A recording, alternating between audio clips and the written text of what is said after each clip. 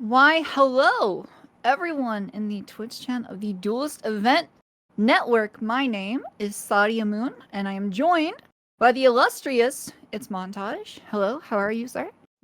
I am fantastic, Sadia. I'm excited for this June Festival of Combat. We have a lovely list of just some hard hitters here in this tournament and also some new faces that I'm really excited about. I'm pumped for this one. I think this is going to be fun. Yeah, I couldn't agree more, actually. In the very first match, we have the #1 seed in North America, Beven, going up against Amir. Now, Amir is the number 16 seed, but do not let that fool you. Amir is one of the most knowledgeable people I have ever met on Elden Ring, has a great understanding of active frames for different weapons and equip loads and everything. So that should be a very interesting one to watch. After which we have hadidub going up against Slandz. We have Frosty going up against Jackk. We have Taikman, who will face off against TarnishedChimp. And then in the second half of these, we see Inservin up against Veg Georgie. Georgie has competed, and I want to say maybe 2 tourneys at least that I've gotten the pleasure to be a part of. After which we see Crucify going up against Barebones, a player I have not had the pleasure of watching yet. But I have seen the illustrious Shieldpoke, who will go head-to-head with FoolishMeta. And then rounding out round 1, we have Floozutter up against a brand new combatant here, Ali-SBE Montage. Are there any new names or old faces you're looking forward to seeing here? Any matches in particular that garner your eye? Well, there's 4 names here, Shieldpoke, Frosty, Inservin, and Beven, that I just, from all the tournaments I've seen, they're absolute monsters at what they do, and definitely players to keep your eye on. But I will say I am actually very excited to see a lot of the newer faces. TarnishedChimp has a very weird play style that I think will be fun to see in a tournament setting. I'm also very familiar with Barebones and FoolishMeta. So I think it's good. It's good to see some new faces, just get into these tournaments and seeing what kind of weird stuff they can bring to the table. So I'm excited, maybe we see a breakout star today. Who knows? Yeah, no, I mean, all of these fights, they look like they're wonderfully matched up and gonna be a good fight to see. Is there any one particular match that you're looking forward to in this first round? I'd say, I think I say this every single time I get to watch a North America Festival of Combat, and that's just watching Beven go up against maybe Frosty, or even Inservin, actually. Inservin is a player that is full of surprises as well. We will also mention that this is a double elimination, so if you see somebody go out in the first round, that's not the end of the tournament for them. There is an entire losers bracket below, and we have seen time and time again in the past where players will lose their very first match and then work their way all the way up to the semis or even the finals. So when we look at that, I think there's some potential for upsets here. I've seen, I think Flooz do this 2 tourneys ago, if I'm not mistaken. Flooz fell off in, I want to say, the first or second round and worked their way up all the way up to the semifinals. It was very, very impressive. So I would just say don't count anybody out at the very beginning. You never know what can happen. But if there's one I'm curious to see, it's hadidub. I remember hadidub's first tournament I got to see. I think they got swept in the first round, but I heard very impressive things about them. So I'm kind of hoping we get more of an opportunity to see them play here today with the addition of a losers bracket in this double elimination tournament. That is entirely possible. So going forward, there's quite a few matches here that I'm really looking forward to, and I don't think there's a better way to kick it off other than Beven and Amir. Montage, how are you feeling about that one right now? Like you said, about both players. I mean, Beven is just unbelievably cracked at the game, and Amir is someone that has just such a deep understanding of the game and is able to put that knowledge into practice as well. So yeah, I mean, we're starting the first match with a banger. And I want to say that you pointed out the fact that, you know, we have a losers bracket today. I think when it comes to any bracket style, you know, fighting game, the losers bracket runs are some of the most epic things to happen whenever you're just a part of these tournaments. And so I'd love to see somebody, you know, fight their way out and, you know, get back into the main bracket. That would be really cool if we had just an epic losers run from somebody. But yeah, I mean, this first match is I'm really excited for that because, again, it's just the raw skill and then just the technicals when it comes to Amir's side. It's going to be a fun one for sure. Absolutely. Couldn't have said it better myself, sir. Now, if we want to take a look at some of the general rules, not too much here has changed to my knowledge. Both combatants will be forbidden from using several crystal tiers. That is the Crimson Crystal tier, the Crimson Burst for too much HP regen, the Crimson Whirl, Windy, Wing It, all of that stuff. Equipment, there is a maximum poise limit of 112. No light rolling, obviously. That's something that we don't like to see here. It used to be worse than it is now, but it still can be pretty hectic, especially when you have some people that might have some connection issues and latency. So that is the main reason why we do not allow that. The Icon Shield as well, all pieces of Briar armor, and the Royal Remains armor. And when it comes to Ashes of War, not too much has changed there either. Still Bloodhound Quickstep are banned. Bloodhound Step and Quickstep are banned. Royal Knight's Resolve, Determination, Ender Oath of Vengeance, Barricade Shield, Last Rites, Raptors, Storm Stomp. To my knowledge, I don't think anything has changed here. Based on the rule sets, you've had an opportunity to be a part of the den for a little bit now and watch several of the tournaments. How do you feel about the current state of the game right now? You know, at least. Yeah, I think as time has gone on, you know, that's the rule set is only going to get stronger. One of the changes that it used to not be this way was fan daggers were originally allowed, but you know, then they added in the ban because, you know, you just have this free chip damage, and you know, if you somehow manage to hit all of them, you can do up to like 600 something damage. So anything that kind of you know, forces your opponent to play a certain way, I think removing stuff like that to open the door for more skill and player expression is good. And I think the current, you know, the current list and rules set has, like I said, only gotten better. And I also do like the what they've done with power stance spears and changing poise and just being adaptive to those rule sets. But nonetheless, I'm going to stop blabbering. We have Beven and Amir in front of us right now. Beven in the blue, Amir in the red. Looks like we have Starfist and what could be Howl Dagger. I don't know what his offhand weapon is, but I'm excited for this one. Absolutely. Well, I will do the pleasure of counting us in, combatants. Prepare for combat in 3, 2, 1.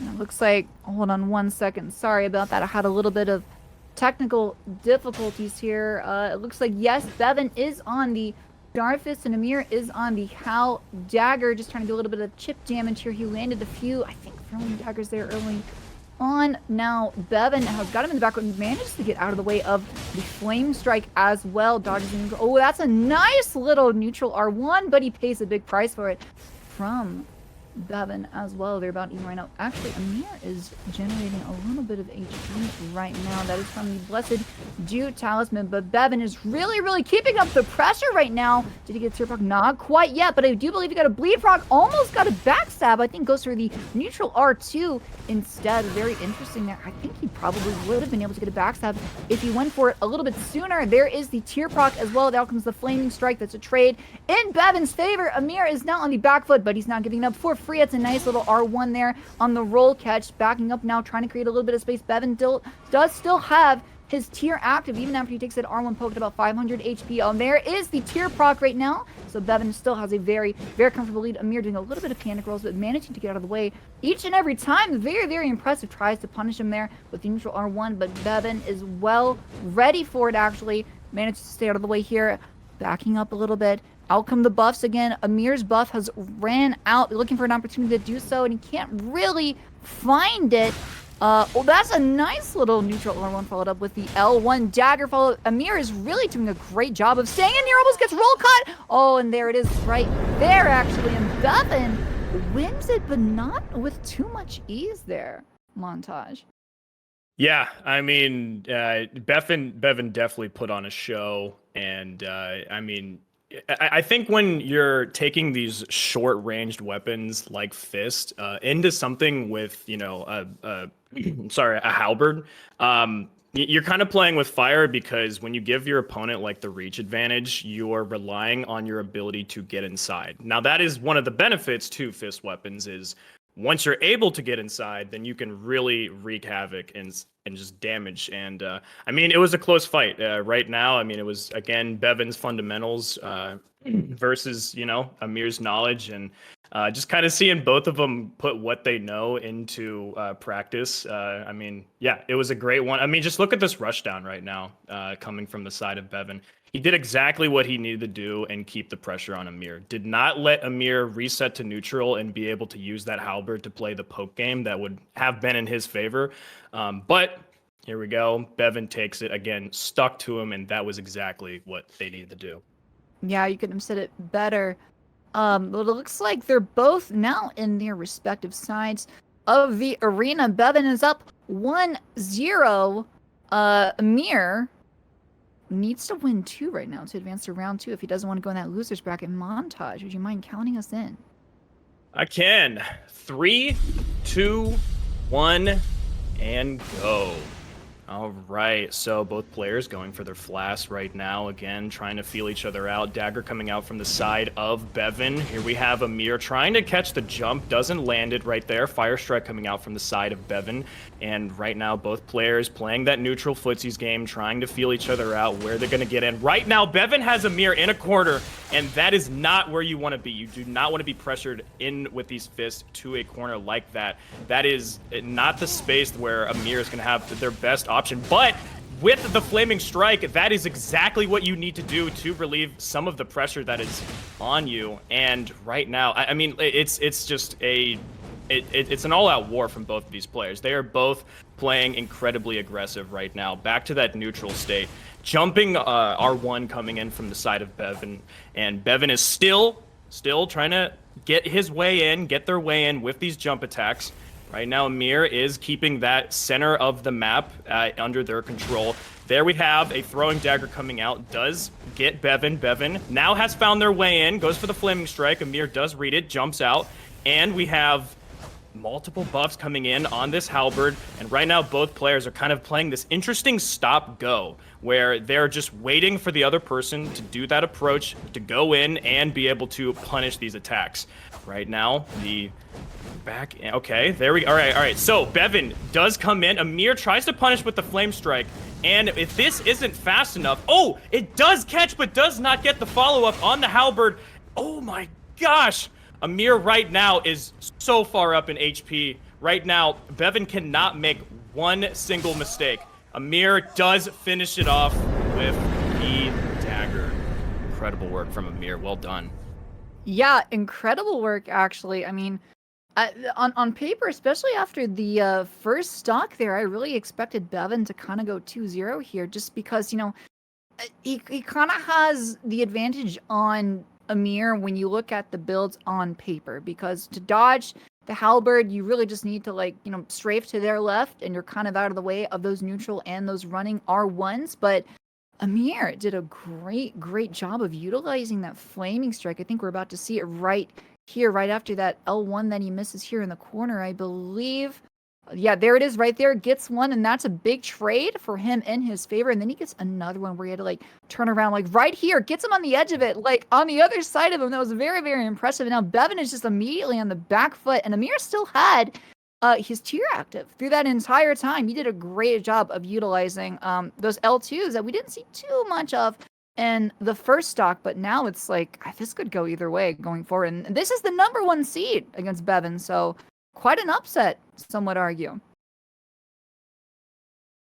Yeah, I mean, awesome work from Amir. Right now, it is 1-1. I mean, we saw from that very first match that Beven came out swinging, was able to take the first match. Amir adjusted to that aggressive play style. And it's interesting is that when you have an aggressive play style like that, one of the ways you counter that is with more defensive. But Amir actually got more aggressive, just started throwing these flame strikes out, calling this movement from Beven, did such a good job.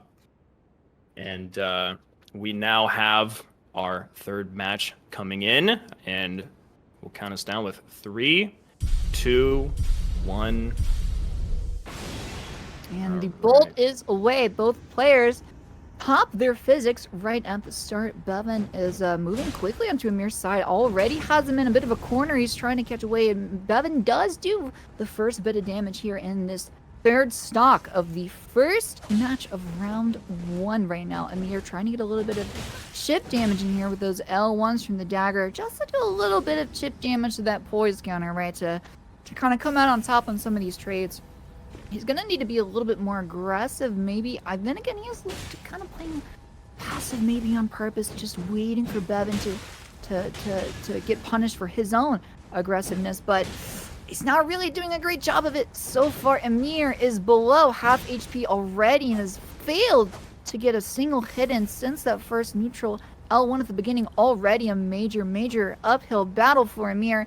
Both players do still have their tiers active, so Amir does have a bit of a safety net here. That's a nice neutral R1 to kind of get Beven to reset just a little bit. Gets out of the flaming strike. That was a great read by him. There's a trade, and Amir comes out on top, and just like that, they're both just about even. Beven does have a very slight lead here, albeit slight, but he's looking to lengthen it right now as he lands a nice little running R1 roll catch there.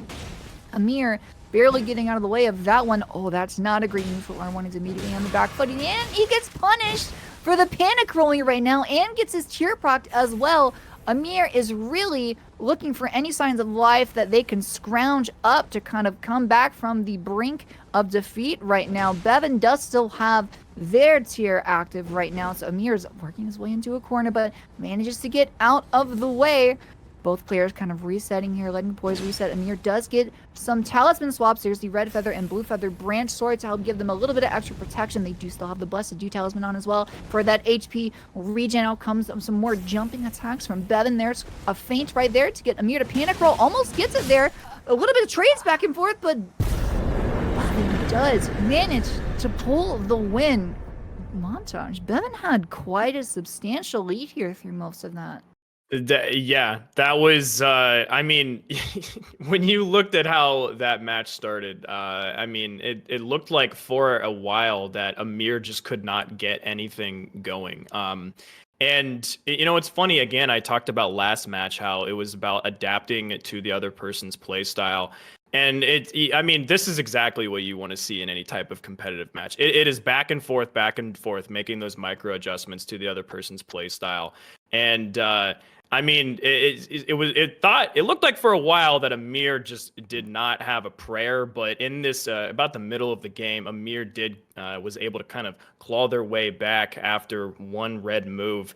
But I mean, ultimately, Beven did exactly again what Beven needed to do. It looks like during this third match, it was more of that reactionary play style instead of hard reads.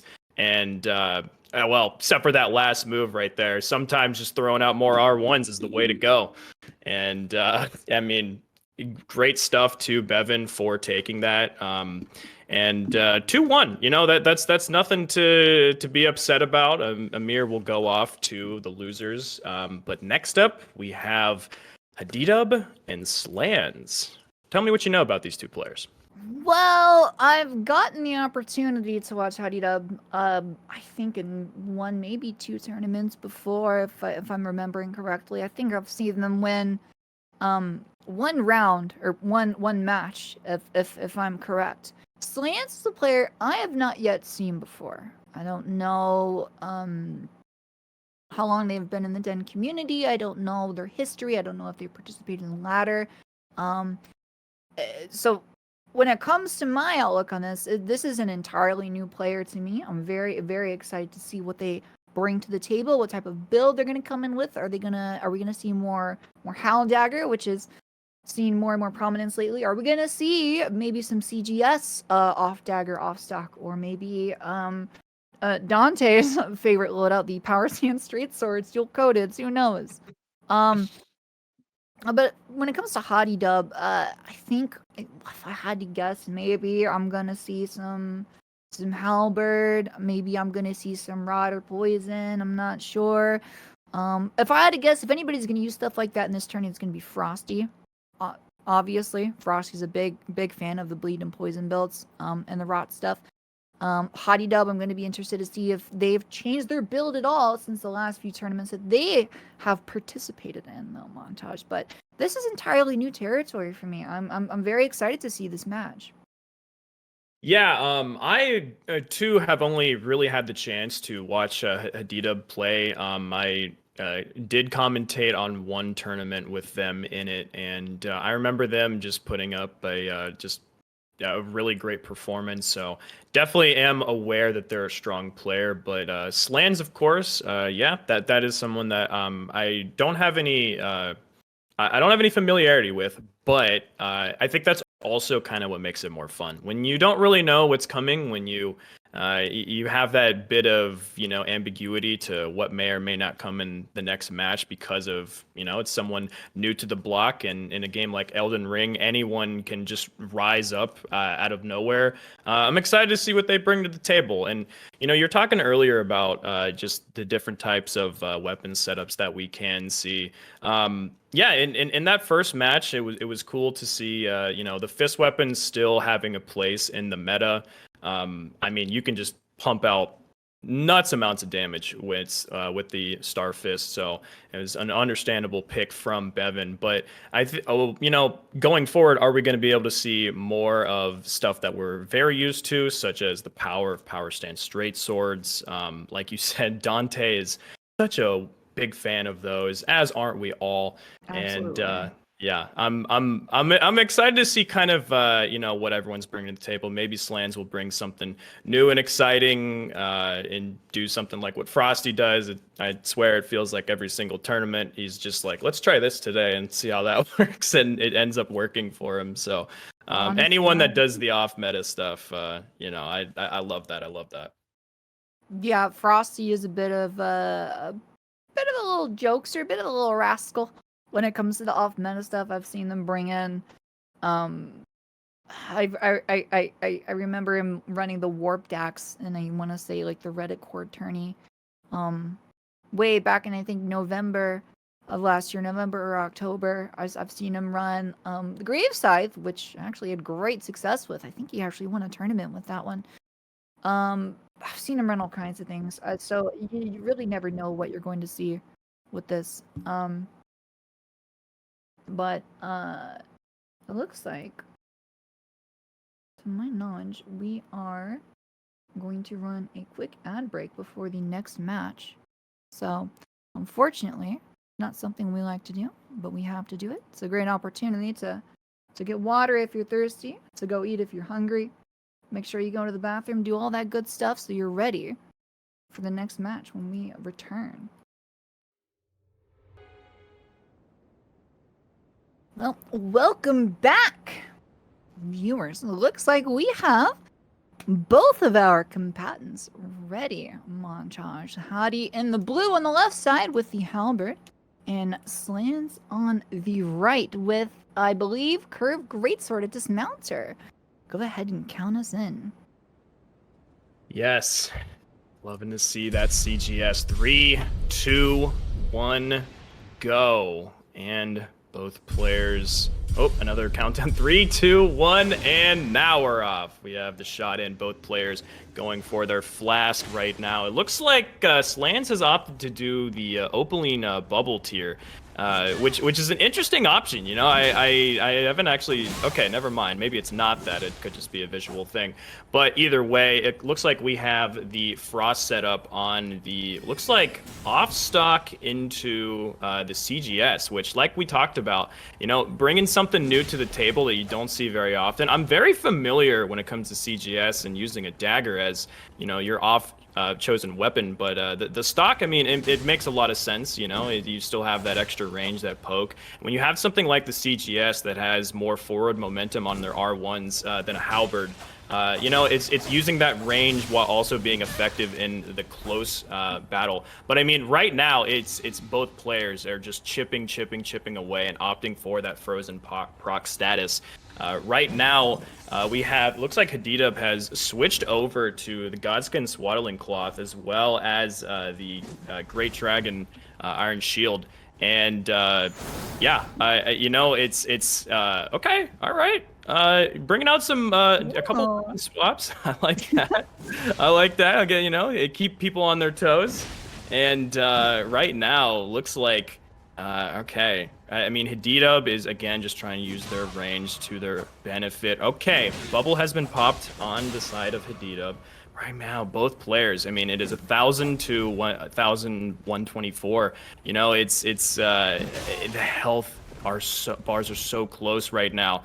Poke's coming in, just little tiny chip damage on the side of hadidub. I mean, this is a big games of footsies. Like, both players are just trying to find exactly how to get in and to hit those combos. Okay, we have a frost proc, or sorry, a frost pot thrown from the side of Slandz. Again, both players are just interesting in trying. Okay, and another swap now over to the halberd. Looks like Slandz is just done. Oh, goes for that frame one hit of the Loretta Slash. A second one takes it. Slandz with 50 health. Oh my gosh, Nadia. What? Did I just see the hard swap to Loretta's Slash twice? 2 times in a row. And for those of you who don't know, the weapon are true combos from the first swing to the second downward swing as well. So if you get hit by the first one, you're getting hit by the second one. Yeah, it's kind of like you said, there was a lot of back and forth, you know, a lot of just kind of waiting for the other one to kind of make the first move, which is something we see a lot of at this skill level. But like Slandz just ran away with it at the end as soon as he made that hard. He was utilizing a lot of hard swaps here. We saw the Moon Veil early on in the match. I'm waiting here. I think it's when he comes over to more the right side of the screen. I think he did swap his halberd right there, actually, right before that last roll, and it's just looking for a chance to use it. Yep, right there. He did. He gets him right there, and then gets the panic roll right off of here. A second one with 50 HP left. Like, that's insane. That's one of the closest matches I've ever seen, dude. That is so bold. That is so unbelievably bold. I've been told that in this game, and really any type of fighting type game, you know, sometimes in order to do the best, you just got to hit people with the who does that. And the double Loretta Slash back-to-back with that low of HP is peak who the heck does that. And so, man, we talked about before going into this. You know, the new players are just going to bring something to the table that you didn't see coming. And obviously, hadidub did not see the double Loretta Slash coming from the side of Slandz. I love it. I hope Slandz continues to just hard swap into just the dumbest choices for weapons. I'm excited. I'm a Slandz. I might be a Slandz fan. I don't know. Yeah, Take it away. Well, we're about to know in just a second, as they are both in their respective corners. Hadi on the left, Slandz on the right. Combatants, prepare for combat in 3, 2, 1. And the bolt is... Oh, it looks like we had a little bit of a redo there. The bolt is having technical difficulties. 1 second. There's the bolt that we're looking for. Third time is the charm, as both combatants get their flasks off. The question is, will the third stock be the charm for this second match of round 1? Slandz barely got away with a win in the first one. Some could argue off of dumb luck. Some could argue off of, like, 500 IQ big brain read. Who knows? But I think we'll have a better idea after this as we see Slandz getting a pretty early lead here. The curved greatsword actually is a weapon that has become a pretty big favorite of a lot of people at these higher tier skill levels. It's a weapon that I've liked for a long time, even well before the most recent buff it got in a recent patch, and you're seeing why people like to use it. It's that running R1 just has so much range, a little bit of phantom range there on the end of the hitbox, and it's like so deceitful. It's one of those weapons where if you think you're gonna get out of the way, if you think you can outspace it, but you're not sure about that, you should just roll. Because if that's the case, you're probably not going to outspace it. So as we see, Hadi not taking any chances. Oh, but right there, actually, that was a beautiful, beautiful turnaround to try to get some pokes in, but didn't manage to land anything, and now he's really, really playing catch-up. Slandz has a very comfortable lead as he gets a beautiful roll catch off of the feint and a follow-up, but not for free. I think he's more than happy to take that as he gets a ball off, does get punished, but does still have a sizable lead here of about 500 HP, and both combatants do still have their tiers active. Remind you, if you're not familiar, you will see that yellowish orangey glow on their chest to signify that it is still active, as we see some trades back and forth, and Hadi equalizes it now. Oh, almost gets in that chilling mist, probably close to a frost proc. Yep, there out comes the bolus. I'm not really sure why Slandz didn't go to pressure that a little bit more. Maybe they were low on stamina, I'm not sure, but that could have been a missed opportunity. We'll see if that comes back to bite them as he's working Hadi into a corner, but manages to get barely out of the way. Dodges both the neutral L1 and the running R1 from Slandz. That was very, very impressive. Very good roll discipline as he responds to getting hit there, and Slandz is now the first to get their tier proc as Hadi manages to get a bolus off and dodge the Moonveil at the same time and gets a frost proc as well. Slandz is on the back foot, he's cannon roll, he's up against the wall, out comes the Moonveil, but it's not enough, and Hadi takes this, the second stock of match 2. So here we are again, we're 2 matches in, and both matches so far have gone to stock 3 montage. Yeah. I'm loving these matchups that are so evenly matched. I mean, let's just talk about this last fight. That entire fight, Slandz was just controlling the battlefield. It looked like it was gonna be a 2-0. And then Slandz got maybe a little too confident and said, how about I hit you with the Moonveil L2? That's fine and dandy if you hit the Moonveil L2, because as soon as Hadi saw that and read it, they immediately went on the hunt down. I mean, probably connected like 4 or 5 hits. Look at this. Okay, they said nope. You are not going to use that Moonveil. I am going to show you why you are not allowed to. Poke. Those S stocks hitting as well. And I just want to say, shout out to Slandz for still doing it a second time, just in their face. But either way, we have this game 3, and that is a 3-2-1, and there we go. And waiting for the bolt again. Maybe it's a 3rd time's a charm. There we go. Second shot. All right, both players going for their flask. And right now we have Slandz, who is using their Chilling Mist to get their weapon pre-buffed with that Frost proc, but does get punished with a dagger from the side of hadidub. Both players, again, just trying to have that footsie game. A bit of a false jump coming from the side of Slandz. Does it, but goes and commits to it. Does get responded with to hadidub right now. Absolutely. Again, oh my gosh, goes for those boluses. I mean, you're taking these shots. You're going to have that Frost build up, and you cannot be hit when you have that debuff on your character, but does get the bolus off right now. I mean, Frost Pots, a lot of consumables coming out from the side of Slandz. You have the Glintstone Large Scraps, which can create some good pressure. Right now, though, approaching with the S-Stock, I do like that as an option because the CGS is such a good weapon when it comes to the approach, but when you mix it up with that stock, and right now, the boom 3 combo from the side of hadidub, great response, really punishing these jump attacks. These jump ins on hadidub are getting caught and responded to. right like that right there. Doesn't manage to get it that time, but very, very close. I mean, right now, I gotta say, I gotta hand it to Slandz. I mean, they're kind of taking the more unsafe route, but sometimes those unorthodox things are what is gonna get you in and gonna get you ahead right now. More jumps does manage to land it. I mean, right now, hadidub is in the corner, so space is few and far right now. Does clank off the wall, and hadidub comes out of that unscathed while able to get a couple stock hits in. Running R1. These random running R1s coming from the side of Slandz are, you know, they're catching here and there, but right now it's really this chip damage coming from the off stock on the side of hadidub. Right now, again, oh, barely almost got them perfectly in the corner, but just had enough to not get hit by that R1. Again, these jumps being punished from the side of hadidub. Right now, I think it's high time that you may want to see a bit of a hard swap from the side of Slandz. And look, right there on cue, you see the Moonveil, but it is getting punished again. Right now, hadidub is saying, no Moonveil for you. I have fought enough of these out in the wild. It is your turn to meet the fate that they do when I invade.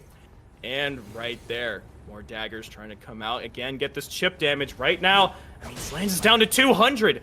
One hit is going to seal the deal unless Slandz can do something. I mean, a 1,000 damage combo, a frost proc would be really nice right here in the corner. That's the pressure that you want. But hadidub is able to get out. I mean, so this match is going the distance. Both players are playing safe while somehow managing to stay aggressive at the same time. Right now, it looks like Slandz is doing the Moonveil dance.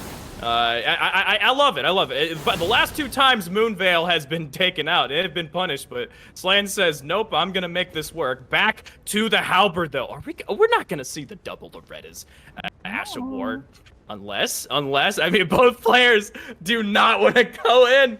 Both players. Oh my gosh! Now it has gone completely. All right, a pot coming, 2 pots from the side of Slandz, misses both, and we have. Oh my gosh. Both players are just like, okay, who's going to make the first move? Who's going to make the first mistake? Sometimes when it comes to Souls and fighting like games, you know, you want to play it, but also the crazy stuff is what can net you the win. I mean, both playing Ring Around the Rosie. Okay, first attack comes in from the sides of Slams. Does miss the running R1. I mean, both players have the same setup, so they know exactly what the other player wants. There's optimal play styles when it comes to every single weapon setup. And right now, oh, here we go. Another Moonveil. Tries to catch hadidub off. Oh, okay. Good roll from the side of Slandz. Is able to get out of there. Oh, going for the blue. Very risky blue flash. Responding with the, oh my gosh, this is the aggression that you want. That is exactly, you look for an opening, you take it all the way to the bank. There is no way. I refuse. What did I just watch? There's no way. Okay, hold on. First off, I got to say, something that was giving me a ton of anxiety was Slandz not putting on a Blessed Dew talisman. Still had the Millicent's Prosthesis on. Still had the Bull Goat on. I would have personally swapped on the Red Feather and the Blessed Dew. Didn't do that, and I was just like, it's just gonna take one hit. It's literally like this whole time, Slandz is basically one R1 away from death the entire time, right? Especially if you have counter hit damage coming in from Hadi, but all those Moonveil swaps too, like it's amazing that they didn't get punished at the end. Like you see here, 159 HP the entire time, and all it took was like one combo, one response, one bad mistake from Hadi, where Slandz was able to land an R1 and L1 and then R1 again. Right here, really should have gotten punished. Got so lucky. Right there, there's the R1, there's the L1, and then there's the R1 again on the roll catch. Beautiful, and he gets it again. Like, I don't have words for that. That's like max range, using the range of the CGS to its absolute fullest potential. I mean, yeah, hadidub, they thought they could maybe go back in for a punish once they hit the first one, because again, you got to hit him with the who does that. Attacking at a hit stun is not safe. Thought they would they'd catch them off guard, but Slandz said, you know what? Nope, we're keeping our foot on the pedal. We're gonna keep going forward. And oh my god, you said it best. You talked about how it would have been maybe more prudent to put on some defensive talismans like the Blessed Dew tier or something like that to just provide a little bit extra survivability. But nope, they said nope, full damage. I got this, and you know what? It worked out. It worked out. It's one of those things where it shouldn't work, but it does, because that's one of the beautiful things about this game is you can just play your own little weird way, and it doesn't have to necessarily be optimal, but as long as you're comfortable with it, you know when you want to aggress, when you want to back off. It works out. So I mean, hats off to Slandz. I love seeing the weapon swaps. I love seeing the just trying something new and just utilizing every aspect of the game from the consumables to net the win over hadidub, who is a strong player. So well done there. Yeah, very well done. Slandz, again, a player that, to my knowledge, hasn't competed in a Den tourney until today, and what a first impression to make, to not only win one stock by about 50 HP, but to do it twice. And that's how you win your match in a best of 3. Like, I don't think you could have made a bigger splash than that. So, going forward, Slandz will advance to round 2 and go up against Beven. So if they didn't get their hands full already, they certainly will in round 2. But coming up next, montage, we have the jokester of the den. It is definitely. Do you feel the temperature dropping a little bit? Because it do. looks like a Frosty game is upon us. I have a question for you, Sadia. What is so a lot of us are familiar with Frosty, and I mean their gameplay and their play style is so unorthodox that it definitely is a player that it's hard to forget. But jackk, I'm not too familiar with. I don't know if you've gotten to see jackk, or if jackk is another new face coming to the scene. I actually have gotten to see jackk before, at least one time, I think, also in that Reddit court tourney. The same time I saw Hottie for the first time, if I'm not mistaken. I'd be hard pressed to remember what they ran. If I had to guess, I wanna say they did Hellstalk at the time, with Knight Rider, or maybe they did Power Stance Straight Swords. Okay. I'm pretty sure it was one of those two things. Going forward now, though, I'm very excited to see. So Frosty's a player that, like, every time they come in with this off meta build, it's something you haven't seen before. Maybe it's something that's a little bit silly, and things aren't going their way initially. They don't really swap. They just kind of stick with it and make it work. I got to see that in the May 2023 Festival of Combat in the first round. When they were running, I think, the Falling Star Beast Jaw, which is pretty amazing to see. Coincidentally enough, I think this is where I saw Frosty have great success on this very map in the last Festival of Combat. We'll see if that success continues going forward here, as we have jackk in the right corner and Frosty on the left. I can't quite make out what they're running. It looks like Frosty is running a spear. I'm not quite sure. That's not Commander Standard, is that? Well, we're gonna find out in just a second. Combatants, prepare for combat in 3, 2, 1. That could be Moog. Yeah. Oh, if it's the Moog, actually. I've seen them run the Moog spear before, and actually one with it that does look to be like Moog's Great Spear, and out comes the poison. Off dagger or off S-Stock? We're gonna find out soon as we see jackk running with, is that Helfen Steeple? Helfen Steeple and off dagger. Very interesting. Helfen Steeple, actually, I get to see in the last tourney as well. It does not have the best moveset out of all the great swords. In fact, it has one of the worst, but it does deal quite a bit of damage and does do frost buildup, as we see jackk here trying to get some hits in here, maybe a phantom hit or two, just to kind of build up status early on. As you see a little bit of dancing going back and forth. Not too much has broken free yet. Frosty, I'm looking to see if he's going to reapply that poison. There's a nice little crouch. R1 tries to get him again, but doesn't manage to land it. A little bit of dancing around back and forth. Jackk is really favoring these jump attacks. I'm not really sure if he's going to catch him It's a pretty telegraph move like that. That's a pretty nice little read right there, actually. Great hesitation to get on the roll catch, as he does get punished for it as well. Can't exactly tell how much HP both players have, but if I had to guess, I would say Jack is pretty close to about half right now, with Frosty probably 3/4. There's a bleed proc. Don't know if that actually did damage, though, as we can't really see the health bar. I think he did get hit by that. I don't think he was able to roll that. We're going to find out soon enough, depending on how aggressive Frosty decides to be. I think Jack actually does have his tier proc. Yes, he does. As we see, we are back. Yes.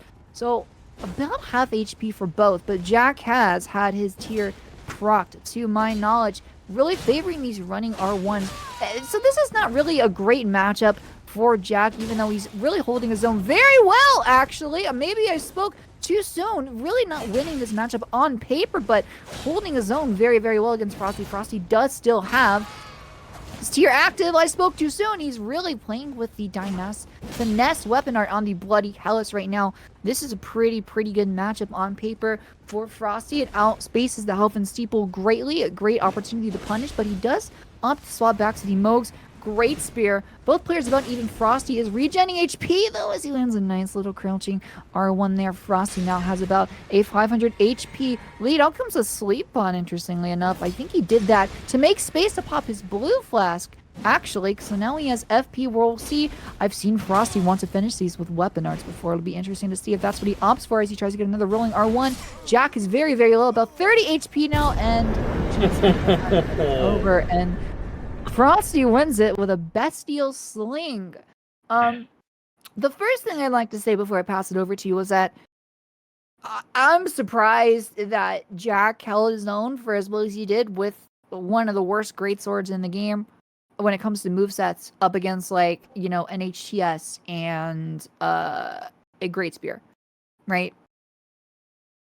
Yeah, Like, it's you know, using something like Health and Steeple, I mean, its ability to build up that frost damage is one of the things that does make it nice. But you are right, you know, when it comes to a great sword versus something like, you know, a great spear or an HTS, that's definitely playing at a, you know, slight disadvantage. But, you know, obviously it comes down to whoever's holding the weapon, you know, whether or not that is a disadvantage or not. And I want to say also kudos to Jack here when it comes to using the L2 on Health and Steeple to get that buff on the weapon. I mean, that can be easily punished, but they were using it in such a weird way that they were able to still get those buffs. Of course, Frosty does take it, and using the Bestial Sling, which they held on to all fight. So that was definitely a heads up for Jack there, but now Jack knows that that is in their little bag of toys, and we're gonna see if we're gonna have any weapon changes, weird weapon changes from the side of Frosty. It looks like both players are sticking to their guns and what they brought to the first match, so we'll see how Jack adjusts. Probably, you know, hopefully doesn't get caught off guard with, you know, what's going on, or I got caught off guard with something like a Bestial Sling, but I'm ready to get into this next match. We'll see. And we can, looks like both players, right now they're playing the stare game. Here we go, 3, 2, 1, and we are off. Both players are right, flash out from both sides, and does get the buff on the Health and Steeple here. The Crouch R1 coming from the side of two-handing Moog Spear. Looks like Frosty is probably, I was going to say a Wakizashi, but that's actually a seal. So Frosty has something like Combustion, like some other interesting incantations to really mix up Jack here, but both players are effectively even with their HP, just a little tiny chip on both sides. Oh, Jack does catch a backstep on Frosty there. Something that when it comes to Frosty's movement is that he does really like to utilize these backsteps, and sometimes it can net him in a favorable position, but other times it can also get caught. But speaking of getting caught, let's talk about these Crouch R1s from the side of Frosty. He said, how about 1? Nah, let's do 2. 3, why not? And oh my gosh, look at this health advantage on the side of Frosty over Jack. Looks like, oh, baby, that's some big damage, but does sleep 2 R1s into a crouched R1. Oh my gosh, Frosty made the absolute most out of this sleep pros. Oh, And just like that, Frosty takes. I mean, look at that. Remember when I said, chat, bag of toys, bag of tricks? Frosty's got him in spades, and it just this match was a testament to that. I mean, I gotta say there were definitely moments where Jack was showing signs of life, but I mean. If Frosty with these crouched R1s on this Moog Spear was just completely shutting down everything that Jack wanted to try. And then, of course, going with the sleep proc and just hitting like 4 attacks back to back to back. I mean, just great stuff from the side of Frosty. Well done, indeed. Yeah, when we saw Frosty land those 3 crouching R1s in a row and get the bleed proc, I mean, immediately... As if Jack didn't have an uphill battle already, right then, it became near impossible to catch up when you're going up against a player like Frosty, who understands the game as well as he does. Like, look at these reads are just like perfect. The timing is perfect, and Jack just kind of got a little bit out of his element there at the end. But again, like you said, kudos to him to holding his own up against Frosty. That's again one of the best players in NA right now, always in the top 4. And the bracket standings, usually a lot of times I see them as the number 1 or number 2 seed. So that's not an easy match at all. So I think Jack, again, we do have a losers bracket, so Jack will get another opportunity to climb back up here. But I think they should feel pretty proud of their performance there, considering how that went and who they were playing. Absolutely. But going forward, we have taikman going up against someone that you're a little familiar with, right, Montage? I think you know who their opponent is. I would say I'm a bit familiar with Chimp. I've had the pleasure of knowing Chimp for a long time, and also doing a lot of sparring as well with him. And I can say from fighting Chimp quite a bit, he's weird to play. He's a very weird player, and weird in a good way. And I like that, and that's why. Myself and many others were saying, you just got to try. You got to, do a tournament, show the world all of like your weird play style. I think it would be fun, if anything. I mean, it looks like chat is enjoying seeing the first Chimp. We have a lot of shrimps going through chat. So, I mean, at least if anything, regardless of the results, it looks like for now he's got the people. But here's the thing: is that taikman is no slouch. I mean, excuse me, sorry. They're a very strong player. They have really great fundamentals. And here's the thing: is that from what I know from Chimp is that. Sometimes when he sees these players and goes against these players that just have this iron structured will to not be able to be affected by things like momentum shift. I think taikman is one of those players that, they could be down from 1 health to 1,000, but they're still going to play their game and they're going to play it strongly. So Chimp just has to, play his game, play comfortably, I think is a big thing that Chimp is going to need here. And I just want to say, congrats to the guy. He was not sure if he really wanted to try out the tournament thing. He's been doing ladder, but you know what? He mustered up the courage. And here's the thing. Chimp, what a lot of people don't know is actually this isn't his first tournament. This is his first Den tournament, but what you may not know is that he's actually the number 1 placer in Tommy of Astoria Square tournament, which if you ask me, that's there's some merit there. So I'll see if his creativity can net him a victory in this match against taikman. Well, I'm very interested to see that as well, but unfortunately, we will have to wait. Well, after the ad break, we run an ad break every 30 minutes so that you do not have to suffer the agony that is pre-roll. So I know you don't like it, we don't like it, but it's what we have to do. So it's a good chance to go get water if you're thirsty, go eat, go do everything you need to do. Make sure you get up and move around, and as soon as the ad break is over, we will be right back. All right, welcome back everyone to one of our new favorite maps here. As we see in the mountaintops right now, you see taikman on the left in the blue and Chimp on the right in the red, running a curved greatsword. And I can't quite tell what taikman is running just yet, but we will find out in just a moment as combatants will prepare for combat in 3, 2, 1. All And right. You want to take this one away? Yeah, sorry about the confusion. Bolts away. Out comes, are those, well, we do have straight swords, I believe, and it looked like, wait, is that Trina's sword really in a den tourney?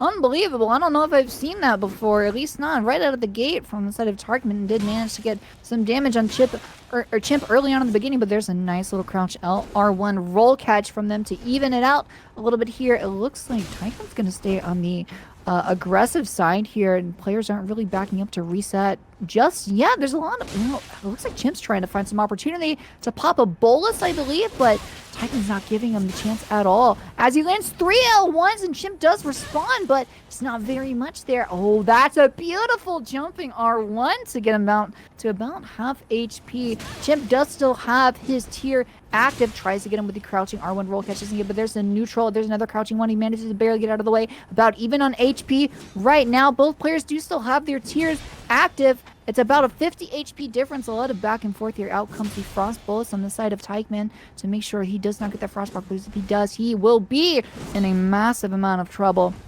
Going up against a curved greatsword like that one as he lands a neutral L1 to proc Chimp's tier first. So Chimp is now just under 1000 HP. He does still have the blue feather and red feather brand sword on, a little bit early to do that, I think. I think he had it on right before his tier was proc, but, well, I mean, I guess it's good that he has it on now. I'm surprised I do not see a Blessed Dew from him, though, because it looks like he could really need it right about now, but I think he does need that Bull Goat. He does have an Erdtree favor on. I'm not sure if he needs that. I can't quite work it out his equipment, but it does look like he is running Veterans and Exile Grief, so he might not have the room to swap talismans right now, as he is really playing catch up. Oh, that's a beautiful roll catch and read by Taikman on the neutral and the follow-up L1 to win this first stock with about 700 HP left and his tier active. Montage, what did you see there? I mean, you know how I talked up Chimp about having a weird play style? Well, checkmate to me, I suppose, because St. Trina Swords was not in my bingo card of things that I thought I was going to see in this tournament. So, I mean, awesome stuff. Here's the thing about St. Trinas. They're so short. Like, yes, they have that powerful sleep, proc that you can do a lot with.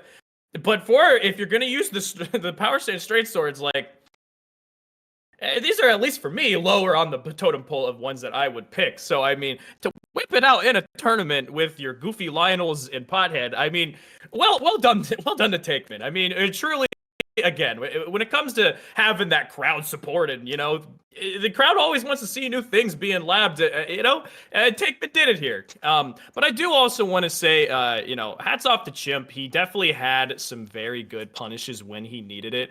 So Taikman kind of commanded the match from the get-go. But then Chimp had it didn't let the nerves get to him. Made it his comeback, his little, here and there running R1 hits, as well as he is very good at catching the roll on the crouched R1 with his CGS, a weapon that he was using even prior to the buff to the CGSs. So, I mean, this patch he's eaten good, and of course he's sticking to what he knows and what he is comfortable with. I think now that Chimp is acclimated to the weird setup that Taikman's doing, I think he'll be able to make that comeback. I think he'll be able to kind of find those adjustments. I mean, at the end of the day, one of the double-edged sword that comes with Power Stance Straight Swords is that on one hand, they have an incredibly powerful moveset, but on the other hand, it's kind of only really a few options, or if you're just using the strong options. So it's definitely a setup that at least you can know how to play against. Now, of course, running into their crazy damage hitboxes, that's another story. You're going to get hurt regardless, even if it's St. Trina's here. But I just want to say, I'm excited for this next match. I'm excited to see, how Chimp adjusts. I'm wondering. I mean, do you think Taikman?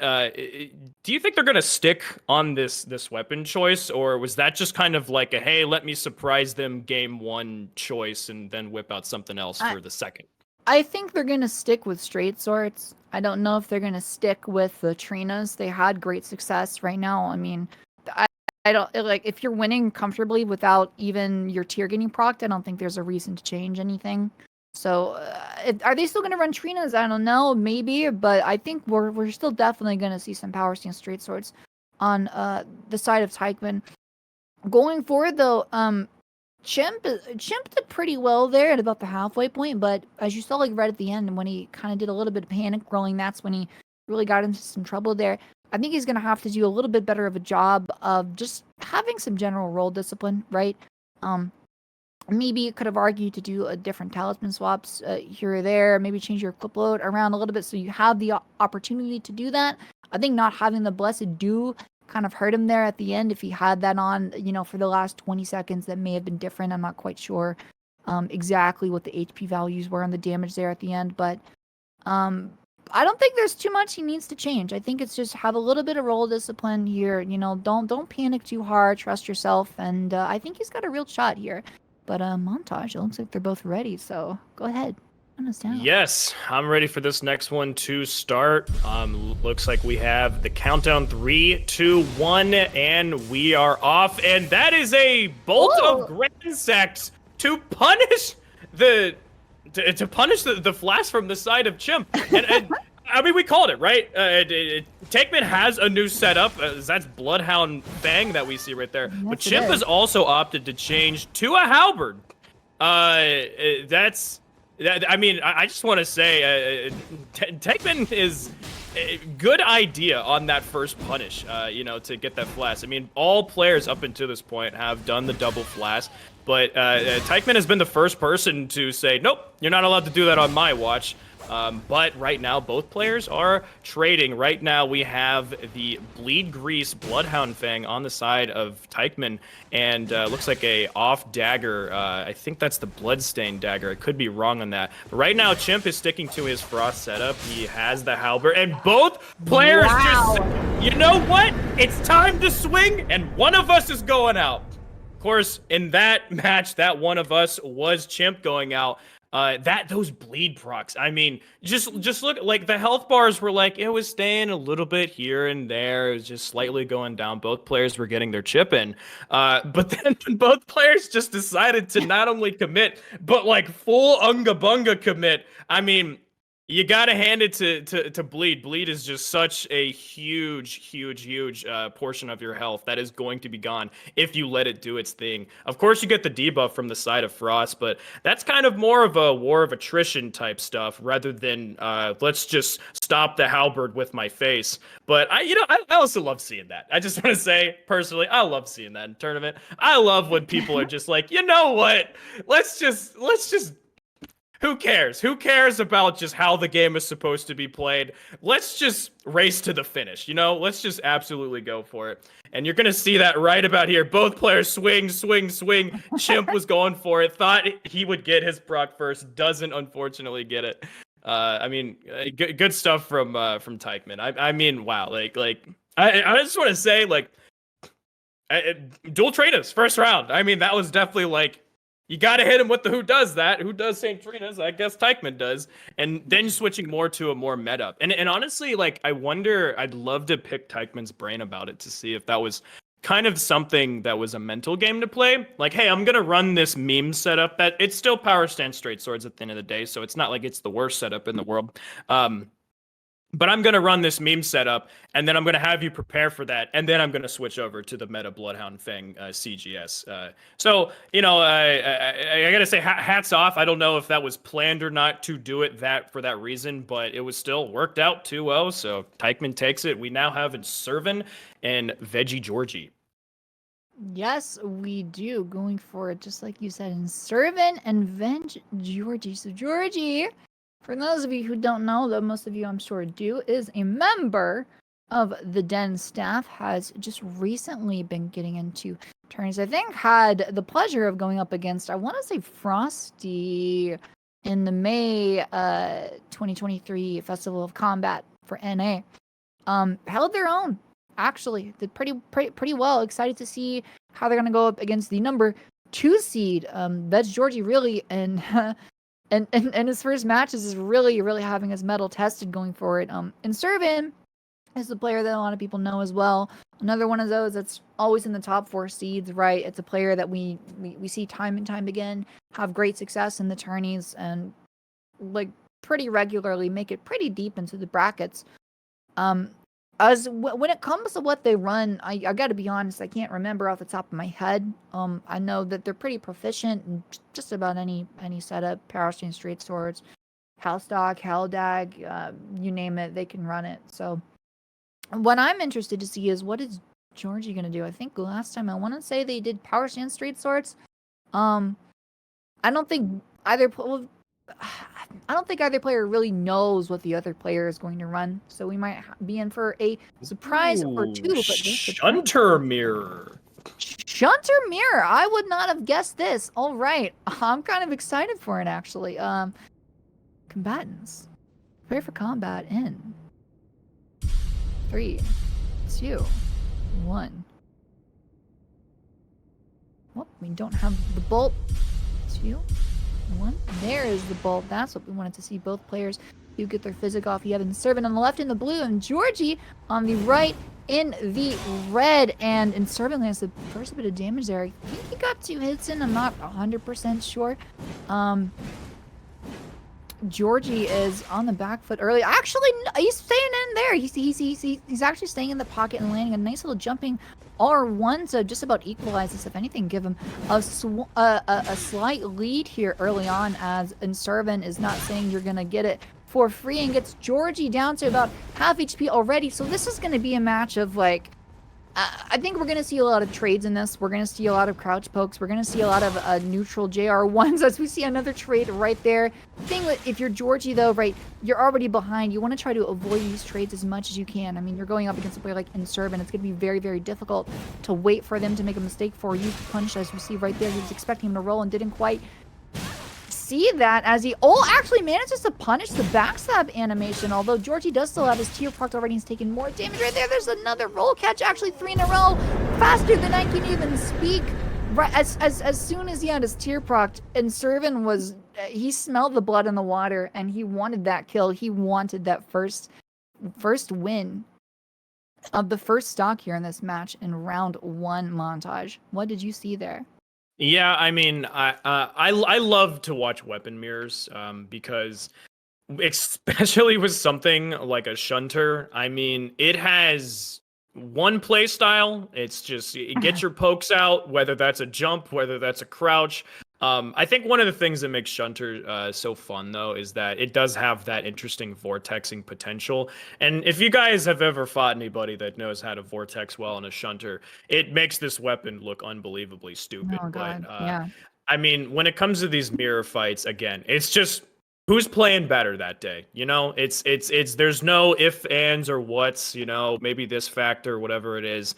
It's just truly who is just playing better that day. And right now, at least for this first match, that does go to Inservin. I just want to also point out that when it comes to the talismans, Inservin opted to go for more of the aggressive talismans, whereas Veg Georgie kind of stayed with more of like the supportive kind of defensive talismans.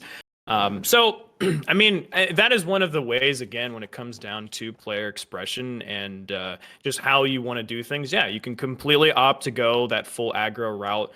In a game like Elden Ring, obviously, you know, more passivity is rewarded generally. But if you have the confidence to just go in and rip it and just be that confident in your gameplay where you can just go full aggro and land the shots that you assume you're going to be hit because you've practiced enough to do so, then yeah, I mean, it's just a testament to Inservin's skill.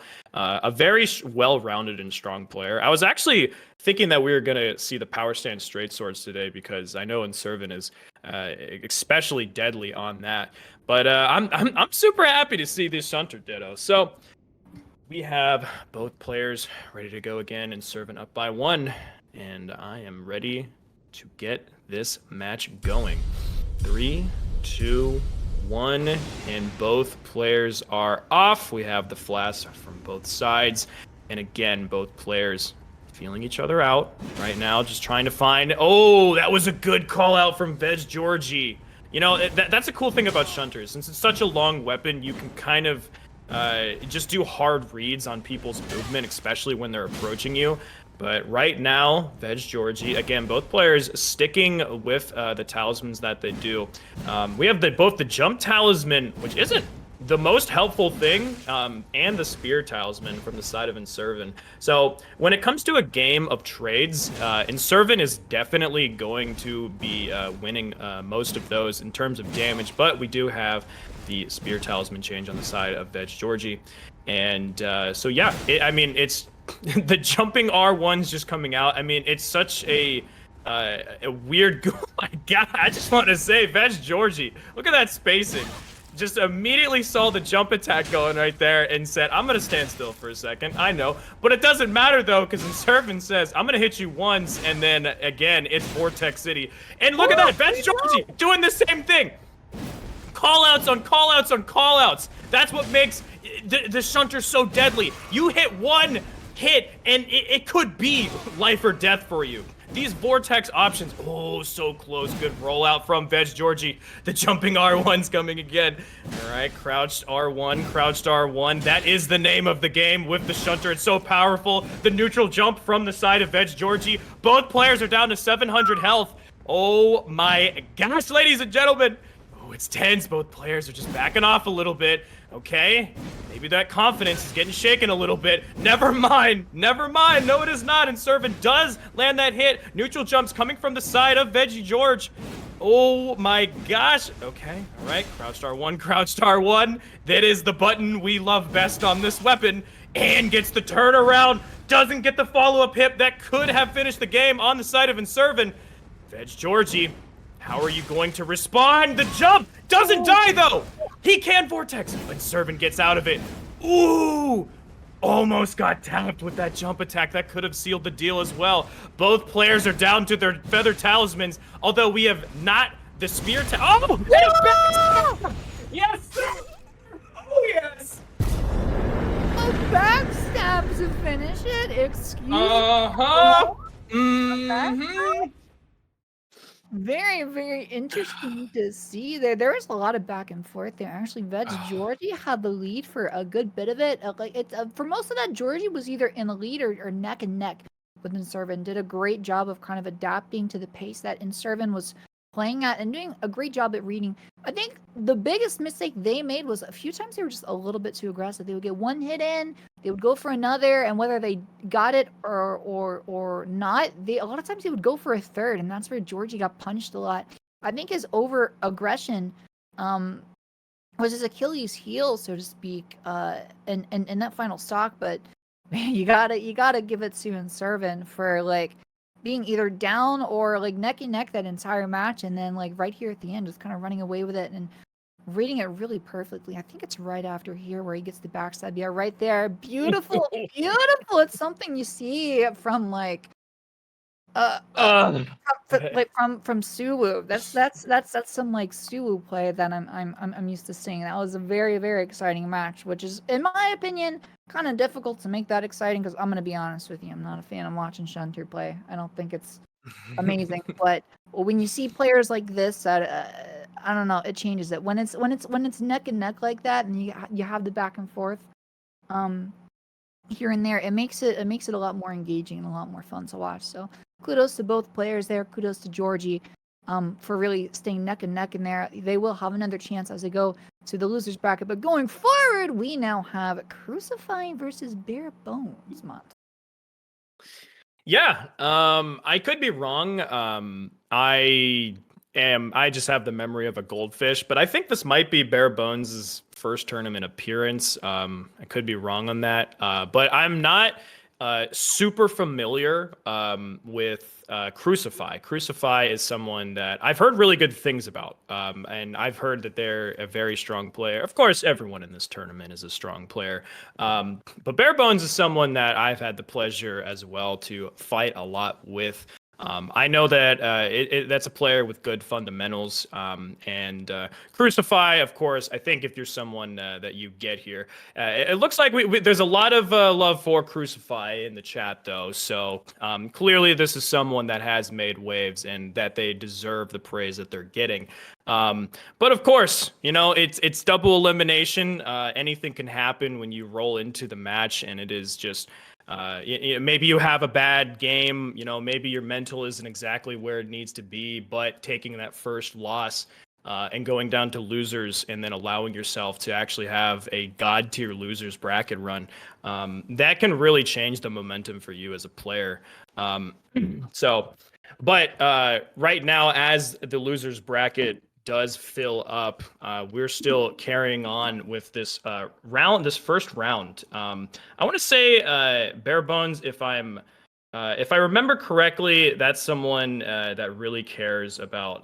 They're a big halberd player, but of course, I mean, we've seen a lot of just stuff that we're not really supposed to see in tournament play today. So really, the sky is the limit, and anything can happen. I'm curious if there's any info you have on these two combatants that maybe you can shed some light on for us. If my memory serves me, I think Crucify favors rot grease. Crucify, if I remember correctly, at least in the Red Core tourney, did a lot of like rot stock, rot. I think I don't remember if they did PSGS and that one as well. Actually, I haven't seen PSGS in forever because of the new voice limits and because of how strong Curved Greatsword is. But we see Crucify with the mushroom hat, so it looks like they are running rot, and it looks like Barebones is running the Commander Standard, or is at least relying on that buff at the start. But we are about ready to begin. Combatants, prepare for combat in 3, 2, 1.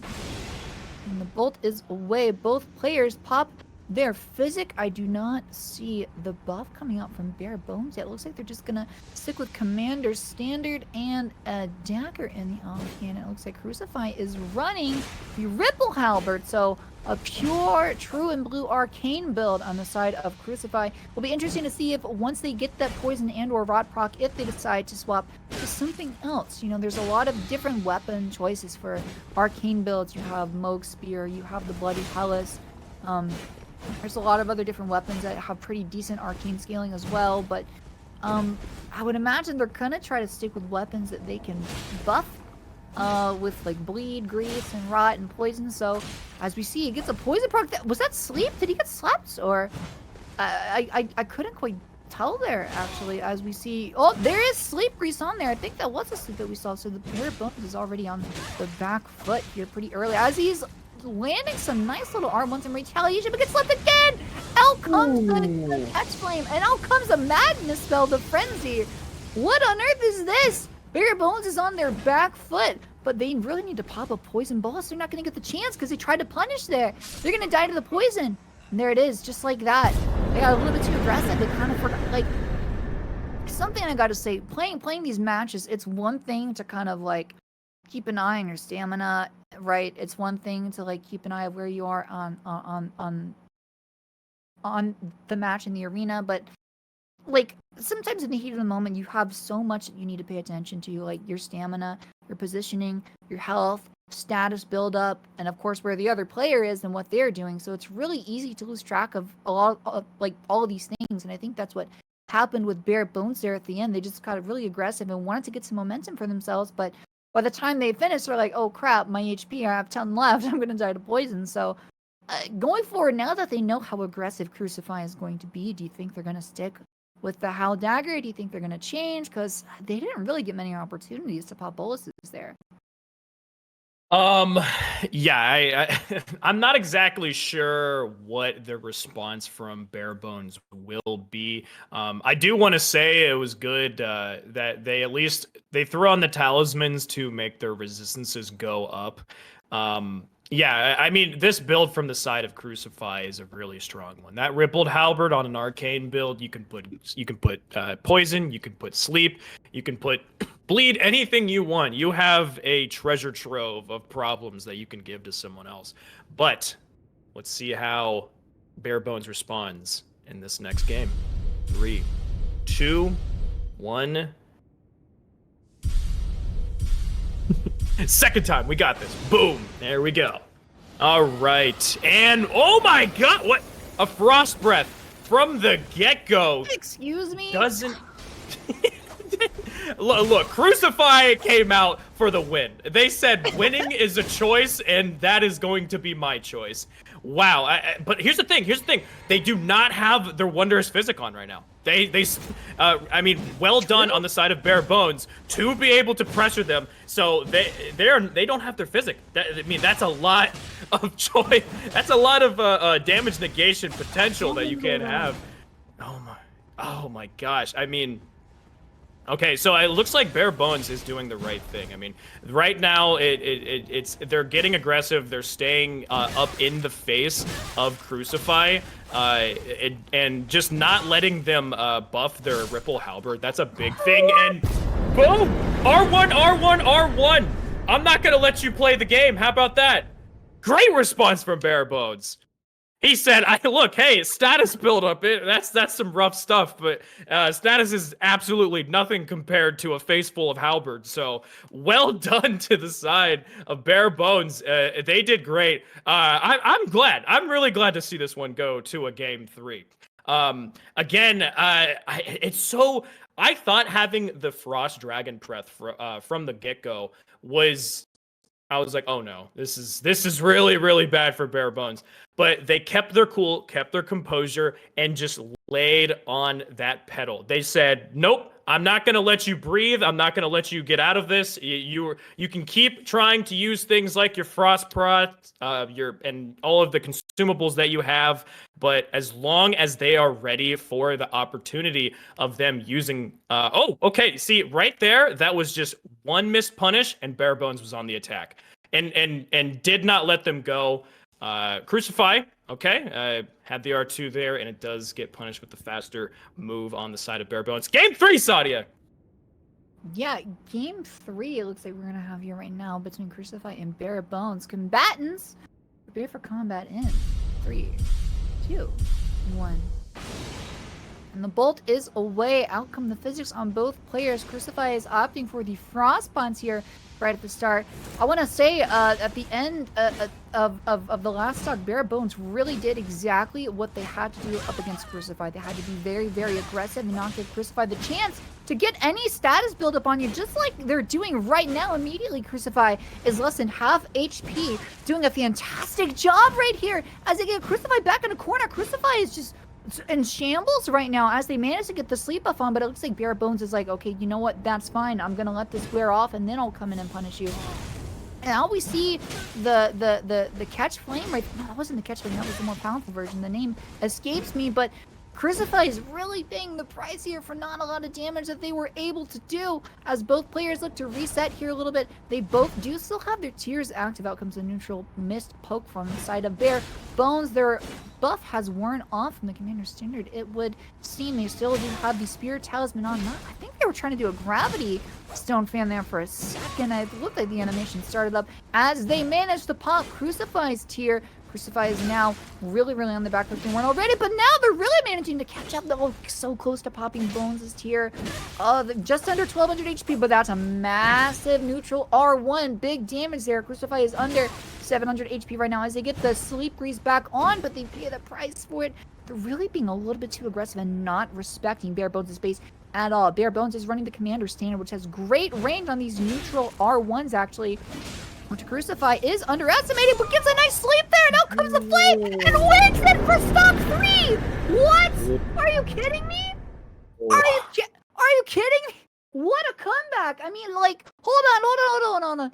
Barebones was in near complete and total control for almost that entire match. Right here, they managed to get punished a little bit when they tried to pop, I think, a Gravity Stone Fan or something, or maybe it was a Bolus, but they were in almost complete control the entire time. But that sleep was massive by Crucify. Barebones did a great job early on in just waiting for it to run out, right? Like you see right here, they're kind of just waiting and being very, very, very passive with their decision making here. But they got a little bit too aggressive at the end and just really paid the price, because I think they already have some sleep build up here. If I had to guess, they're probably at about halfway or maybe just under halfway, because they did take a couple hits right before this, as you see the sleep grease come on again on the side of Crucify. But whew, like that was, I don't remember if that was a tear skip. We're gonna have to watch it again here real quick. Montage as we see the sleep coming up right there. It was a tear skip. It was a tear skip. It was 1200 Wow. HP. 1200 damage and a tear skip. That was insane, dude. What do you have to say on that? Oh my god, holy. I mean, you watched that game 3, and it was like, all right, Crucify doesn't have a prayer in this match, and I talked about it before, and I heard good things. I heard that Crucify is a strong player. When it comes to mental game in fighting games, momentum's everything. And when you're in a position like that, that is really, really hard to not let the nerves get to you. I mean, what Crucify had like 10-15% of their health left. I mean, any hit is death for you. And to still keep your cool, keep your composure, and to fight their way back the way they did. I mean, that was really, really great stuff. Good comeback on the side of Crucify. And yeah, I mean, that sleep proc, that was 1200 with a ball of flame, just okay. We're going to an ad break real quick. We will see you guys in a few.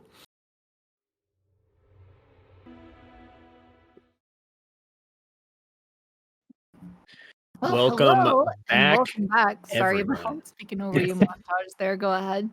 No, I was just saying hi to all the lovely people. Thank you for sticking with us past that ad break. So we're chugging right along through this winner's first round and loser's first round. If we could pull up the bracket here, there's a couple things that I want to note. So we have Beven and Slandz moving on, as well as Frosty and Taikman and Inservin and Crucify. For these next two matches in this round one, Sadia, we have two new people to the scene, paired with two pretty strong veterans. The newer people being FoolishMeta, as well as Ali, and some of the old guard being, of course, Shieldpoke and Floozutter. And I just want to say, so far we have had we've had 6 matches, right? And 3 have gone in the way of a 2-0 victory, but also 3 have gone in the way of a 2-1. And these matches are close.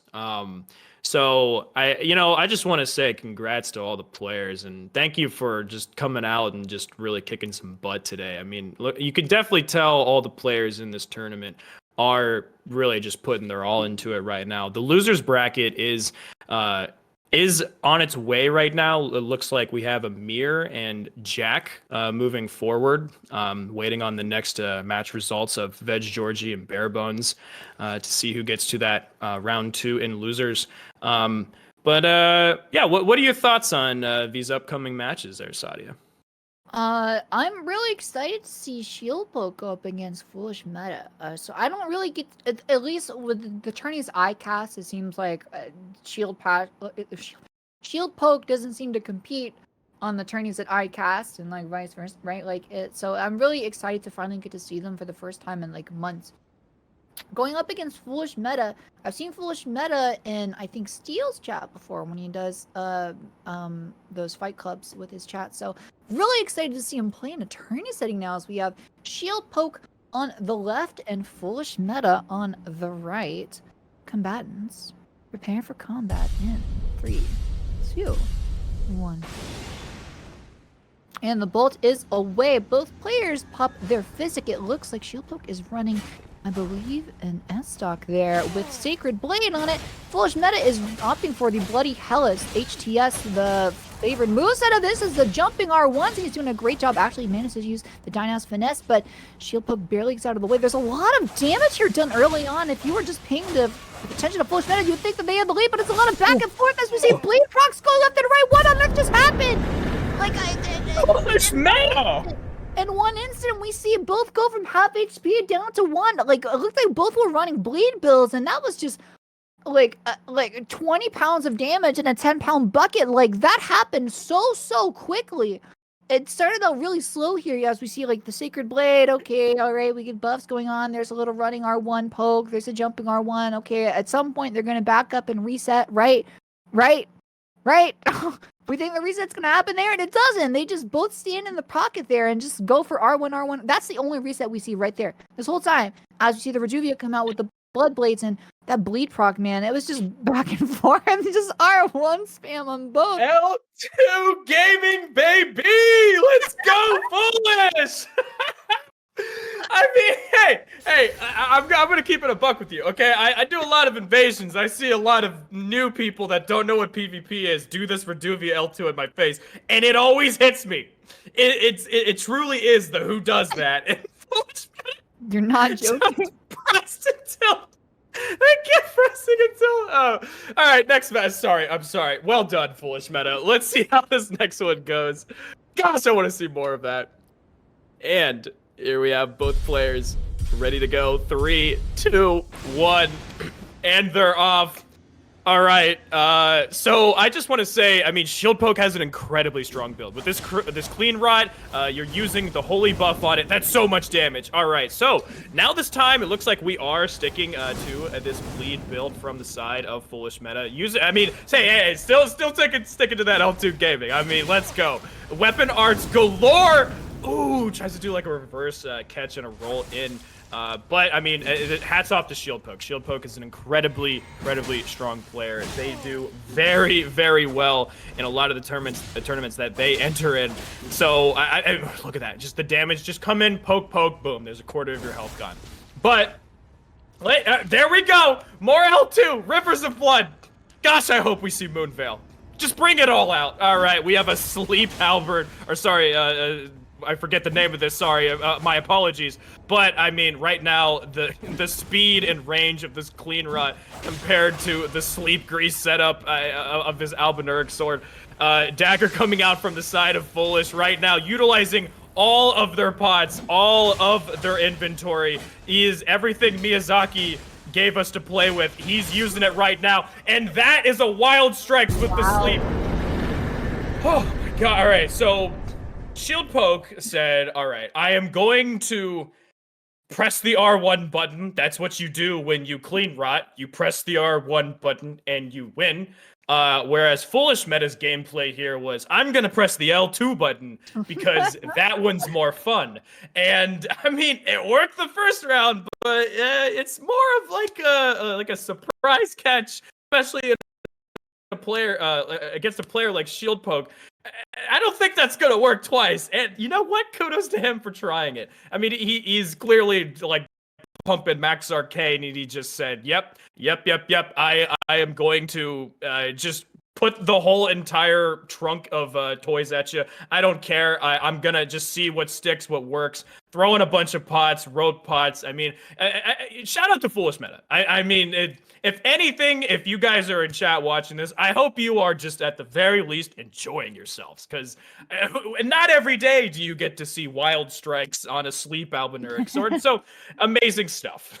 Yeah, and I will mention that is the Ripple Axe that we saw on the side of FoolishMeta. Not surprised to see the fan of aviation pulling out the Ribabobera. I'll be interested to see if he runs it again here as we have the stock 3 of the second to last match of round 1. Combatants prepare for combat in 3, 2, 1.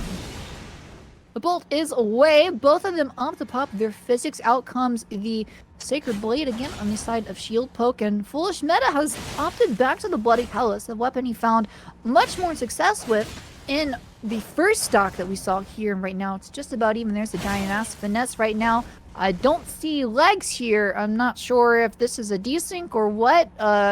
Looks like they're backing up into the corner. There's another jumping R1. Out comes a Dynas finesse again. I'll be interested to see if he's gonna land that. I think he's trying to bait Shieldpoke to get that follow-up. Oh, and he almost gets it right there, just as his legs come back into this plane of reality. There comes the jumping R2 on the side of Shieldpoke, who's really getting punished, but he is getting a little bit of damage out here in return, so it's a pretty good trade if you are Shieldpoke. one thing to mention, Lionel's armor has the highest robustness rating in the game. Pretty good against pierce damage as well. So if there's an armor set to wear against a bleed build, especially the Bloody Hallows, it is this one.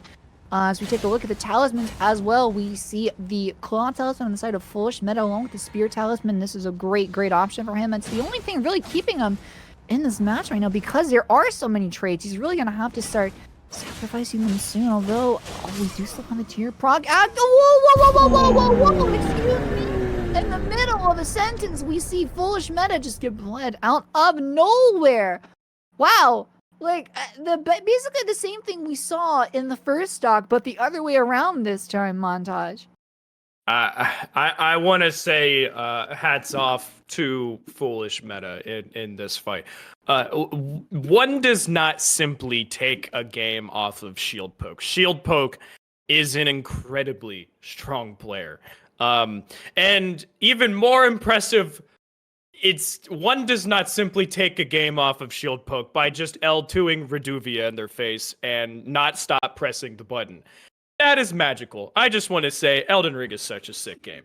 So hats off to FoolishMeta for, keeping it fun, keeping it very unorthodox. But I mean, still, even though in the fights where, you weren't pulling out weapon art after weapon art, which there's nothing wrong with doing that.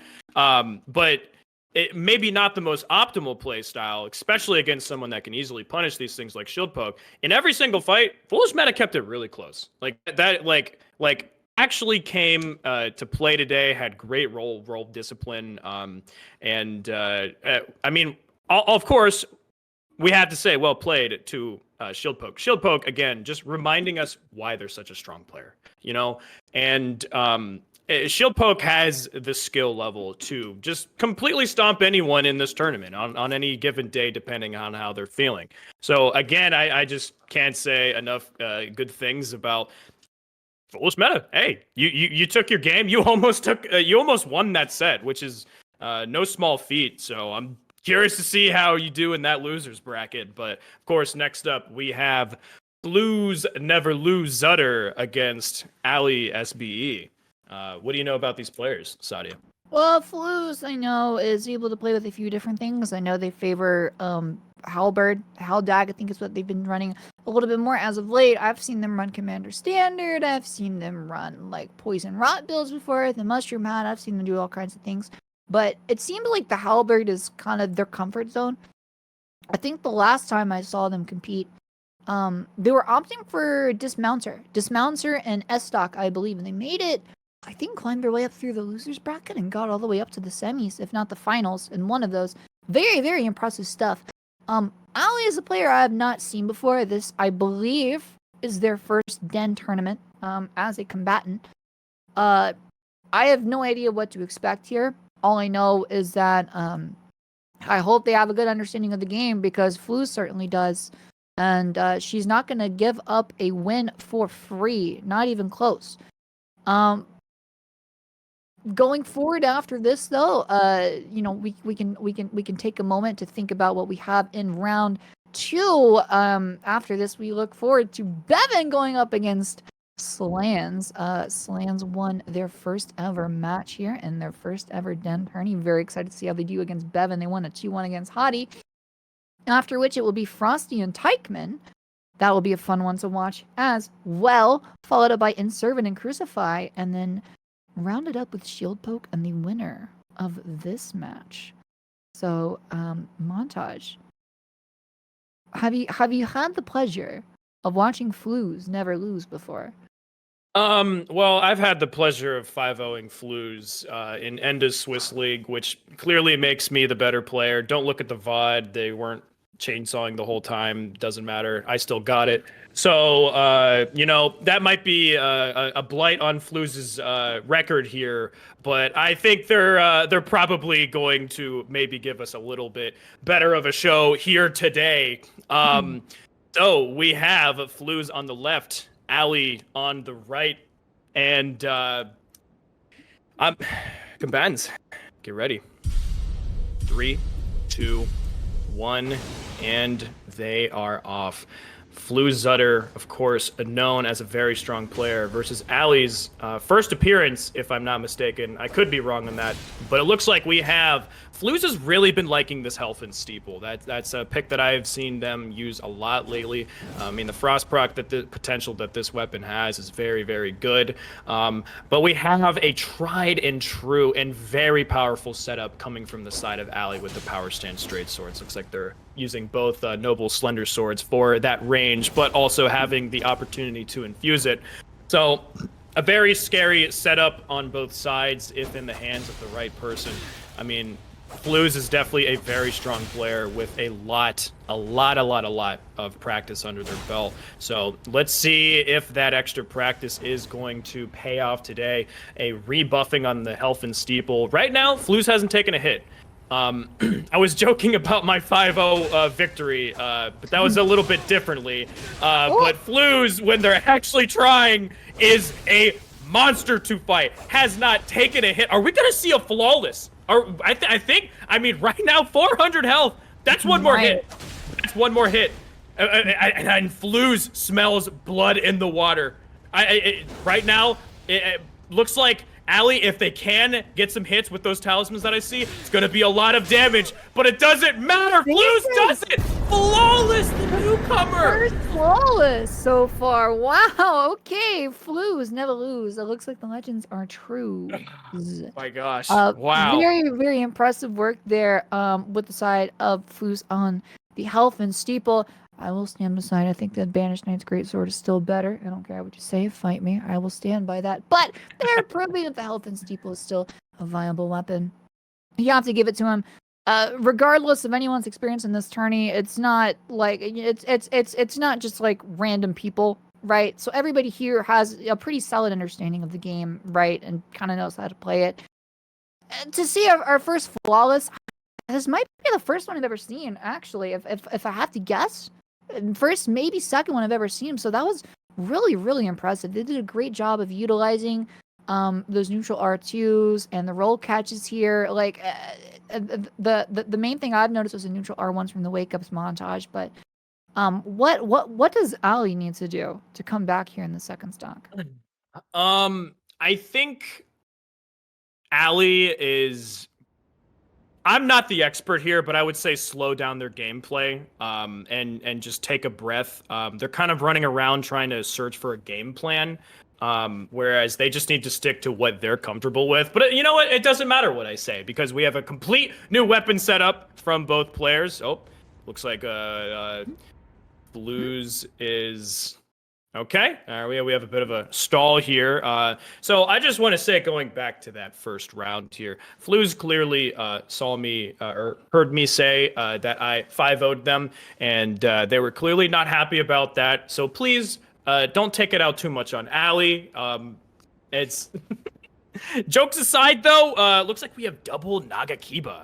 I really like that. That's a very different play coming from the side of Ali as a response to it. So let's see how they do it. Both players are in the match. All right, and ready combatants, to go. prepare for combat in 3, 2, 1. And with the bolt away, both players pop their fist. It looked like Ali was expecting Flouz to do something different. While they hesitated there, out comes the honed bolt from the Guardian Sword Spear. That's a personal favorite of mine. It'll be interesting to see this matchup right now.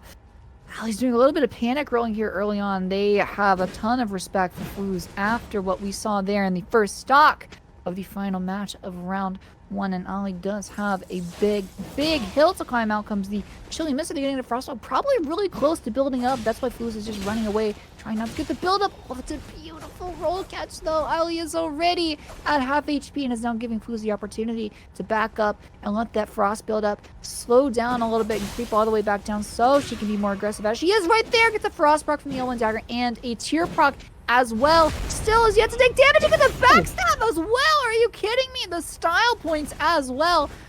Ali already under 300 HP. It's probably just going to be one more hit. Yeah, they do not have a Blue Feather Branch Sword on at all right now. They do have the Blessed Dew, but I don't think that's enough, especially considering that's your Frost proc right now and you are in a corner as they finally decide to reposition. A little bit too aggressive there though from the R1. What they should do is just wait for Flooz to make a mistake. But Flooz is not going to let that happen as they swap to the Clean Rot, I believe. Clean Rot or S-Hawk, a thrusting sword here just to get that last bit hidden. So we will not see the double flawless, at least, as Ali manages to land a little bit of damage there. Flooz just needs one more hit here. As we see, Ali does get the Blue Feather Brand Sword on, but at the expense of the Blessed Dew, so they are not regenning HP at all. Right now, it just seems like it's a matter of time before Flooz gets this final hit right there. I think that is has a Frost Infusion on it as well, so they are getting Frost build up. Maybe they're hoping for a Frost proc for a little bit of damage, and there it is. Perfect spacing there for that neutral R1, and Flooz takes it 2-0.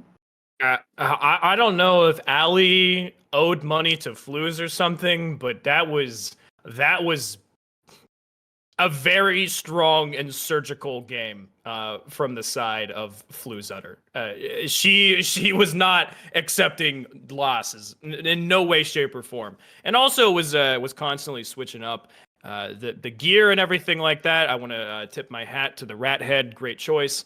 But hey, we got to give it. Ali said, nope, I'm not going to let the flawless happen to me twice here. But I think if anything, this is a testament to how strong of a player Flooz is. I mean, when Flooz turns on the engine, it's on and it's ready to go, and it's not gonna. I mean, I get it now. I get why the Flooz never lose thing is a thing, because I mean, to flawless somebody in a game where it is so easy to hit people is impressive. That is unbelievably impressive. So, I mean, it's again just a testament to the skill level of Floozutter here. Flooz takes it 2-0 against Ali. But our next match we have here in round 2, Beven and Slandz, the newcomer. Ooh. Yeah, very, very, very excited to see Beven and Slandz. Beven is the player that we all love to watch play the #1 seed every single tournament for the NA Festival of Combats. And they're going up against Slandz, who is another newcomer, but won their match 2-1 against Hadi. I don't know how it's going to go. Slandz, I will say, okay, first we got to say Hadi is a good player. Right, so it's important to recognize that Slandz did only win by about like 50 HP both times, right? Definitely under 100. So it's not like they ran away with it. The record, even though it says 2-1, it's a little bit closer than even that reflects. So they're gonna have some work cut out here against Beven. They can't afford to really make any mistakes going forward, right? Especially when you're going up against the #1 seed. It'll be interesting to see what they stick with. Beven, I think, is going to stick with the Starfist. They've had great success with that, and that's what they ran last time. I don't see them changing. There's no reason to. Slandz, I think the one thing you shouldn't run is a Halberd. At least one that has, like, you know, the neutral poke, because it's really easy to space, especially if you're on fist weapons. Beven's going to be really aggressive early on as well. They're going to have to really stay on their toes and not get too complacent and make sure that they're aware of where they are in the arena and can't back up into a corner, as we see Beven is so good at forcing players to do. Yeah. I mean, I completely agree with you on the call that sticking with the fist weapons is, you know, if you're comfortable and you're feeling hot on a pick, there's no reason to switch off of it. So I think Beven will find great success in the game plan and keeping the game plan and sticking to it. Now, I will say you're right about the Slandz victory over hadidub. It was not a crushing defeat. But that also means that, you know, they got that dog in them, you know, they're a warrior. They're going to fight it out, you know, especially in those matches where it is close like that. You have to be making correct decisions. And so I think that is, you know, that is saying something here with Slantz's ability to perform. But also on top of that, you have the fact that they were pulling out a bunch of different weapons. They were, you know, much similar to kind of what FoolishMeta was doing. They have a wide variety of tools to play with as well. So that being said, maybe one of those weird kind of not so used picks might be something that catches Beven off guard here. And I would be leaning into. It's kind of funny when metas are created in games. You eventually get to a point where certain meta items become almost less meta because you have so much practice against it. So then the off-meta things do kind of get some times to shine. And I want to see some of that here. Beven, like we've said before, is an absolute monster and just a killer when it comes to their roboticness and their ability to just play against anything. So catching people off guard, that might be the playbook here. Of course, next we have Frosty and Taikman. I'm excited to see what both are going to pull out there. And also in our round 2, we have Inservin, Crucify, Shieldpoke, and Floozutter. There's some great talent coming into the round 2. I mean, you don't just win your first match by doing absolutely nothing and sitting on their back. So these matches are only going to get way more hype the further that we go into this. I'm excited. I'm looking forward to it. Yeah, same. I'm super excited. This round 2 might be one of the most exciting round 2s that we've ever had in the Festival of Combat. Again, like you said, after this is Frosty and Taikman, then Inservin and Crucify, and Shieldpoke and Floozutter. Like, I mean, you could argue if you just want to look at like the seeds, you can maybe pick favorites off of that. But there's big upset potential all throughout this entire round, as it looks like both combatants are just about ready to begin here. I saw a little bit of frost there. I think I maybe saw a curved greatsword. I think we might still have some dismounter action going forward. One of my favorite weapons to run. So it'll be interesting to see what Beven is going to stick with. That is actually not a Starfist. That is the Guardian Sword Spear, I think. Believe you're right, yeah. Okay. All right. Well, combatants, prepare for combat in 3, 2, 1. The bolt is away. They both decide to pop their physics right off the bat. There comes the chilling miss on the side of Slandz. So still sticking with the curved greatsword and the S-Tuck. And actually, excuse me, that is, I think, Vikes. Yes, for the first time that we've seen so far today. And it looks like... I'm very excited to see how this is going to go as we see a jumping L1 up inside of Beven land some damage here early on for about 400. Slandz is going to need to be very, very careful. Beven is really, really, really good at forcing players into corners and not giving them opportunities to bullets. I don't know if they're going to get the chance to get this off. If they do get the Madness proc, because they're probably really, really close right now as they're trying to fight for their life here.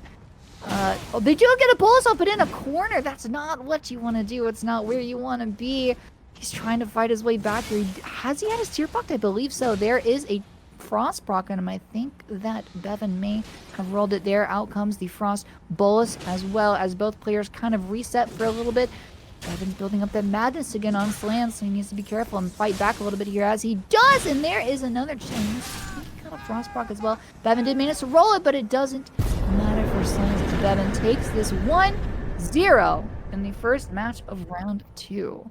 Well done to Beven. I mean, yeah, we talked about it, right? Beven is a household name in the competitive scene for a reason. And so, I mean, congratulations on taking that first one. We talked a lot about it, right? We said, okay, why would Beven want to switch off? They've had so much success and comfort on this Starfist pick. But Beven decided, I'm just going to have fun today. We're going to do Madness procs Vikes, baby. And has just been able to just keep so much pressure on Slandz. I mean, it's almost like you're watching an entirely different Slandz. Like I said, they got the dog in them, right? They're still fighting back, but, you can only bark so much without bite. And I got to say, kudos to Slandz. They were still fighting back even in these moments of being heavily pressured. But Beven just having that really, really strong mental and catching every option. The jump was coming out, still did the unlock shot in the air and was able to catch the jump. I mean, Beven is just on fire and always is, and just has that game knowledge to know when to use what option. But both players are ready to go. Get ready for combat in 3, 2, 1. and we are out. All right, so we have a dagger trying to punish Slandz. Slandz does dodge it, but goes for the Chilling Mist proc to get that weapon buff on the CGS here, the dismounter. And again, both players are sticking with their same game plan. Here we go. Okay, so the first interactions are coming out favorable for Slandz, and Slandz is, it looks like instead of going for that complete aggressive playstyle, is now kind of adopted more of that passive playstyle. But sorry I spoke too soon, because both players just decided to hit the dang buttons there, and a lot of damage is out there. That did favor Slandz there. Beven went for some jumps, but the CGS does catch it.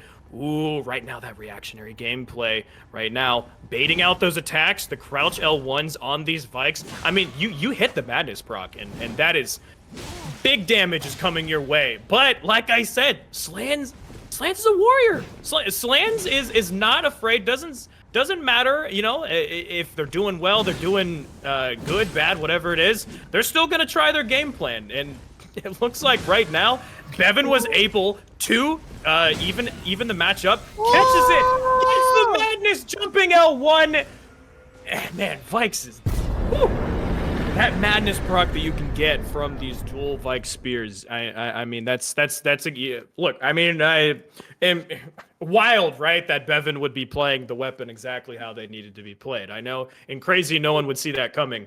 But yeah, I mean, just look at this. Yeah, like the crouch L1s, everything was on point. And that's something that you come to learn with Beven is their gameplay and their style. There's not really a lot of fat on you know, on what they do. Everything is very purposeful, and you know, it's a nice mixture of reads, but also at the same time staying on top of their defenses and making sure they're not getting hit by everything. So I mean, hats off to Beven there. Takes a 2-0 versus Slandz, but we have to also give some props to Slandz. I mean, you're fighting Beven at the end of the day, known, you know, first seed in the tournament, right? And so to keep it as close as they did, I mean, good job to Slandz. You know, cannot be upset about that performance, and congratulations to Beven for taking it 2-0. Yeah, I think the swap to the PSGS was a good call there. I kind of forgot what Slandz ran in round one, but it doesn't look like Beven did. The Curve Greatsword, I think the Starfist would have been a bad idea. I don't think you're going to get enough poise damage on him. So I think the PSGS was a really, really good call there. And what a way to finish it, too, to get to actually land the Madness proc on that second to last hit and finish it with the JL1. Like, again, like you said, it's there's not much fat on there at all. Beven does a really good job at making the use out of, like, getting the most out of every single input that he makes, right? Every single input and action he does has a purpose. It's not just for the sake of doing it. And he's demonstrated like how good he is at it. Again, there's a reason why he's the #1 seed in nearly every single NA Festival of Combat. And right there, you just saw it. So Beven is now going to be in the winner's semis going forward. And their opponent will either be Frosty or taikman. Frosty ran the Mo spear in the first round with, I believe, a Verduvia, if I remember correctly, or maybe offhand his record with a bleed infusion. I can't quite remember off the top of my head, but taikman was kind of doing what I'm used to seeing Frosty do. A lot of surprises. Started out with the Saint Trina swords, right, in the first one, and then the second one opted for the Bolt of Grand Sax, right? So I don't know what they're going to have against Frosty. I mean, I'm assuming Frosty's going to stick with what they did, but do you have an idea of what to see from taikman here? I wish I could give you a good answer, but I don't, because it's bag of tricks versus bag of tricks with these two, and I like that. This is what, at least as a spectator, this is what you want to see. You want to just see the mix up after mix up, and just bringing something new to the table. And I'm wondering, you know, if we're gonna see the same setup from Frosty. Frosty had an incredibly good, strong performance on their Moog Spear. I mean, if I remember back to their last match, when they played jackk, you know, The crouched R1s were on point. The using of the sleep pot to get the full maximum punish out of this Moog spear. I mean, it seems like a weapon that right now he is very, very, very, very fond of. I don't see why he would switch off, but at the same time, it's Frosty, you know. So like, we might see Beast Jaw or like a flowing curved sword. Who knows? And that's the beautiful thing about this individual and their play style. But also, taikman does the same thing. So it's like, whatever, you know. I want to see. I just want to see, like, I have no idea. Forked hatchet versus Nox flowing sword right now. Go. Well, I want to see that. Make it happen. It's funny you mentioned the flowing sword Beast Jaw, because some people in the chat remember that in the last one, Frosty was running the flowing sword Beast Jaw and taikman opted for pickaxes. So I think it'd be funny to see a rematch of that again. I don't think we will, but who knows what we will have here, as we have Frosty on the left in the blue and taikman on the right in the red. I can't quite tell what they have just yet. It looks like players are still getting set up, but now it seems like they might be ready. I don't think they have anything equipped yet. At least not right away. Well, combatants, regardless, prepare for combat. 3, 2, 1.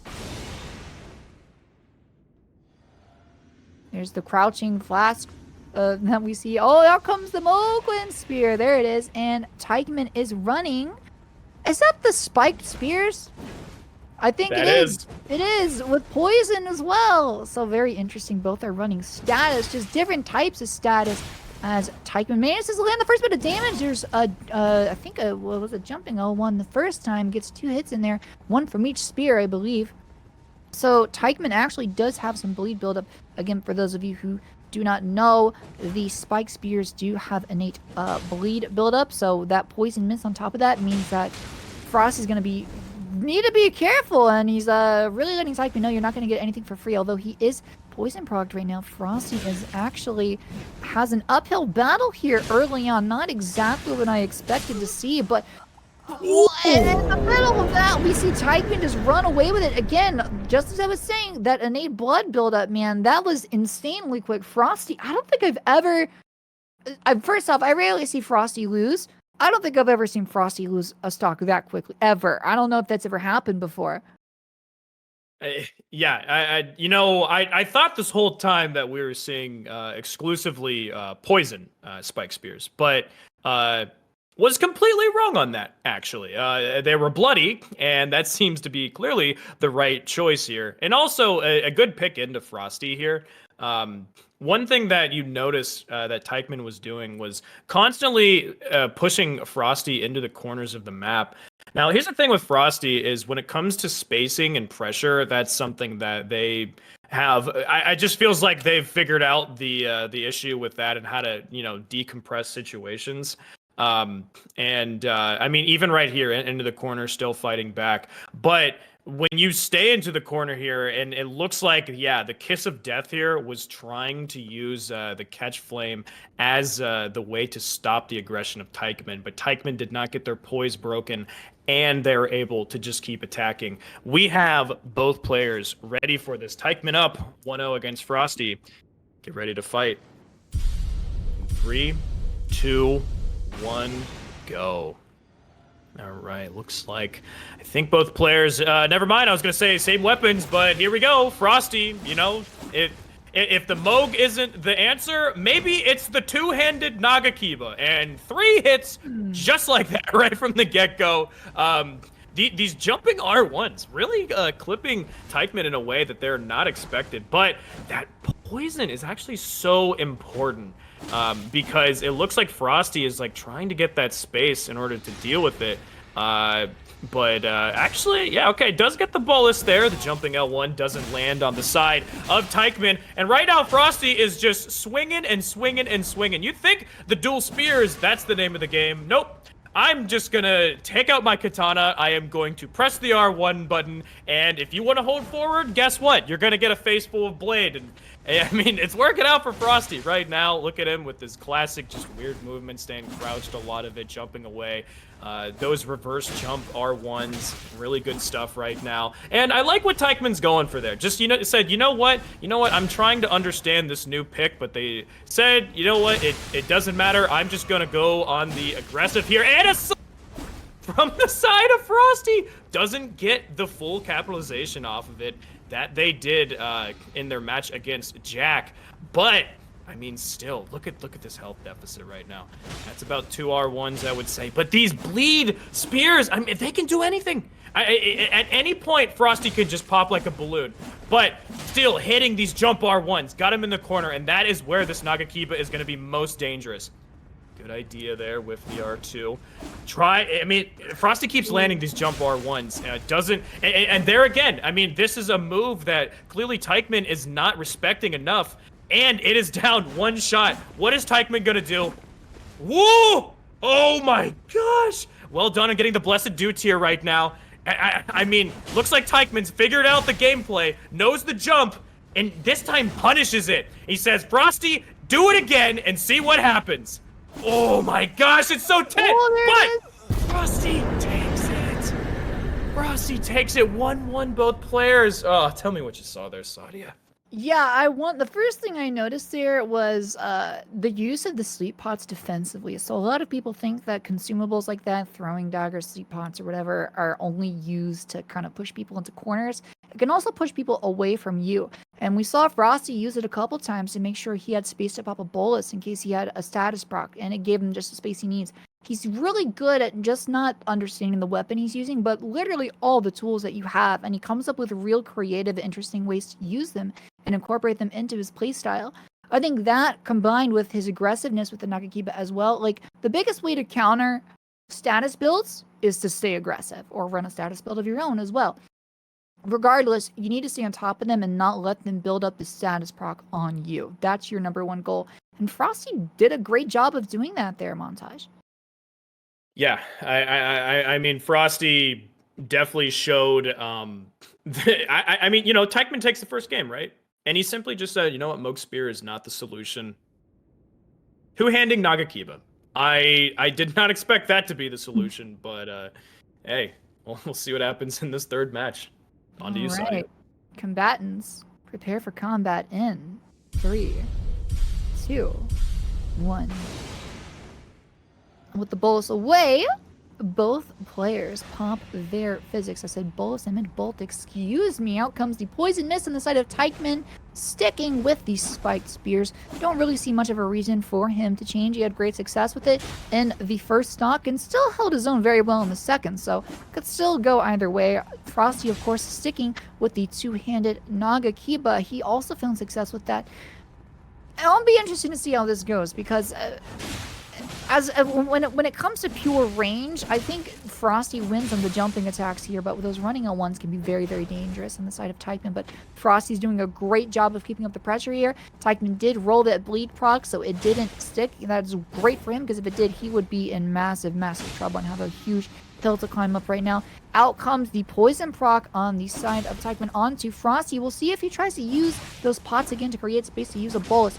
Early on right now, it's not really that big of a deal if you do have the poison proc, not like rot status, right? And again, like with a massive lead like this, it comes to sleep pod. Maybe he was planning to do that actually. What happened? Did he get the sleep? I think he did get the sleep actually. That was huge. That was actually massive. He got a tier proc as well on the side of taikman. Frosty still has his tier active and got the bolus off and managed to roll the bleed. Actually, Frosty is doing a great job. That's what we were talking about before. He knows how to use his tools, and he uses them offensively and defensively as he stays in the pocket here and just stick with R1s. taikman is just 1 hit away from death. He does not have the blue feather branch sword on, and because of that, he loses here. Frosty gets a 2-0 reverse sweep. Excuse me, the first one, or the second one we've seen in this tournament so far. Montage, what did you think of that? What did you think of that stock 3 there? Yeah, I mean, it's cool to see someone with a deep weapon pool, a deep knowledge of multiple weapons, to ask themselves, okay, what is the setup, what is going on with their player, what is their game plan, and to be able to have the solution to that. It was interesting because when you pull out dual spears, you have your poise limited to 68. So it's the two-handed Nagakiba does enough poise damage to be able to knock to take advantage of that lower poise on the side of taikman. And I mean, one thing that you kept seeing here is that when you notice a certain move works against a certain player, why not keep going for it? They just netted Frosty the win right there. The jumping R1, the weird diagonal slash that it provides, it kept working on taikman. So why stop? Make it a whole game of it. You got to learn on the fly, or you die. And Frosty took advantage of that in the exact way that they should. And you love to see that, right? It's just like you get beat, and you say, okay, let's analyze the data and breakneck speed and have the solution. Frosty did, and that's a testament to how good of a player he is. Yeah, he did a great job of all of that, like you said, a great use of those diagonal jumping R1s. For those of you who didn't notice, I would say that all, if not most of those, were free aims too. Like, it's like if you want to compete at this level, you have to know how to play like without the lock on helping you, because sometimes that's a bit of a hindrance. And when you understand the frame data of weapons and movesets and like how to dead angle and stuff like that, it can make a lot of weapons that are seemingly simple, like the Nagakiba, the running R2, that's his biggest strength. It can make them even more dangerous than you would expect, as we saw there, running it up against power stance spears, right? Like, that's not like necessarily like an easy black and white matchup. So he did a great job of incorporating that. I mean, of course, this is like nothing new from Frosty, right? It's Frosty, but regardless, that was a really, really exciting match to watch, the reverse sweep, right? But going forward, in the second match, we have Inservin up against Crucify. Montage, what do you expect to see from Inservin? Well, it's Inservin, right? So the first thing I expect to see is very, very strong gameplay. The match between Crucify and Barebones, one thing to remember from that is that Crucify is running a build that within a second's notice can pump out, as you can see, 1200 damage, which can just skip an entire Crimson Bubble tier. So that possibility always being on the table is something that Inservin needs to be cognizant of and always be thinking about and playing around. So if I were in Inservin's shoes, and I am also not the second seed in this tournament, so my opinion means nothing, but if I were in his shoes, I would, maybe take it a little slower, give yourself some time to breathe, and make sure that those status buildups aren't getting to you in a way that are going to have a massive effect on the match.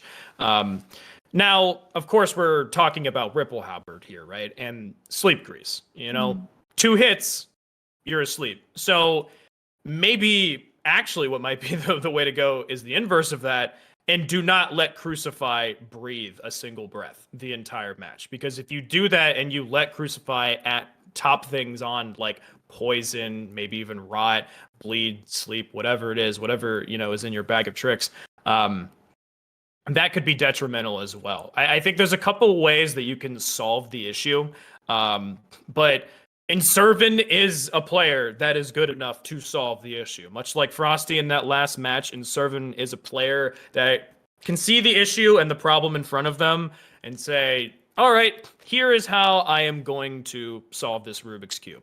And I think one of the things that Inservin is going to do is do the Prelate's armor. Wait, yep, there we go. Yep. Prelate armor to be ready for that sleep proc. All right, it'll be interesting to see if they have the modeled necklace on. Well, Montage, go ahead and count us in. Yes, both players are ready in 3, 2, 1, and go. Right now, it looks like we have some Vikes play from the side of Crucify. So Crucify is still sticking to that status build-up gameplay. I really like that. I like using the volcano pot as a solution to the Starfist here, saying, hey, you know, run on in here. This is my little anti-sea bear circle. Let's see what you can do about that. But here's the thing, you only get a few pots per match, so you can only, you know, use this as a safety bubble so often until, okay, that was a perfect use of it right there. Continue throwing down these volcano pots and then doing the jumping R1 or L1s out of it at any given moment. I mean, when you do a reverse, jumping attack at your opponent, you cover a lot of ground. And it looks like the whole game plan here for Crucify was to just keep throwing pots, you know, and then boom, just jump out and say, hey, here I am. But we have Inservin and their very strong gameplay right here. Here it is. This is what I talked about. Inservin they're doing a good job at keeping the pressure on and also, you know, giving themselves some time to breathe. And right now, and that game knowledge is showing. A JL1 goes out, does not connect, and Inservin gets both of the swings of these massive damage-dealing fists onto the face of Crucify. Oh, nice! The crouched L1 from the Vike Spear does connect onto Crucify. Crucify tries to jump out, doesn't jump in time, and gets punched mid-air with these Starfists. Yeah, that neutral jump there at the end, I'm not sure if that was the play. I would have expected the follow-up from Inservin. I guess he was hoping to jump before it would get close, but you saw he got punished by that a lot. Who knew Starfist had like such anti-air capability? But no, and like I saw a lot of good stuff from Crucify here. There was actually the jumping L1 you mentioned at about like, you know, the 3/4 point and the first stock. Servant outspaced it. I think it's coming up here pretty soon. And Servant outspaced it, but I'm not sure if he did it on purpose, actually. I mean, I know he's a player who really understands the game. This right here, I don't think he did that on purpose. I think he just got kind of lucky. If he gets hit by that, this could go in an entirely different direction. But he did a really great job of keeping the pressure up and not giving Crucify an opportunity to really get some punishes in here. And I'd be interesting to see if Crucify sticks with the PSGS or opts to swap. What do you think going forward? Here's the thing. If I were in Crucify's position, I would be in a very weird kind of headspace because the prelate armor is there to have as the solution to sleep. So going back to the old build may not be it, but hey, looks like they're sticking to it. Does look like it. Well, combatants, prepare for combat in 3, 2, 1. And with the bolt away, both combatants pop their physics. It looks like we are going to see much more of the same as we saw in the first act. The only thing that may change is who comes out on top this time around. Will it be Inservin advancing to the semis, or will it be Crucify forcing this to a round 3? We'll find out soon. Both players doing just a little bit of like mimicry movement we see here, waiting for the other to make a mistake. The thing about the Starfist is it's so fast, it's really easy to get some punishes on, but those crouching L1s on the PSGS are just as fast. And like that, Crucify is the lead for the first time in this match, regardless of which stock. So, oh, there's a nice flaming strike that came out, but it wasn't enough actually.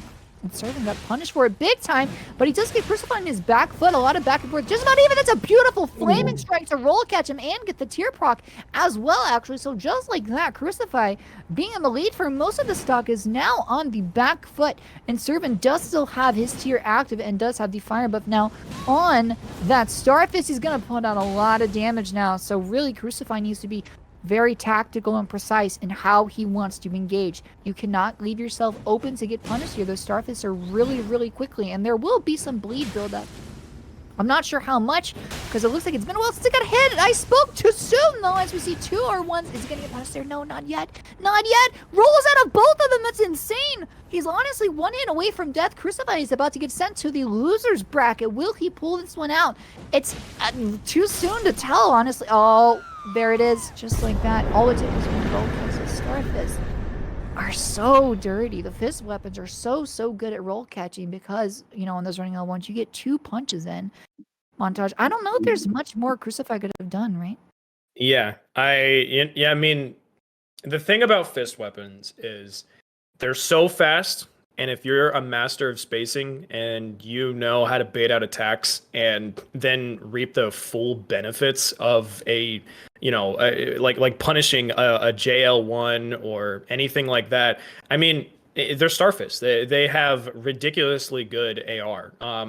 And you're able to on a dime turn just convert any missed attack, any missed punish, and reverse punish with it.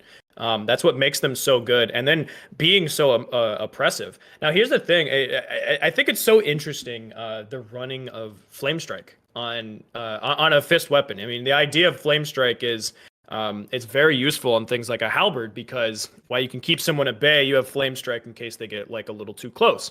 But with a weapon that's already meant to destroy people up close, you just have this other slightly longer hitbox that is, you can use things like when you push somebody up into a corner and they have to roll out one direction or the other, you can catch people. I think also one thing that maybe a lot of people didn't notice there is it looks like Inservin was also switching Starfist.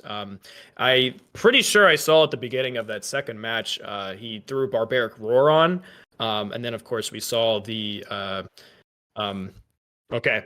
We're gonna take a quick ad break. I'll see you guys back here in a minute.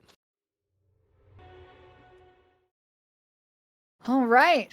Welcome back, everyone, to the June 2023 NA Festival of Combat. We've seen a lot of interesting stuff, a lot of really close matches, 2 reverse sweeps. I don't know if we're gonna see any of that in this one, and we might see a mix of all of those. It might be a mix of all 3. Who knows? As we are having Shieldpoke up against Floozutter montage. How excited are you for this one? Yeah, I mean, we just saw how on fire Flooz was in their last match, and I don't know. We're seeing a dark Flooz, evil Flooz. We're seeing the epitome of Flooz never lose happening. So having that mentality, that just being on point today, and bringing that up against the likes of Shieldpoke, an incredibly strong player and has earned their seed. We're in for a doozy. We're in for a good one. I'm really, really excited for this. As far as builds and everything that we might see, it looks like both players were kind of opting for more of a just the typical meta setups that we see, where it's thrusting sword, heavy thrusting sword. This next match is potentially poised to be something that this is going to be textbook high level ER PvP. So I'm pumped. Hell yeah, man! Like I don't know how you couldn't be. Again, like Flooz was the first flawless that we've seen today. I think maybe the first flawless I've personally ever seen. Flooz was angry today. For real, but they're going up against Shieldpoke, and Shieldpoke though was I think Shieldpoke was the first reverse sweep that we saw, if I'm not mistaken, against Foolish. Like Foolish, that was the one where we saw a bunch of R1 spam and a lot of bleed procs, like back and forth, right directly in front of each other's faces. But Shieldpoke managed to get the reverse sweep on that and really just kind of find their footing there and understand what Foolish was doing and kind of force Foolish to do like. You could argue maybe they got a little bit too fancy with it on the hard swaps, whatever. But I think you'd be remiss to not give Shieldpoke credit for forcing that out of FoolishMeta. So, that's the first time I've gotten to see Foolish. I've seen Flooz play though. Flooz is a little bit more difficult to shake their confidence, right? To kind of break their composure. I'm really excited to see this one because I don't know if Shieldpoke is gonna stick with the same weapons. I know they've been favoring the Clean Rot, based on what Flooz has been running, but it looks like we are about to find out. Montage. What do we see here? I mean, yeah, it looks like again, like, oh, is that? Don't tell me that's not Cypher Pata that I see on the side of Flooz, is it? No way. Okay. It is! Well, that is Cypher Potta. Both combatants are ready. Chat, I talked about seeing peak meta. I was wrong. We have Cypher Potta on the field. Let's get ready. Both combatants here. 3, 2, 1, and go. So right now, or right flash from the both side here, we have the Sacred Blade, clean rot thrusting sword. Obviously, this is considered arguably to be one of the best, if not the best in the game. Of course, up there with the likes of PSGS. But we have a Cypher Potta.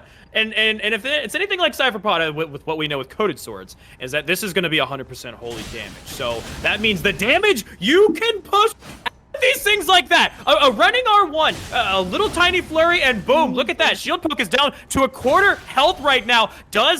Okay, so they're using the distance of their weapon, the distance between both, the length advantage that you see from the side of Shieldpoke. They're using that to their advantage. But if Flooz can get in, Flooz is gonna hurt. Right now, both players are down 640 to 500. Right now, this is gonna be any person's game. Bubble popped on the side of Shieldpoke. Right now, Flooz is just running around, and I have to wonder, what is the purpose of the silver tier here on a purely faith weapon?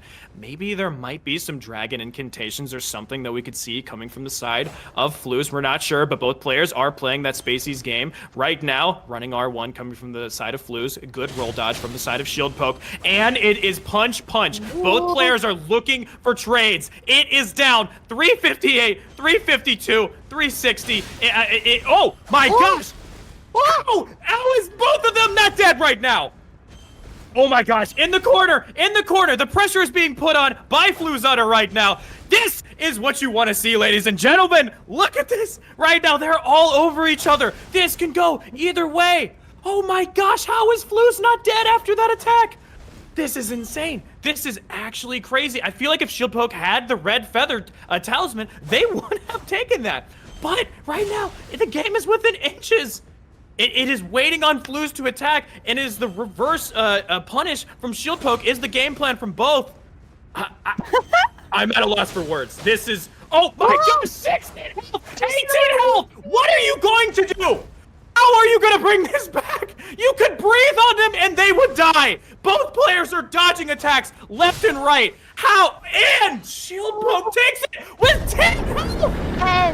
10 HP. 10 HP. Whoa, my gosh.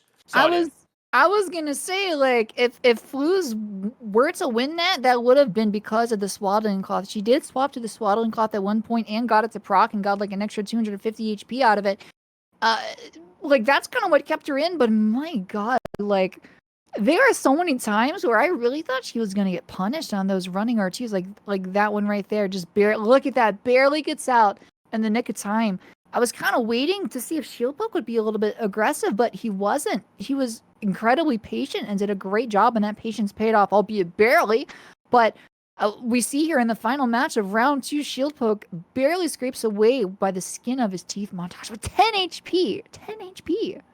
I mean, here's like, I know, at any point, that could have been anyone's game. But I like you said, I mean, you bring up such a good point. Shieldpoke they kept their composure in such a tense match. And they really shouldn't have, but they did. But hey, I'm gonna leave it off to you. All right, well, we'll see if they can keep the composure again. Right now, Shield is up 1-0 in the final match of round 2. Combatants, prepare for combat in 3, 2, 1. And with the bolt away, both players opt to pump their physic first. Out comes a buff on the side of Shieldpoke to get the Sacred Blade, and Floozutter opts for the Frostpot. Does not get the proc though, although I think there's some build up there.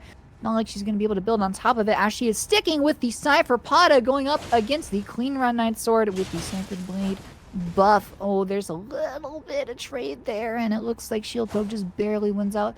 On the end, we see some talisman swaps on the side of Flooz, the Rotten Sword Insignia, I believe, the Blessed Dew, Molson's Prosthesis, and the Halo Drake, as both players have the Halo Drake, as we see some trades back and forth that Shieldpoke comes out on top of, albeit barely because of that one running R2 right at the very end on the side of Flooz. She's coming really, really close to landing these. I think she just needs to delay them, like, maybe a quarter of a second more. If she does that, she can get some roll catches in here. That's not a good trade. I don't like that. I don't like the idea of her staying in there and doing an R1 follow-up because she does not have the poise damage to do those running R2s and then do some more R1s after. There we see a stagger because the poise damage was chipped, so maybe it was a miscalculation from before. We see a tier proc on the side of Flooz. Shieldpoke still has his active. There's potential for a tier skip here. Actually, if she throws on the red feather branch sword, it's not been procced yet. She does have the blue feather one on. Shieldpoke is quite low here, about 480. Flooz is 700. Wait, the tier was already procced. Excuse me, I misspoke. Flooz actually manages to pull it out from the nether and takes this. It's now 1-1 montage, and we are getting stock 3. Sadia, I want these matches to just be the rest of the tournament. I said we're gonna see some peak Elden Ring PvP in this next match, in these matches, and we're getting it just in a slightly different way with the surprise Cypher Potta pick. I heard some talk, some whispers about this potentially being pulled out in tournament yesterday, but I didn't think someone would actually do it. And not only that, Flooz is performing with it.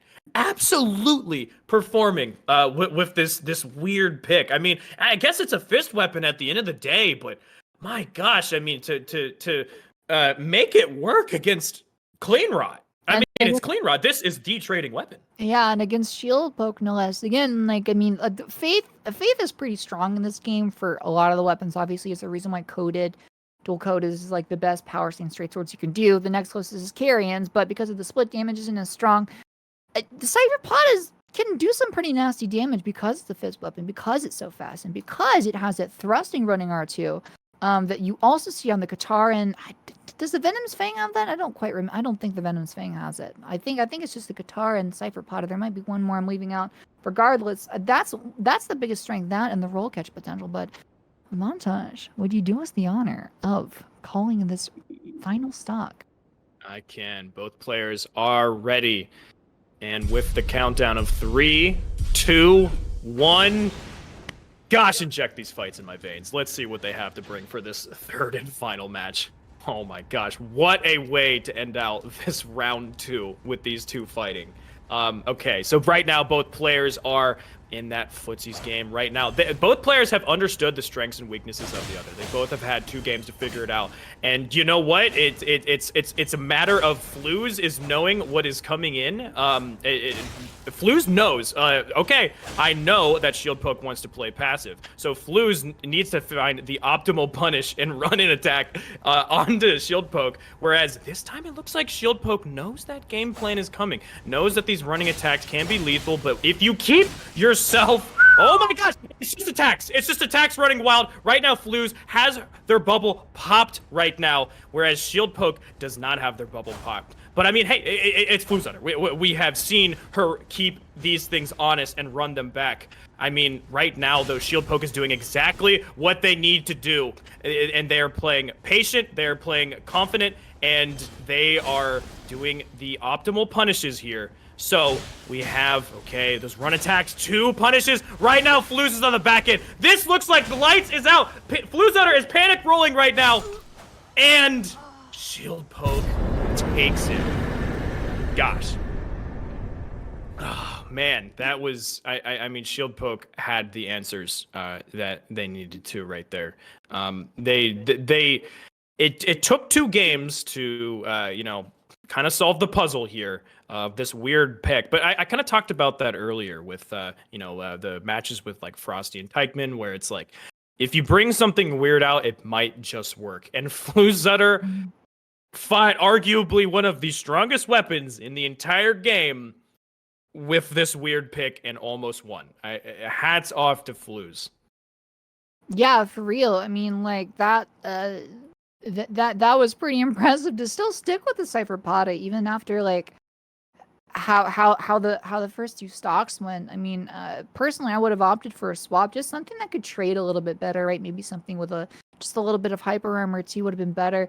But I mean, pretty impressive. Kudos to Flooz for sticking with those, and kudos to Shieldpoke for like. I mean, those first two stocks were incredibly close, but by the time stock 3 came around, Shieldpoke knew exactly what he was seeing and did a great job of getting an early lead, and that's exactly what you want to do in all the matches like this. It's very rare and very difficult for a player to come back from like, you know, an early deficit. So when you're able to secure that and keep the pressure up and not give your opponent an opportunity to kind of find their footing and kind of reset their aggression, it's huge for you. And Shieldpoke just proved why. But with the end of that match, we now have the winners semis, which is gonna be opening with oh boy montage. This might be like the match of the tourney. It's very possible. It is Beven v Frosty. I mean, Beven's number one. Beven's almost always number one, but is he gonna keep it? Does he make it to the finals? What do you think? I mean, Sadia, just look at these top 4 players and the seedings of these top 4 players. You have 1 through 4. So, I mean, you have to give such a huge shout out to these players. Yeah. I mean, they're all strong players. We all knew that going into it. And with a game like Elden Ring, at any moment, somebody, can take these games off of you and show you something that maybe you didn't see coming. I mean, I love going back to the FoolishMeta Shieldpoke fight with just L2 Reduvia in the face and saying, I win, haha, tee-hee. But, I mean, look at this. Yeah, you asked about the Beven and Frosty fight, right? Frosty, again, we've talked about it a bunch. He is truly, he's the weird guy to fight, right? You know, he's got his strange play style. So can unorthodox and strange, but also still solid at the game, beat a peak example of what it means to just be solid in your gameplay and your fundamentals. It's really is like the unstoppable, and the immovable object and the unstoppable force. I think these players are going to put on a show for us. So I am excited. Yeah, me too. I also want to mention what you said before there, that the top 4 seeds are there and the final 4 slots, which is exactly what happened last time. But let's take a quick peek at the losers bracket now. We saw Amir win their match against Hottie, Jackk beat Chimp, Georgie beat Barebones, and Meta won a 2-0 against Ali in round 1. And now in round 2, it looks like Slandz won 2 matches there and is now on to round 3 in the losers, and they're going to face taikman. In round 2 in the losers, we have Flooz going up against Amir, still to come, and Crucify going up against Jackk. If I had to guess, I would say Crucify is probably going to take that win. But for the Flooz Amir one, it's pretty close. I mean, Amir did manage to beat Hottie 2-1. I think we saw Amir go up against Beven and manage to take a stock against them. So Amir is performing a little bit better than their position in the bracket right now would suggest. So don't count them out from making a potential upset here. It'll be really interesting to see the results of that one and what we see in round 3, and then after, of course, we will have the quarterfinals, which is, I still think, too impossible to predict what's going to happen there. The losers bracket is very much so up in the air still. But if you were forced, right, if you're held at gunpoint and you're told to say who you think is going to come out of the losers bracket, who do you have right now? Given what you see. I think my heart and my intuition both say the same thing. I want to see Flooz just run a train and get back into this bracket. I mean, that her gameplay on the Cypher Pata, and obviously what she showed. I mean, she got knocked out by Shieldpoke. You know, Shieldpoke is incredibly strong. that is a tough matchup. But she also flawless Dally as well. So it's like clearly Flooz is she's doing hot. She'll be fine. I think she'll make it out, and I want to see her make it out. All right, well, here we are in the winners semis. This is a best of 5. So first 3 wins, as we see both players in their corners. Beven in the blue, Frosty in the red, running, I think, the regular scythe. Well, combatants, prepare for combat in 3, 2, 1.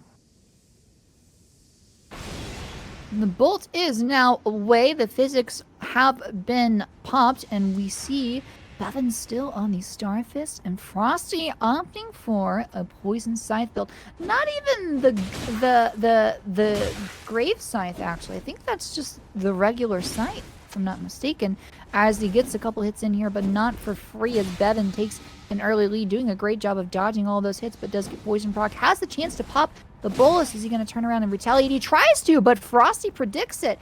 Actually doing a great read there.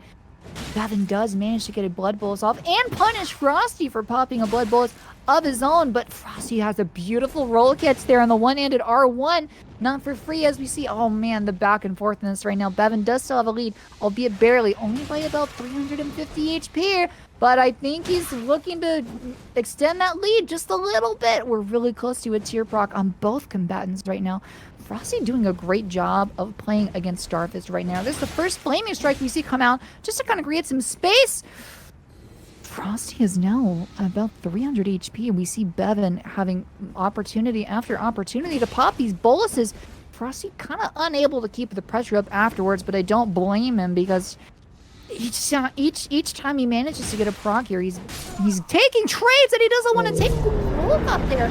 I think maybe what we saw there was Frosty getting caught in the menus. Maybe I guess he didn't expect the second hit to come out, or maybe his finger slipped or something. That was kind of rare to see, Montage.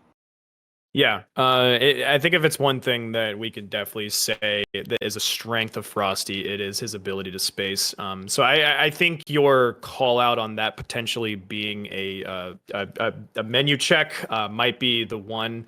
But I've had the pleasure of fighting Frosty numerous times, and if that guy doesn't want to get hit, he won't. So I think you might be right on that. But I do want to say, though, the scythe is a very interesting pick on this. I mean, having the multiple statuses of bleed and poison, but Beven is able to create that space to create pressure and then lose the pressure when needed. I mean, again, fundamentals, Beven has it in so much. So kudos to Beven.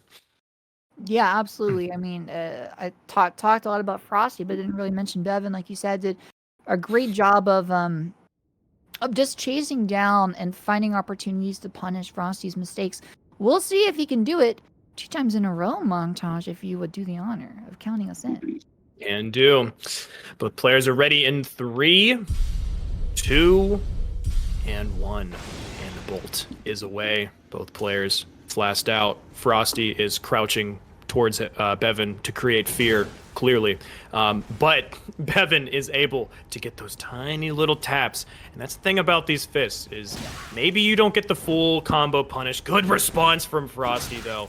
I mean, again, like, look at that spacing. He knows exactly what he's doing. These turnaround R1s are catching Beven, and right now, Beven has a slight lead. And again, ooh, these jumps, the Godskin Swaddling Cloth, giving that health back to Beven. That is going to be brutal. And here's the thing, if Frosty, despite having the health deficit, is not afraid to trade. And speaking of trading, let's trade out the weapon for a Moog Spear. Okay, Frosty's going back to another comfort pick right now. Maybe the bleed opportunity that was coming from the scythe wasn't enough. Maybe these crouched R1s that he's known for with this off Wakazashi. Never mind, back to the scythe. Surprise! Happy birthday! Welcome to the Scythe Blade. How are you doing? Oh my gosh, and Beven went on the hunt. He's seeing all these weapon swaps, and he's like, maybe I can menu him once again. Almost gets that swing from the R1 of the scythe. The Ash of War, Flame Strike, goes wide. And now both players are, woo! They are coming for blood, and it's an R1 fest. Beven does get the hit on Frosty. Frosty down to 200. What is that? A crescent? A ripple halberd? Back to the Mogs? Frosty, you madman, what are you doing? I want to see it L2 it. L2 him right now. Just kidding. Maybe. Unless. Okay, never mind. Here we have incantations. This is what I'm talking about, Frosty. I would be so confused right now if I was Beven. Does get the hit there with the jumping R1. Well done. I mean, oh my gosh. It's Bev. Oh! It's out the incantation and punishes that. I mean, you have to be on it completely. If you're Beven here, you have to be nothing short of perfect to just handle the bullet hell that Frosty is throwing at you. Yeah, Bevan did a great job of reading a lot of Frosty's inputs there. There was at one point where it seemed like Frosty was going to build a little bit of momentum. He landed 3 R1s in a row, but the main issue was what you see right now. That right there. Frosty has just been unable to apply the pressure when he's close to getting these status procs, or if he does get a poison proc, right, you see Beven pop a bolus immediately. Frosty's got to find a way to punish that. I think the main reason it's like happenstance that he just happens to be out of stamina around these times and just needs to reset. I think Beven knows that. So like he's just kind of waiting for these opportunities to bolus. That was a really, really nice jumping R1 frame. That was insane control. But as you see right here at the end, like Beven just does a really, really, really good job of reading the second catch flame and knowing he can punish. Yeah, they might as well start calling Beven the Terminator. I mean, great stuff, but I'll let you cast this third match. All right, we'll see if Beven can get the first 3-0 sweep in this, what could be the potential final stock of the first winner semis. Combatants, prepare to fight in 3, 2, 1.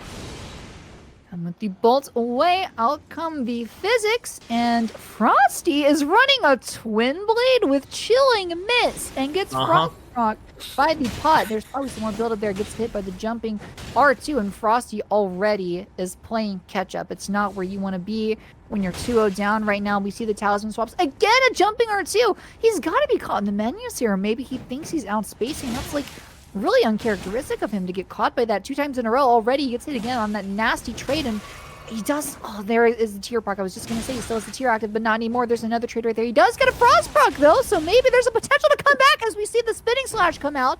Beven does still have his tier active, though, so Frosty does still have some work cut out for him. I don't know if he's going to swap to the blue feather or red feather branch sword. I would maybe swap off the Alexander Jar Shard. I'm not sure if he's looking for the opportunity to do that or if he just wants to stick with what he has as he... Oh, there's almost a blade proc. He does get a tier proc, though, and just like that, we're just about even. Who would have thought that the twin blade, of all things, would have been the thing to come back with right now? Oh, there's another jumping R1, another jumping attack. Beven has just been doing such a good job of catching Frosty with those all match. As we see the talisman swaps now, he does have the blue feather, red feather, and Alexander Jar Shard on. As he lands a neutral R1, knock up the spinning slash, doesn't do the follow-up though. He's pushing him back. Beven does also swap to the blue feather and red feather branch sword. They're now just kind of mimic each other's moves, waiting for the other one to make a mistake. Out comes the red. A bleeding bolus on the side of Beven, so that status is reset. Frosty might be looking to do some frost. Oh my god, that actually chipped him. That's insanely close. He's gonna get punished with the follow-up. I think he may have ran out of stamina. What a win by Beven in the first match of the winner's semi. Swept Frosty 3-0. That is not on earth what I would have expected to see. I mean, wow. Like the mental fortitude of Beven to respond to all of these different solutions from Frosty is, I want to say Frosty started that match half health and then clawed his way back and made it very competitive still there at the end. So kudos to Frosty also having great mental fortitude.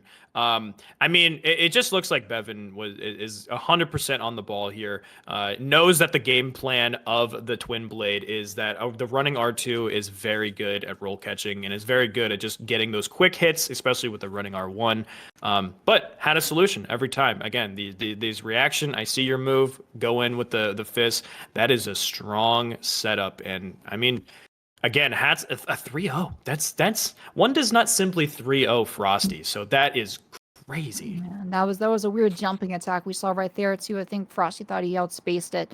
I mean, it's just kind of what can you do, right? I mean, it's Elden Ring, stuff like that happens. There's weapons that have phantom range. The jumping attacks can be a little bit finicky. But it looks like now Beven is going to advance to the winners finals. Frosty still has a chance to climb back up. Next is Inservin against Shieldpoke, but before that happens, I do believe we have to run another 90-second ad break. I know you hate it. I hate it, but we have to. It's a good chance. Maybe hydrate after that one. It was pretty exciting. Go get you some water. Go eat if you haven't eaten today. Do all that good stuff. If you don't need to, in the meantime, we will be right back. Okay. All right. Welcome back, everyone, to the June 2023 Festival of Combat. We have seen a lot of interesting stuff so far. The next match we have is Inservin against Shieldpoke. The winner of this will advance to the winners finals. Going to be really, really excited to see. Montage, do you have any expectation? Yeah, I mean, both of these players. Well, I want to say everyone in this third round, of course, has incredibly good fundamentals. Or in this winter semis, I should say.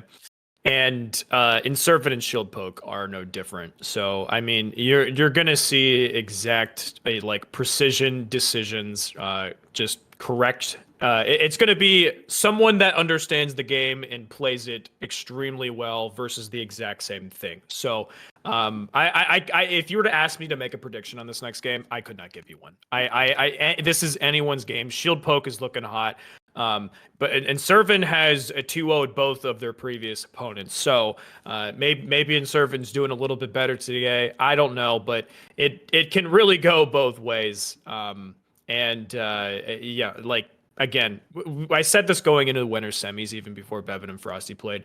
You guys are gonna see peak Elden Ring from here on out. Like you're gonna see little to no mistakes, and that is something exciting just to see at the raw skill level of all these players. So I have a question for you, Sadia. Who is running the tightest ship today? Who is looking hot?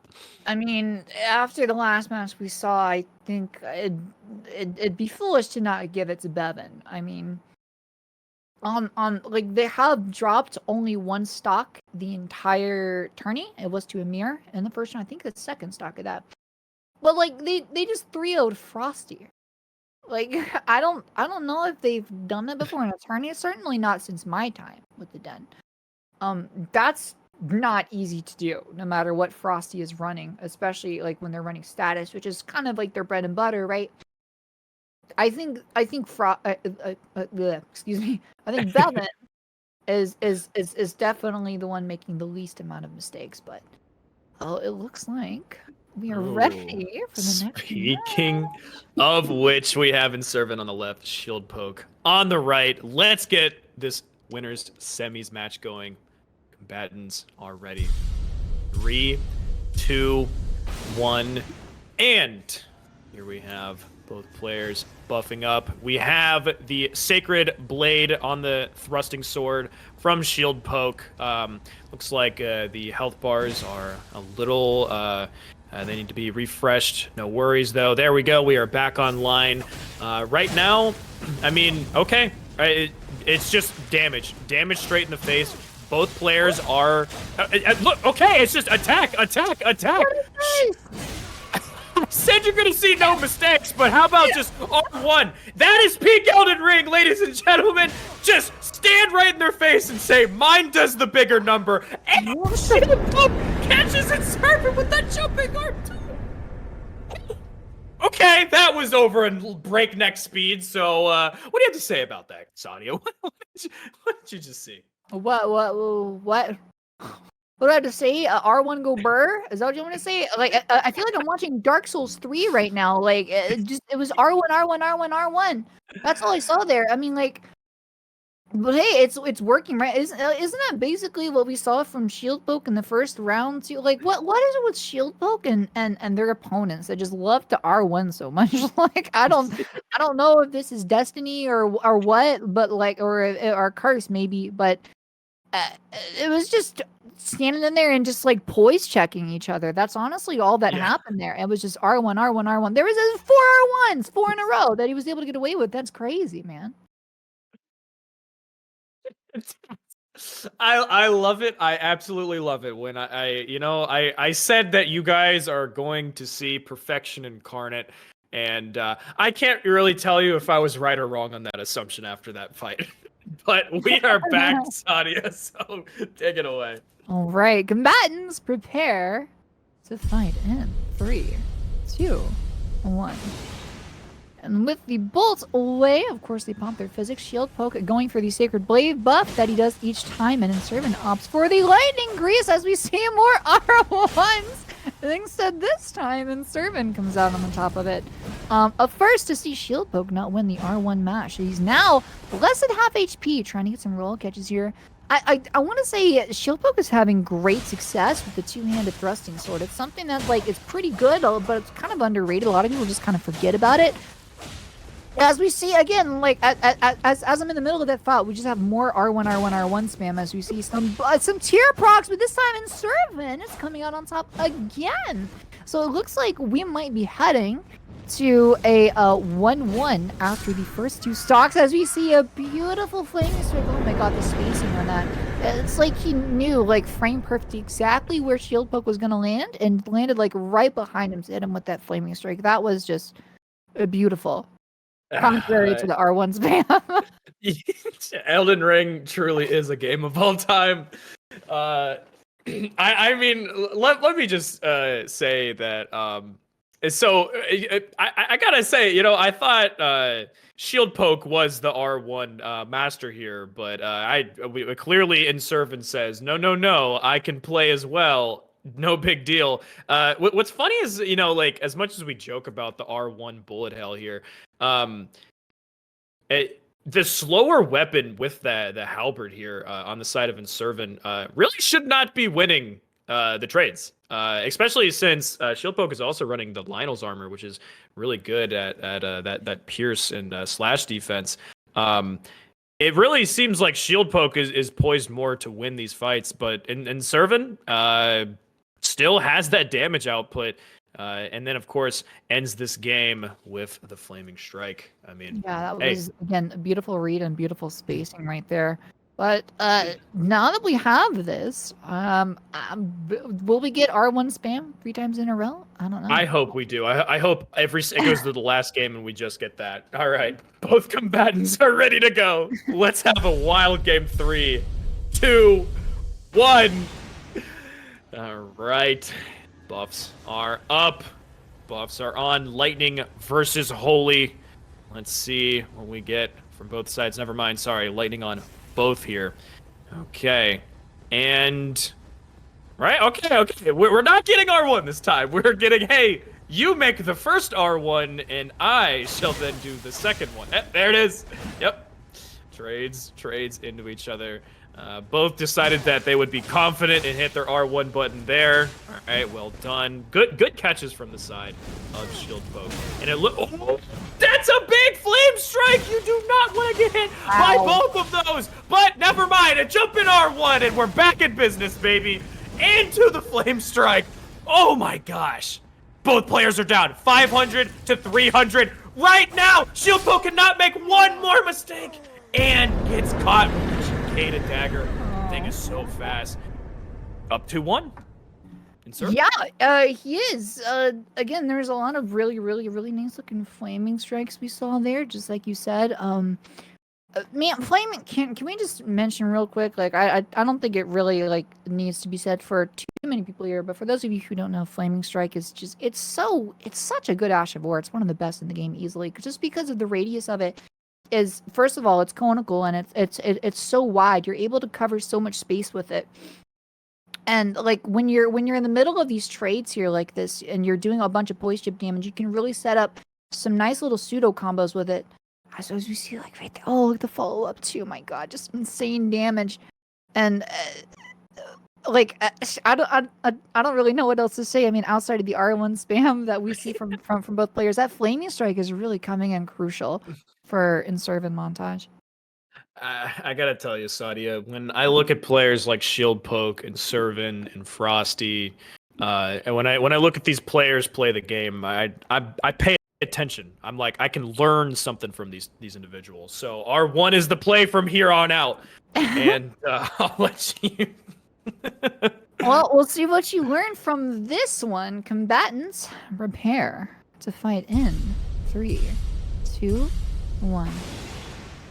Bolt is away. Physics have been popped, and out comes the buffs from each player. A lot of what we've seen from the first 3 stocks. So we'll see, can Shieldpoke equalize? And Inservin needs one more stock to advance. It could end right now for Shieldpoke. There is still a loser's bracket to head to, but both players now suddenly a lot more cautious. Usually when I see stuff like this, right, you don't see much on. There's a lot of like mirroring, just running back and forth. By the time there's a trade, it's just R1 spam again. I feel like that's gonna happen. And like at some point the levee will break and the floodgates will open. As you see right now, there it is. What did it say? There's the spam, and there's a good chunk of damage done by both players, more so on the side of Shieldpoke onto Inservin as I take that back, and Inservin lands another beautiful flaming strike, and there's another one! Actually, did he catch him again? I think he did roll catch him with it right there as well. Almost gets a running R1, but Shieldpoke read it perfectly and got a nice little roll there. Does pop his physics! Shieldpoke by whip, but no! Now comes the flaming strike, and Inservin went to 89 HP. 3-1 against Shieldpoke. My goodness. So now, Shieldpoke. Excuse me, Inservin advances to the winners finals. I can't tell if this is peak Elden Ring or if both players just had somewhere to be. I don't know, but that was the fastest best of 5 ever. In terms of these matches, I don't even know what I could truly add to it, and maybe that's part of the genius of their gameplay. Is that what more do I say other than R1 go burr? I don't know. I mean, L2 go burr. I think that's the only other thing you could add to it with the. That's true. That's true. You're right. There is multiple layers to it. You just don't see it as readily as you could. Yeah, but like, and in all seriousness, no, like we did see Inservin do a great job. Like we saw right before that the delayed flaming strike on the roll catch.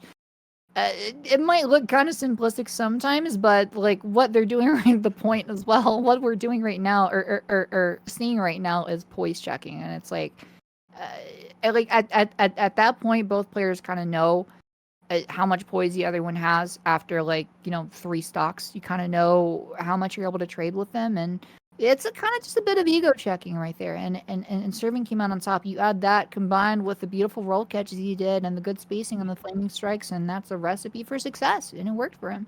And because of that, he's advancing to the winners finals now against Beven. We will see. And now Shieldpoke and Frosty are going to be sent to the losers bracket. Shieldpoke is going to be going up against either taikman or Slandz, whoever wins that one, and Frosty will be going up against either Amir or Crucify. So now that we have a little bit of a better idea of how the losers bracket is looking, does your guess change? Is it still Flooz, or well, I mean, obviously it's it's not Flooz. Excuse me. Is it Amir now? Is it Frosty? Is it Shieldpoke? Like who is it? Well, yeah. Amir heard what I said about Flooz and said, "How about not?" So thanks for that, Amir. And it looks like I mean, between what looks like I mean, I'm thinking that given how strongly Inservin is playing, and Shieldpoke bringing it close to like a couple hundred health, if not under 100 health in those matches, I wouldn't count Shieldpoke out. I would have to say Shieldpoke could be a favorite, but also Frosty. He brought those matches so close against Beven and all 3 of them. So I think it could be one of those things where it's like the puzzle is about to be solved, the download might be complete, but it looks like Crucify has taken it over jackk and over Amir. So it's losers coming along steady. Gosh, Beven just looks so strong in this tournament. I don't know who's going to be able to take him, but I mean, Inservin being the number 2 seed and dropping hardly anything as well. Both players, Beven and Inservin, have actually only dropped one stock throughout this entire tournament. So, yeah, you know, it's all right. Now this is it. This is going to be. I talked about it, that peak Elden ring, and I swear if this is just R1ing each other in the face, then there's a glitch in the matrix, and I don't know what's going on, but whatever. You know, it's still, at the end of the day, this is some fun Elden Ring today that we've been seeing, and I'm pumped. This is good. I agree, and it looks like we have more fun in store as Beven and Inservin, the number 1 and number 2 seeds, respectively, are in their corners. Montage. Yes, combatants are ready. In 3, 2, 1, and here we go. Both players drinking on. Beven is sticking with this Starfist. Right now, we have the Phalanx on the Halberd. This is really good at creating extra pressure. Howstock. Howstock is the setup for Inservin today, which we've saw Beven beat Amir on this same setup that Inservin is using. So, never mind though. Okay. So, the running R1s do come in. A lot of damage comes out. But Inservin did respond, so he didn't let Beven get those attacks in for free. Now he's using that weapon distance advantage. Gets the Frost proc. That is huge, because I feel like Beven would have gotten that R2 if he didn't get that Frost proc. That was really big for Inservin. But Beven does have that Fire Strike. The Flaming Strike is something that can still create so much pressure and a lot of damage, especially if both sides of it hit. R2 is coming in right now. I mean, Beven, I was just going to say, he's blocking everything that Inservin is throwing out, but until that came in. Bubble popped on the side of Beven, is frosted right now. Inservin, bubble popped, both players down to it. 750 to 929 right now. Beven is going to have to get, oh my gosh, Inservin, 1 hit away, gets both of his feathers on. Right now, he cannot make a single mistake against Fist, and Fist are so fast. Beven takes it. Both players are looking strong, but Beven is just so fast. Yeah, I mean, one of the biggest strengths of Fist weapons are just the sheer speed of it and how much damage you can get out in such a short amount of time. It's a pretty good matchup to have, actually, against halberds, because of a lot of times, like, the low weight, and you can pretty much guarantee that you're going to hit the poise limit that's allowed in the tournament. With Fist weapons, so you're able to get away with a lot if you know how to space and you know how to play the game properly. As we see, like there, he tried to strafe that R1, but actually managed to take it and still got a neutral R2 out of it, and like the damage is crazy from it. You know, I don't think, if I'm Inservin, I think I swap off the Howstock. I don't like it against the Fist weapons. Like, he was able to put up a good fight for like most of it, but I don't know. I think going forward, if I'm Inservin, I'm swapping. Maybe I'm going like CGS, maybe even PSGS. I don't know, but I mean, who knows? We'll see. Inservin again is the number 2 seed. They're the one in the driver's seat in their own match right now. They know what's going on. So that is a good point. Well, and we're back. Yes, we are. All right, combatants, prepare for combat in 3, 2, 1. Bolt is away. Physics are off, and out comes first off a throwing knife. Crystal Dart, excuse me, on the side of Inservin, and he's swapping to Parsons Straight Swords. Actually, one of the things I totally forgot about. I think I like that as a swap on paper against like Fist weapons. So as we see the first trade, and it's about dead even. And I'm sure seeing those numbers now, Inservin's probably feeling a lot better about trading right now, because it's going to happen at some point. As we see beautiful spacing there on the side of Beven, didn't land the jumping R2. Oh my god, like he just has such a great understanding of the game. We see all this stutter stepping, and we never see him pivot. There comes a bunch of R1s. Thank God for the Swaddling Claw too. Manages to generate a lot of HP. Right now, you might think that they're about even. Oh, that's a big flaming strike too, though, to almost equalized, and there's another neutral L1, and just like that, Inservin's only down by 300 HP. He does have the blue feather and red feather brand sword. Out comes the neutral L1s, does get hit by a little bit of those. I think only one of the fists, 231 HP. Beven does also have his tier proc as well, so however much HP you see is how much that they have right now. Beven is regenerating, however, because he does have the blessed too. It's a beautiful flaming strike right there to bring Beven down to par and then roll catch from the neutral L1, and Inservin did an amazing job of bringing that one back from the brink, Montage. Yeah, like I think you're 100% right. I mean, obviously it worked out to it, so the proof is in the pudding here. But the power stance straight sword swap was a fantastic swap against these fist weapons, because I mean, essentially it's running in using your one move, whether that's the R1 or in the case of Starfish, you can also get some good mileage out of the R2. But I mean, at the end of the day, it's still the same game plan on both sides. It's just rack up as much hits as you can. Utilize that Godskin swaddling cloth to get some health back.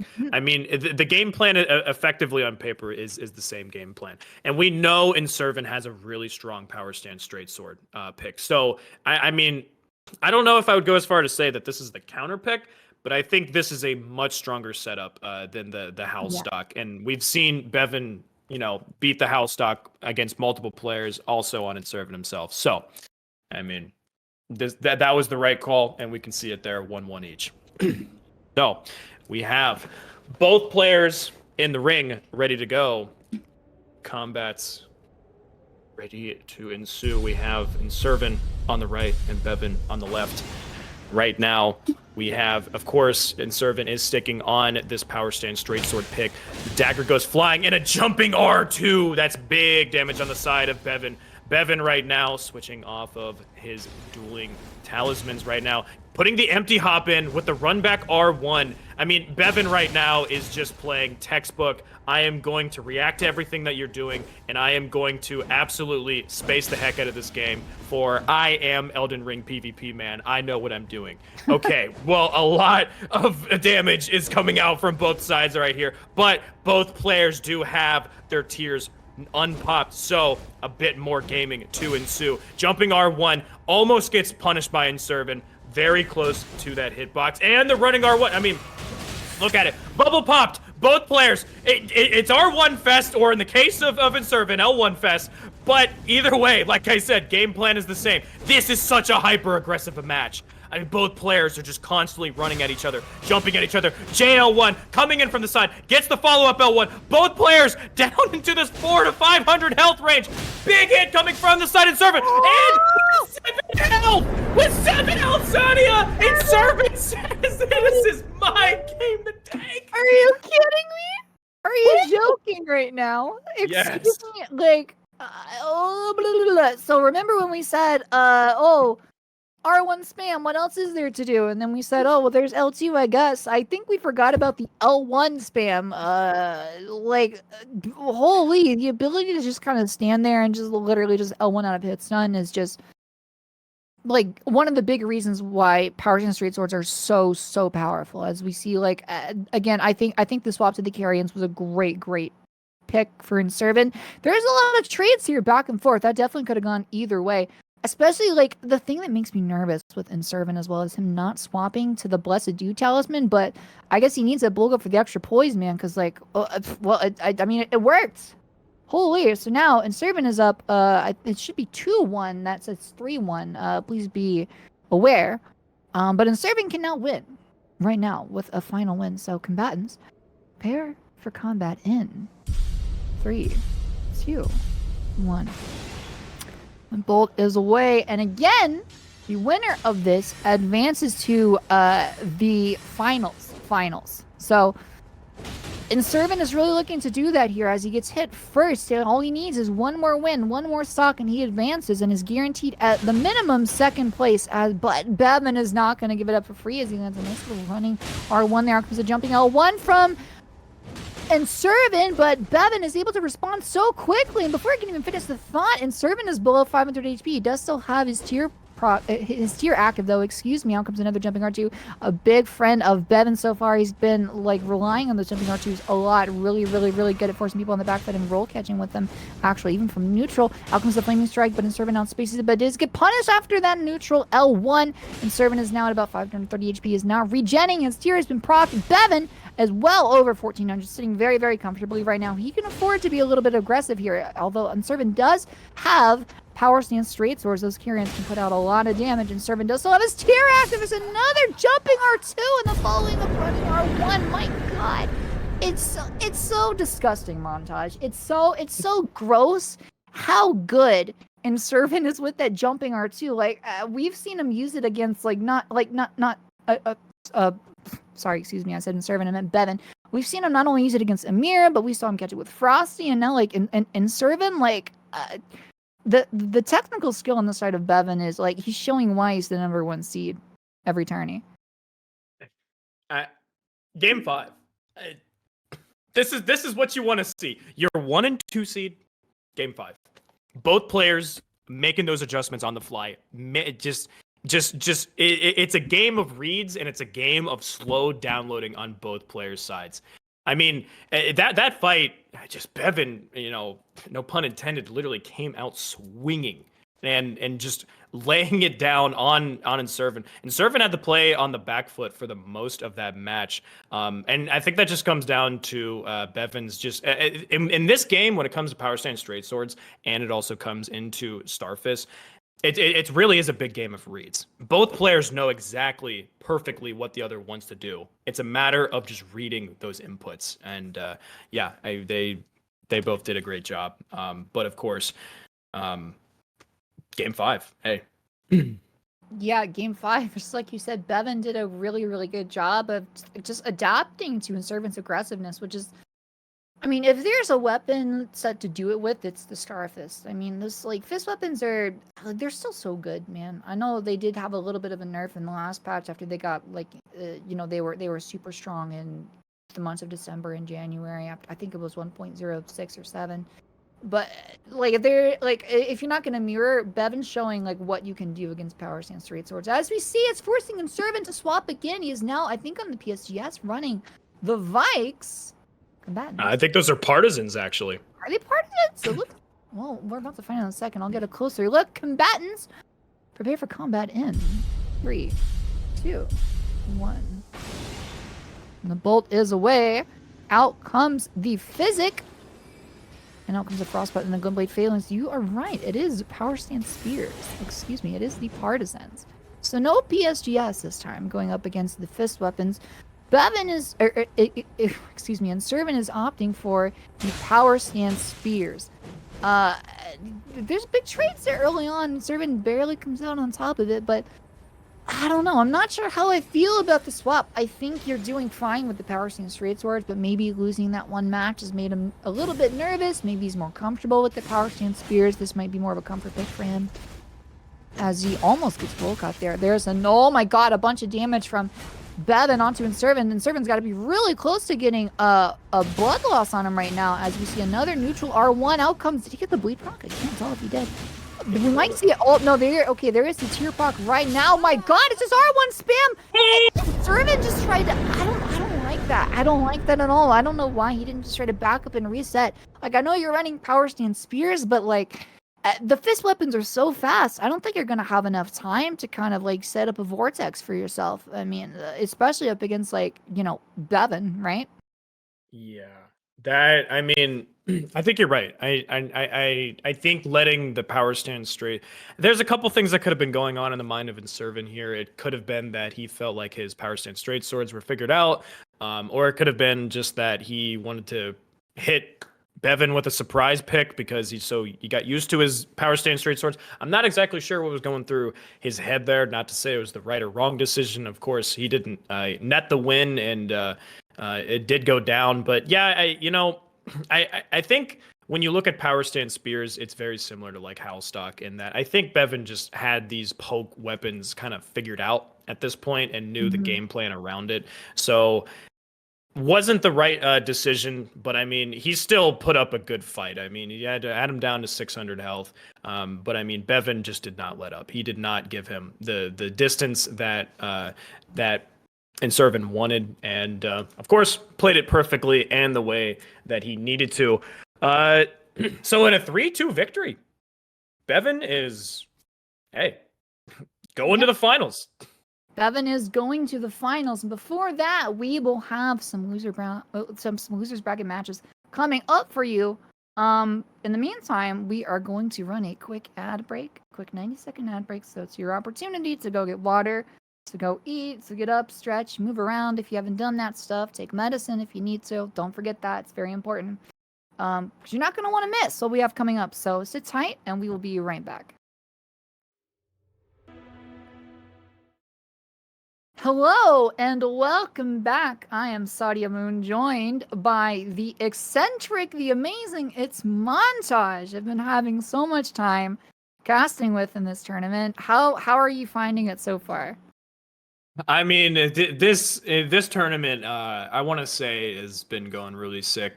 I want to give a shout out to the team and the behind the scenes putting this on and making sure that all of this is running as smoothly as it is. And just want to say it's been a pleasure casting with you up until this point. It's been a lot of fun. I mean, there's been so many hype moments in this tournament. I mean, even if it's like as simple as R1 spam or whatever, it's just like screw it, bash your head against the wall until you break through. That I like that, and I also like the really deep methodical play that you've been seeing from a lot of these combatants as well.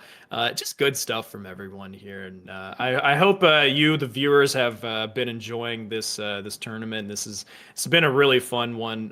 Right now, what we're going to show you guys is some losers bracket stuff, and we're going to be watching up next Shieldpoke versus taikman. What are your thoughts, Sadia? I'm very excited to watch it. I'm curious to know what taikman's going to open with. I think he is gonna open with the spike spears because I don't see Shieldpoke changing. Shieldpoke has run the two-handed thrusting sword, the entire tournament so far. I think power stance spears is a good pick against that. I think the crouching L1s will be good. I think the neutral L1s would be good. Running L1s, of course, obviously. And I think off the top of my head, I don't know if maybe somebody in the chat can clarify this. If Spike Spears can outspace Clean Round Sword, off the top of my head, I mean, I would guess because it's Spears, but that's something I would love to know. I think taikman's gonna rely on the status build up, obviously, but Shieldpoke has shown great aptitude in shutting down aggressiveness. We saw when somebody tries to be aggressive against Shieldpoke, it's just R1 spam back and forth. Shieldpoke just sits there because he has the poise to do it. So I think taikman's gonna need to match that aggressiveness and make sure he gets a lead early if they hope of having a chance of advancing to the losers finals against Inservin. Yeah. Whoever is making it out of this losers bracket has to fight Inservin to do so. And Inservin brought it as close as he did to Beven, who is now in the finals. Somebody, don't know who, is going to have an uphill battle on their hands, but I think any one of these contestants can do it. So, we still have a lot more Elden Ring ahead of us, and I'm excited for it. I'm excited to see what happens. But of course, the players who are most excited to get into the ring and fight, we have Shieldpoke versus taikman. And both combatants are ready in 3, 2, and 1. They are out. Oh, the Bolt of Grand Sax punish! But Shieldpoke does end up dodging it. What? That's a butcher's cleave. That's a butcher knife. We have a butcher's knife in competitive play, ladies and gentlemen. And it's working. And it's what taikman? What are you? Who are you? You interestingly cooler than me gremlin. What is this play? And okay, now we're back on this CGS. Dang it, that was so cool. Okay, R1, baby! Yes! And the off! What a fucking, what, are you not entertained? I'm entertained. I'm not sure in what fashion, but I am entertained by what I just witnessed. Opening with the Bolts of Grand Sacks, I like. We've seen him land punishes with this before. I think he got one on TarnishedChimp in round 1. Shieldpoke kind of barely got out of the way of that one. I think he was watching him the whole time, though. And then he swaps to the. Do you think that was on purpose, or do you think he that has to be on? Like, there's no way you're gonna bring stuff you don't think about using, right? I think it was on purpose because I mean, look, it's still they're landing their hits. I mean, granted, they were just pressing R1, but they were not doing nothing. You know? Yeah. I don't know what to say. I like the swap here to the curve greatsword. The problem is he did it in a corner, right? Like by the time he figured out what he wanted to do, I think he just kind of forgot where he was, and it left him nowhere else to go. He tried to sit in there and trade with him, but he's just not able to. The curve greatsword was just too slow. Like by the time you get one swing out, Shieldpoke is already on the second thrust. Like you don't really have the time to trade with that, especially when you're that low. But I think Taikman just kind of, just kind of got caught with his pants down there, not really prepared on like how aggressive Shieldpoke was going to be. Clearly they're having fun though, which is again what I love to see. Like obviously everybody here wants to win, to my knowledge that there is a prize pool of $100 to first place, but it's also really cool to just see like players having fun. Like we see them engaging with each other in the chat, and it's like always good sportsmanship. So we love to see it. So.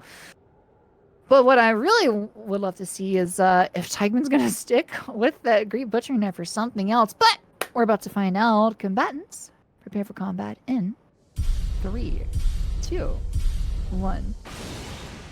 Bolt is away. Taikman opts to pop the Physic this time. Out comes a Frostpot.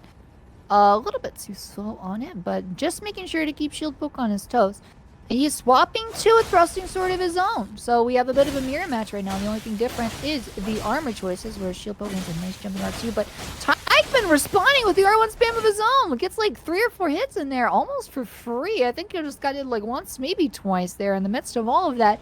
And just like that, Taikman has a pretty big comfortable lead. Out comes the sleep pod. They mimic each other's roll frame perfectly. That was really, really neat to see. Taikman has now lost his lead. Both players do still have their tiers active. Wait, actually, wait, I take that back. Shieldpoke. That's the holy ground. That is holy ground. That is true. Out comes more R1 spam. Just trades back and forth. Out comes the roll spam, and out as like there's not really much more I can say here. It's just whoever is gonna poke the best right now. Shieldpoke looks like he is gonna be outpoked. Taikman has a pretty comfortable lead. There's a nice little roll catch there at the end. So has Shieldpoke met his match? Has Shieldpoke successfully been outpoked, Montage? You know, Sadia, I was gonna say that I hate the clean rot mirror. I thought that was a bad choice because I was like, dude, like Shieldpoke has been fighting on this pick the entire tournament. Why would you, someone that has warmed up beyond all belief with that weapon, why would you pick it? And you know what? The answer is because Taikman said, you know what? I press R1 better than you. And they did. And I want to say that the sleep pods option here for Taikman as a get off me, bro, decision to Shieldpoke was actually really great. I mean, there were no conversions off of any sleep. There's no sleep that happened. But it was still a nice zoning option. And the funny thing about Holy Ground that people may not realize, and maybe this has been updated and I might be wrong on this, but I'm pretty sure, I mean, you saw that their health bar, both of their health bars were going up on the Holy Ground. With the way that Seamless works is that it detects both players are on the same team despite, so I think it heals both players. I could be wrong in that. That may have been updated. But either way, we are back here. And both combatants are ready to go. Taikman 1, Shieldpoke 1.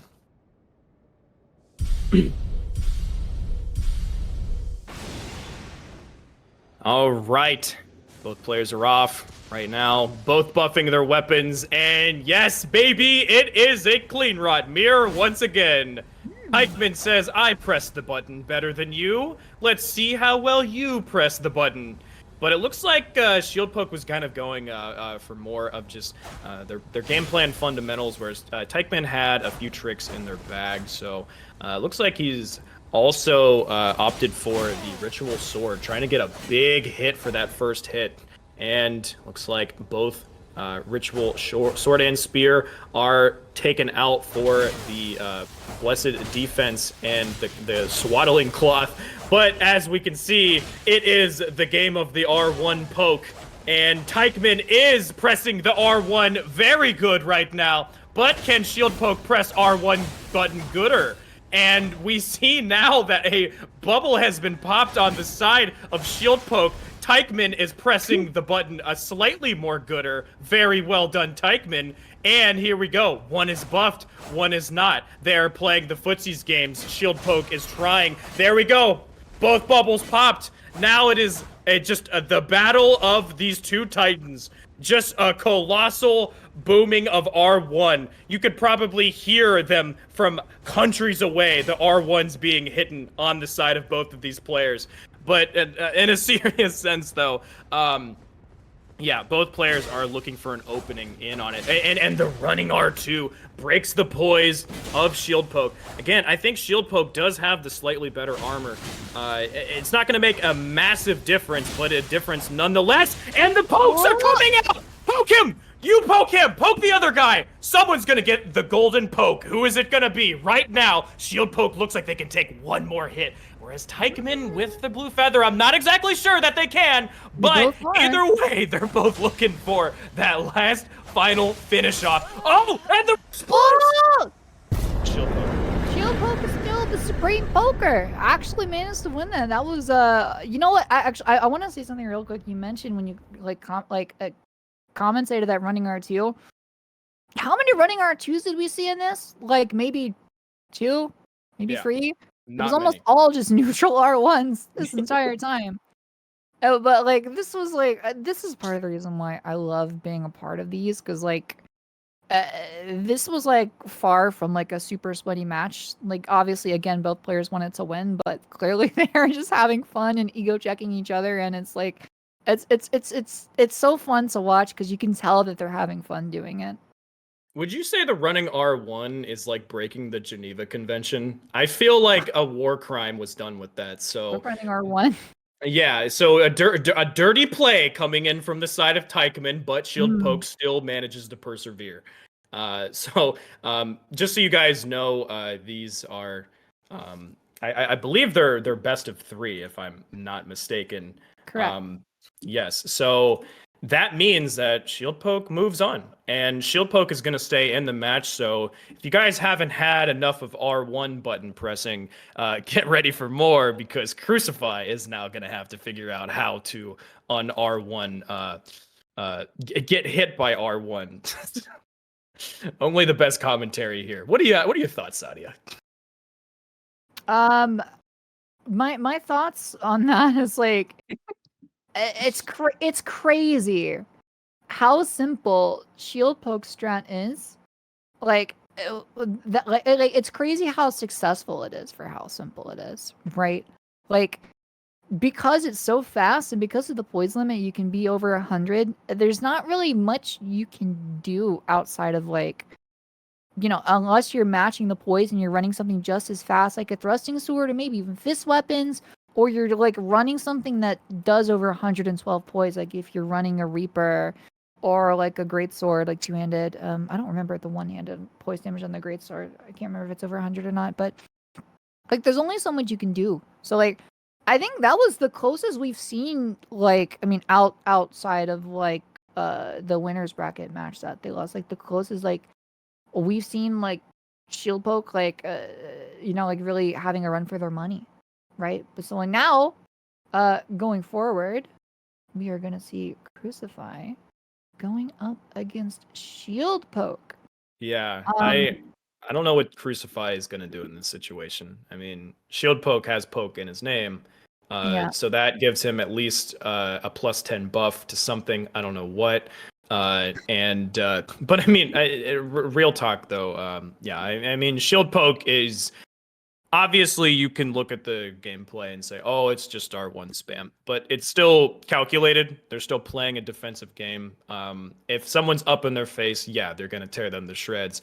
But if somebody gets the advantage with like a running halberd or something like that, it doesn't change the fact that he still has the skill and know-withal to not just get completely blown up. Because in a game like Elden Ring, where the damage is so much higher than all of the other games, you make one wrong decision, and you can get chained with like 4 running R1s or something, or something just ridiculous where you can just die like that. So obviously we're joking about the poking and poke meta, but nonetheless, it's still, there's a piece of survivability that you have to have there to make it through.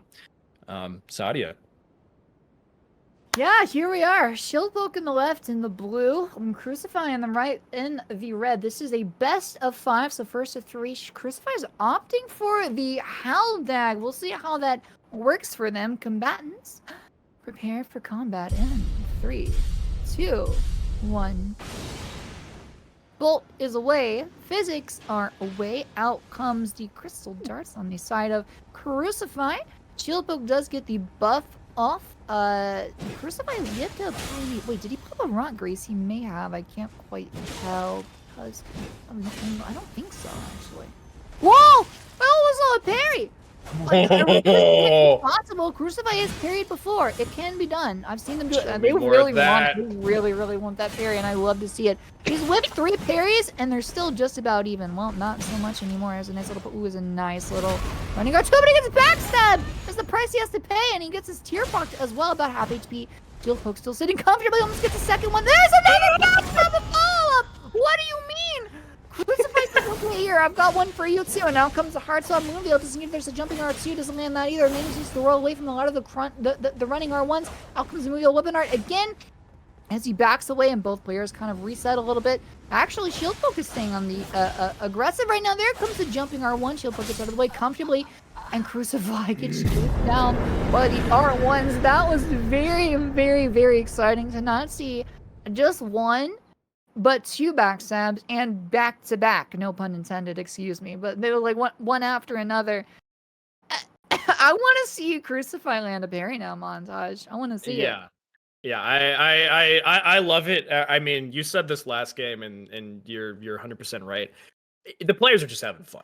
Like no one reasonably says, all right, parry is my best option and safest option. No one does that. Unless, of course, you're really cool, which these guys are. So we're seeing parries. And I mean, look at this. It's a hard swap Moonveil.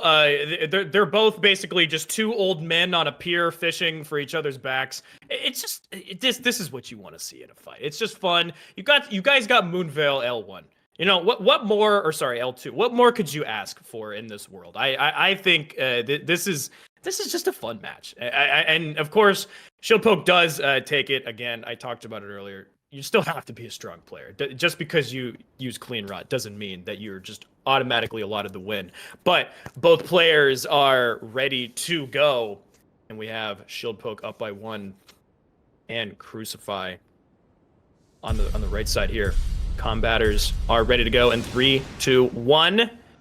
Here we are. Okay, buffs coming out. Looks like Crucify goes for the dagger, or sorry, the throwing knives, the crystal darts. In both matches was able to hit them. But either way, right now, okay. Wow. All right. Both players laying some damage on pretty heavily to the other. Right now, it looks like Crucify using the length of the halberd, and we're back to fishing, baby. Let's go. Just 2 guys on a pay lake trying to catch some trout, and almost get it. But either way, there we go. That's what I'm saying. Both players have a thrust, and guess what? Both players have an open back. So why not go for it? You know what? Screw it. This is peak. I like this. Okay, so now both players. Right now, Shieldpoke does have, yes, Moonveil. There we go. And before I can even finish my sentence, the Shieldpoke has done the poke. Well done on the poke. Amazing work. Sadia, how would you, I probably did a child's way of explaining that. How would you, as someone that is sophisticated, explain what we just saw there?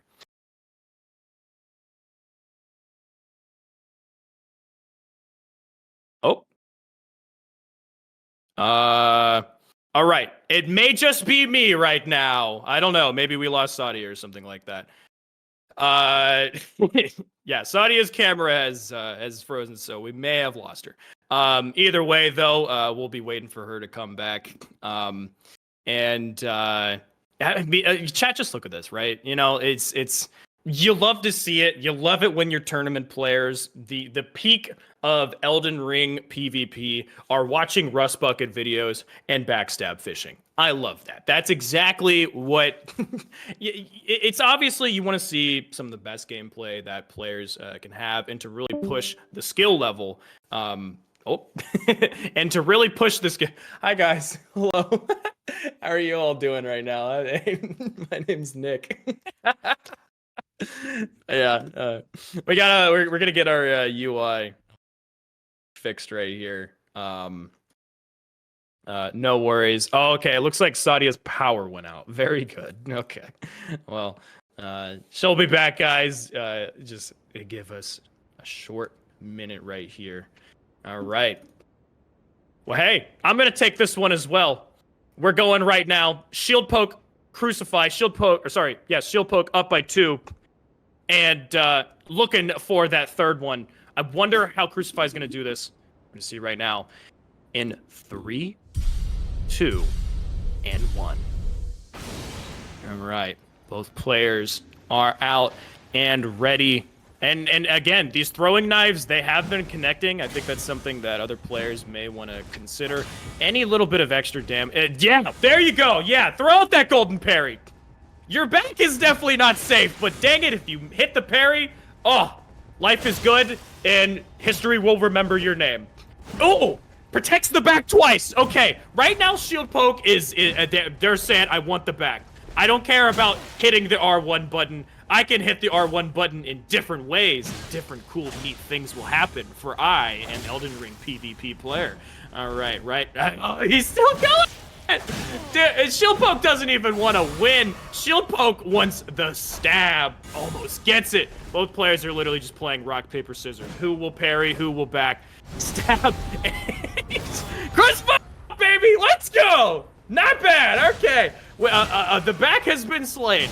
Maybe Shieldpoke will go back to just hitting them in the face and poking his eyeballs out.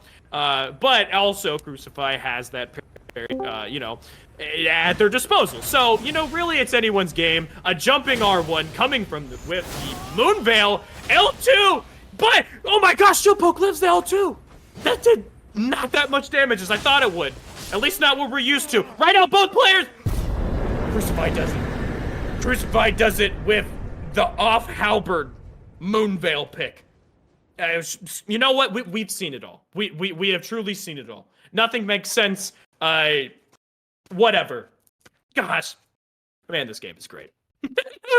Well done to Crucify there. On a serious note, I think it was just like really a battle of memes with that one. Again, we said it before. They're just having fun. It's just like, let me backstab you, let me parry you.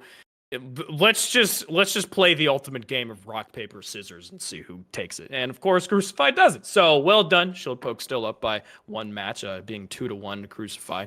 I just want to say, guys, you can now rest easy. Sadia is back. It's not just me. You can stop crying. She's back. Hello, yes, I am here. Sorry, I had a technical difficulty. There's a storm blowing through, so I also only have 1 monitor working out for some reason. But we make do. We make do. Yes. So we just saw Crucify take their first match over Shieldpoke. Shieldpoke taking the first 2.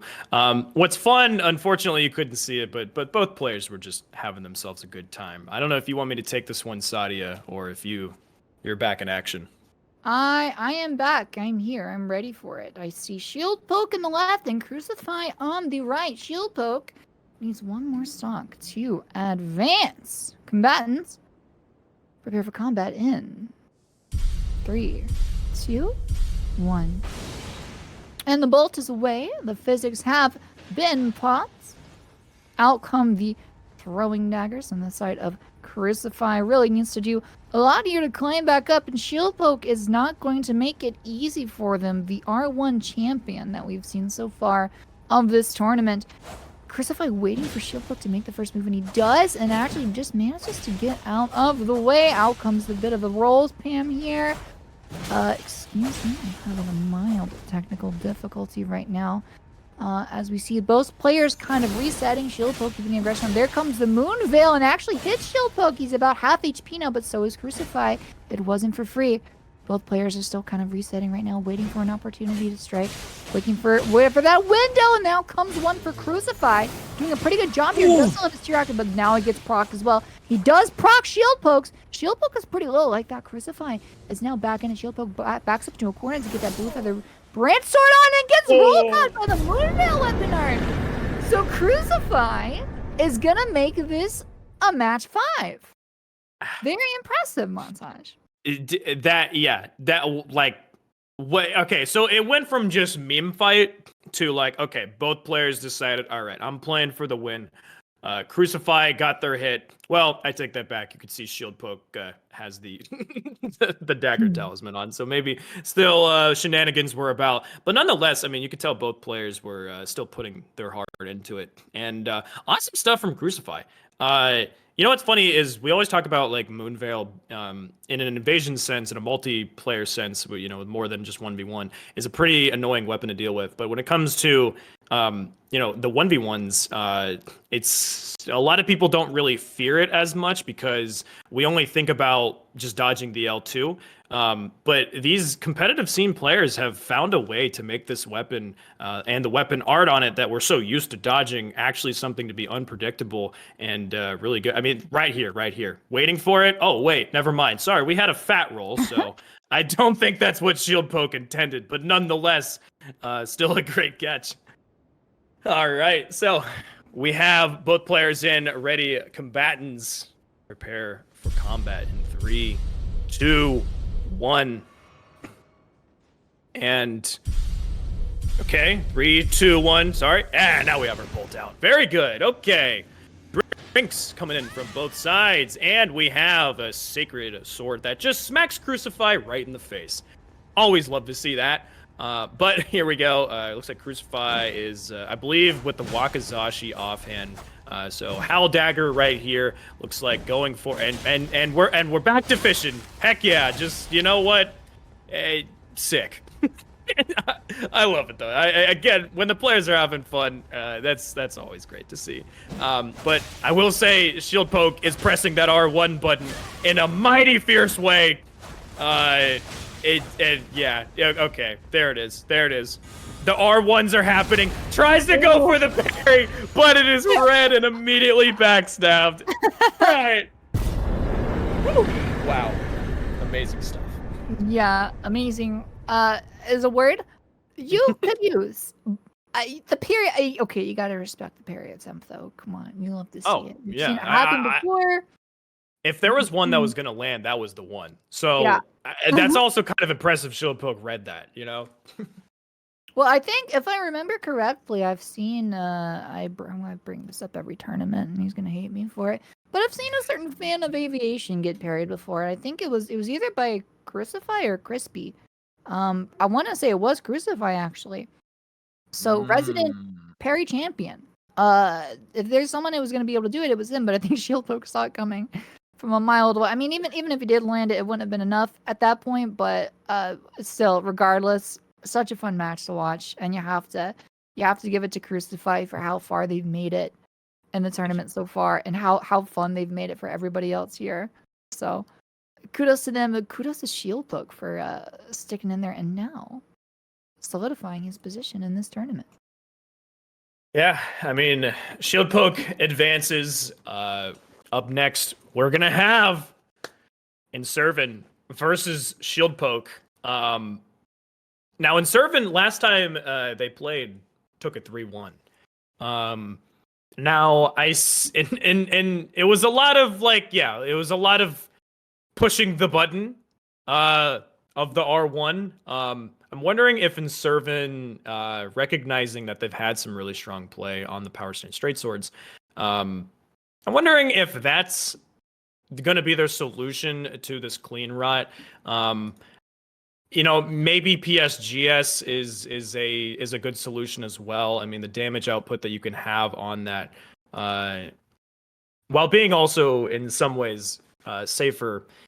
I'm wondering if that's the solution here. I don't know what Inservin what their solution to it is, but I mean, Shieldpoke has been they've just been running through this loser bracket as well as the winners bracket. Of course, knocked off by the one and only Inservin, who was keeping it pretty close to Beven, which means they're hot as well. I don't know. What do you think the gameplay is here? What's the game plan for Shieldpoke or Inservin? How does one or the other win? Shieldpoke, I think it's going to be the same recipe that we've seen from them so far. Just, you know, rely on your poise in R1. I think Inservin's really going to have to get creative if he wants to, or albeit like super simplify it with, you know, a bit of Shieldpoking of his own. But we will have to wait to see that because first we have to run a quick ad break, everyone. So this is your opportunity. Just go get water. Just go eat. Get up, move around, stretch, do all that good stuff because you're not going to miss what you're going to see when we come right back. Mm-hmm.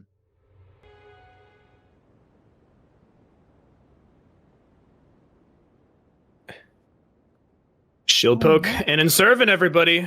What are you thinking about this, Sadia? I am super, super excited to see this. Inservin has been a fun player to watch throughout the entire tournament. Shieldpoke has been also an entirely fun player to watch throughout the tournament just because of like how strong they've shown, you know, they're poking to be. But we're about to find out right now as combatants are both in their corners. Prepare for combat in 3, 2, 1. Bolt is away. Physics are pops, and Shieldpoke is sticking with that same formula, turning around and getting that quick buff on his weapon. Out comes the Frostpont, and Inservin shows no issues dodging it out of the way, is running the Haldag.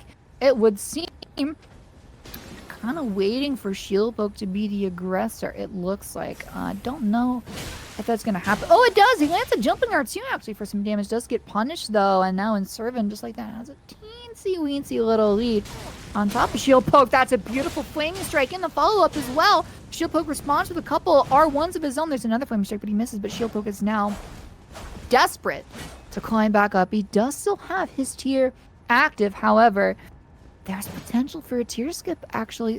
We might see, well, maybe not so much anymore. Now he's above 600 HP. He actually lands a Sacred Blade. That was interesting. And there is the tier proc, just barely outspaces the Flaming Strike. But there's the follow-up there from the Wake Up and the Roll Catch. Shieldpoke almost gets a backstab, but gets punished by the animation. It's actually hurtful for him more than helpful. And now Inservin has a pretty comfortable lead. There's a nice running R1. Shieldpoke is actually blocking right there. Gets his guard broken! But we don't get the repulse because he wasn't ready for it, but it doesn't matter. Out comes the L1 and the R1. So Inservin takes the first one here, Montage. Yeah. I mean, we've been seeing Shieldpoke on such a hot streak. So I was genuinely not ready to see Inservin as ready as they were. I mean, granted, when you see the player using the same setup every single time, you tend to know what their game plan is, of course, going to be. I mean, look at that health, difference there. You had 600 there. And of course, Inservin had the health to take a few hits and try to be a little bit more of a gambling with their plays. But I mean, Inservin was playing so strong. Like he said, I don't care how hot you're feeling. I'm coming in hotter. So great job there. But I mean, now that Shieldpoke knows that the Hal Dagger is on the table from Inservin, I mean, again, when you're using the same weapon, you can still use that weapon to its maximum benefit towards a certain setup and just kind of download that on the fly. I am a little bit sus of the Dagger Talisman, but nonetheless, we're going to get on to our second match here. All combatants are ready in 3, 2, 1.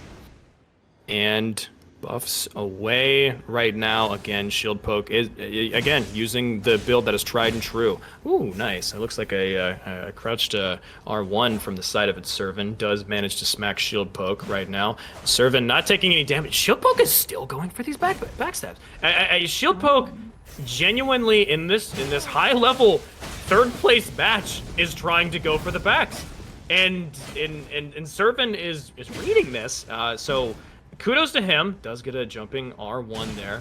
Look at him. Yeah, I just look at Shieldpoke just circling Inservin. And Inservin says, good try, I have flame strike. Never mind. Inservin knows it's coming, but if you just try hard enough, then screw it. If one does not first succeed, oh my gosh, okay, wow, look at this response damage from the side of Inservin. Both players are just mashing out of their minds. Oh my gosh, this could actually be anyone's game. Shieldpoke is just 2 more hits, but they need to play perfectly in order to do so. Just like that, bubble popped, and the dagger is going to take it. Whoa, I did notice Shieldpoke had the dagger talisman on. He really wanted those backstabs like big time. I don't know if he's gonna continue with that.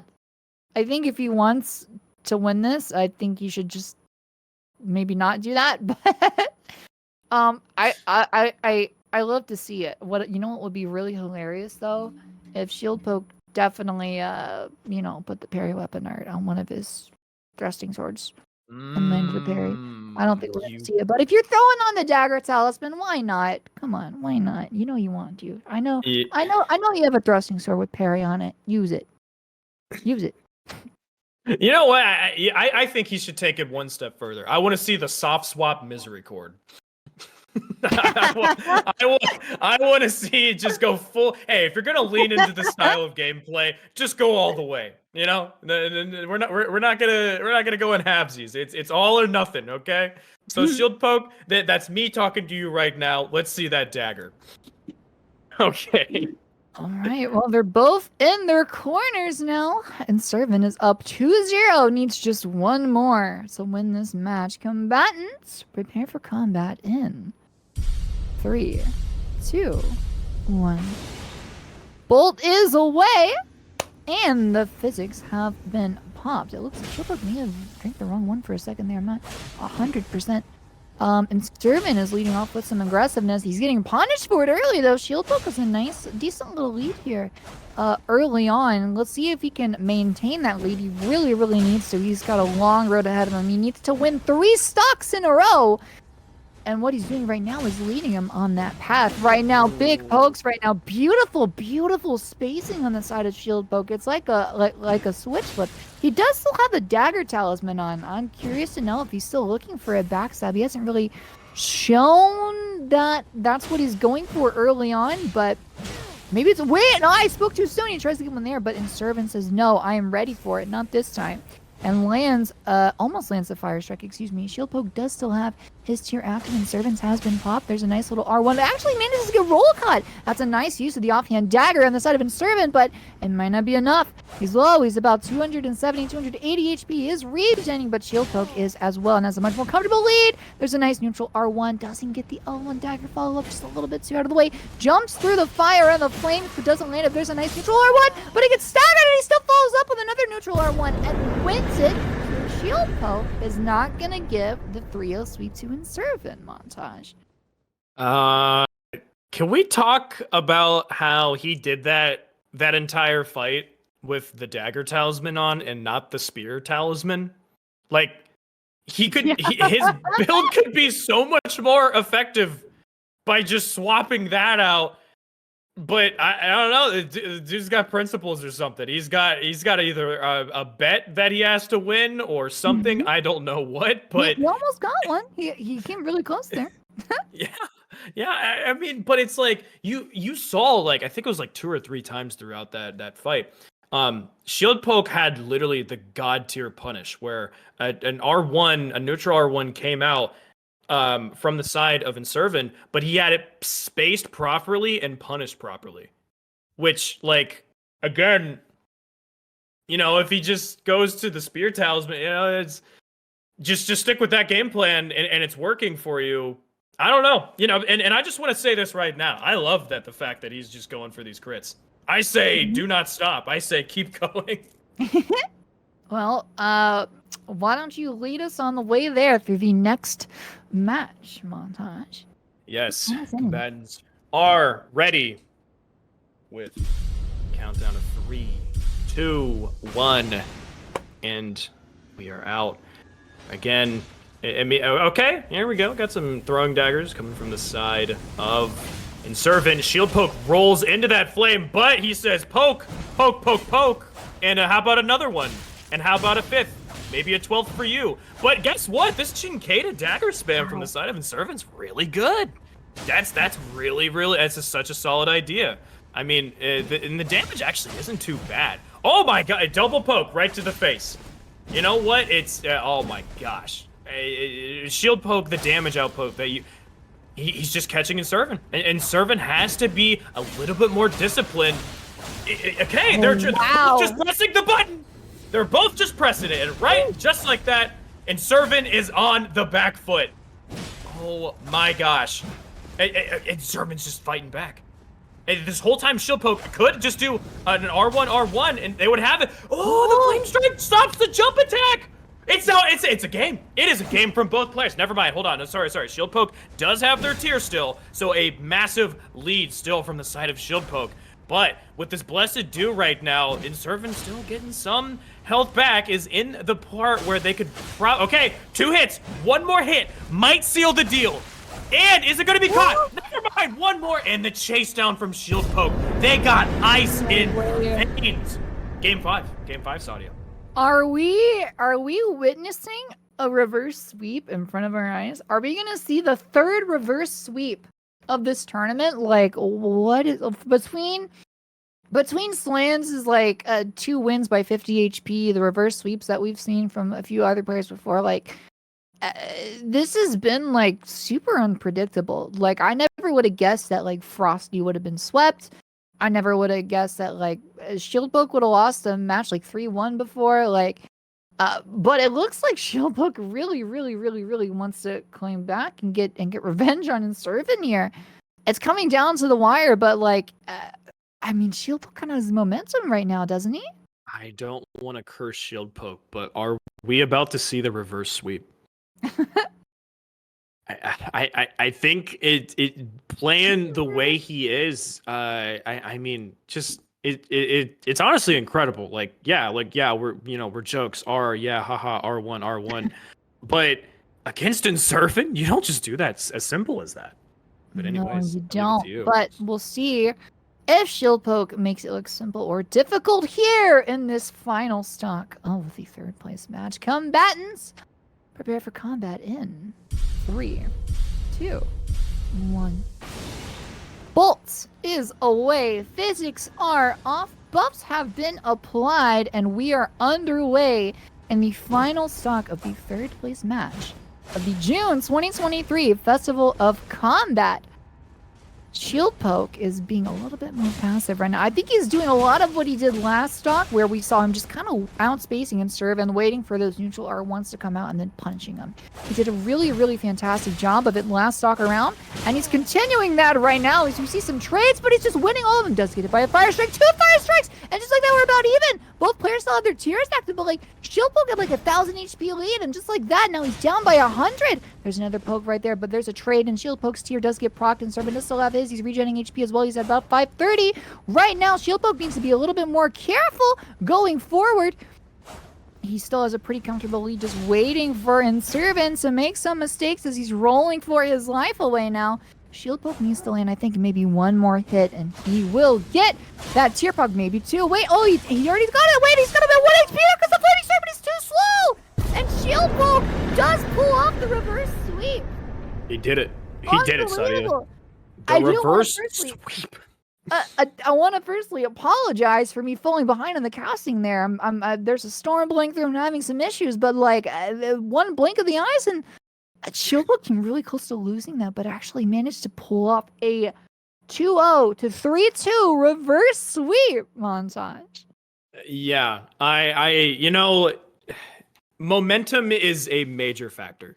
Momentum is huge when it comes to just mental, your gameplay, how good you're playing, and you reverse sweep Inservin. That's gotta feel pretty good, and it's gotta feel very good. Hopefully, good enough to get him through this fight against the reigning champion Beven right now. Here's the thing, Beven beat Inservin 3-2. Shieldpoke just pulled off the reverse in 3-2. If you're going off on wins alone, then both of these players are primed to have a pretty insane match. Now, here's the issue, is that I think the Fist, assuming Beven stays on the Fist, are going to have a higher damage output. So I think Shieldpoke is going to have to, in a weird way, slow down this momentum that he has in order to take the win out. And I think that might be something that actually works against Shieldpoke. But here's the thing also. You reverse sweep anyone, that's like God mode enabled. So anything can happen this next fight. Yeah, that's true. And I do want to point out that when you include this next match, Beven will have faced off against the other 3 members of the top 4 seeds. Beven first beat number 4 seed Frosty in the winners semis, and then went on to beat number 2 seed Inservin in the winners finals. And now it's going up against the number 3 seed in Shieldpoke. So it's really, really such a treat that the tables kind of worked out the way it has, that we get to see like basically all of the top 4 seeds kind of play against each other. You know, like honestly, on paper, the best of the best, we've gotten to see them like play against like several of their peers right now, which is kind of a rare thing to happen in these tourneys. But you know, because of the double elimination, we are very fortunate to get treated to these matches. So I'm very, very excited to see. I am predicting we're gonna have at least 1, maybe 2 stocks that come down to like 100 HP. I'm calling it right now. I would have. It would be very difficult for me to not take that bet, or sorry, to take that bet, because I think you're exactly right. Both of these players are on fire. You don't get to the grand finals by being a pushover on both sides of these players. So I really don't know which way this one is going to go. I mean, is Beven? Here's the thing. I think if we see a loss from Beven, round 1, or game 1. But what is that going to do to Shieldpoke's momentum and Beven's mental? We could see a crumble. I think a lot rides on this first game 1. But then again, I mean, it's Beven and Shieldpoke we're talking about. So the mental fortitude to even get to the grand finals needs to be on point and nothing short of it. So you know, it's so hard for me to even comprehend or even try to guess. Like, I think I know what's going to go on, but I think with what we've seen from Shieldpoke, Shieldpoke has, assuming they don't. They swapped the spear talisman over the dagger talisman. I think we're going to see just absolutely strong play. And I think they're going to have to do that anyways. Because again, I talked about damage output. Beven knows how to stay alive and knows how to put damage on when they need to. Guess what? Fun fact. So does Shieldpoke. So it's this one, I've said it before and I've been proven wrong. We are going to see Elden Ring purely at its peak here. And you don't get the grand finals without doing that. But either way, we're waiting for both of our players to get into the match. What are you expecting to see? Do you think, I mean, I don't see a universe where Shieldpoke goes off of the clean rot, but do you think Beven's going to stick on these fists? Do you think that's a good response? Or do you think the distance is going to be an issue? I think because of the equipment of the fist, you're going to have the poise to be able to deal with those traits, like up close against the clean rot. I think Beven does stick with the fist. They've served him pretty well so far. He's dropped, what, only like 2 stocks, I think, or excuse me, 3 stocks the entire time so far out of 1, 2, 3, 4 matches.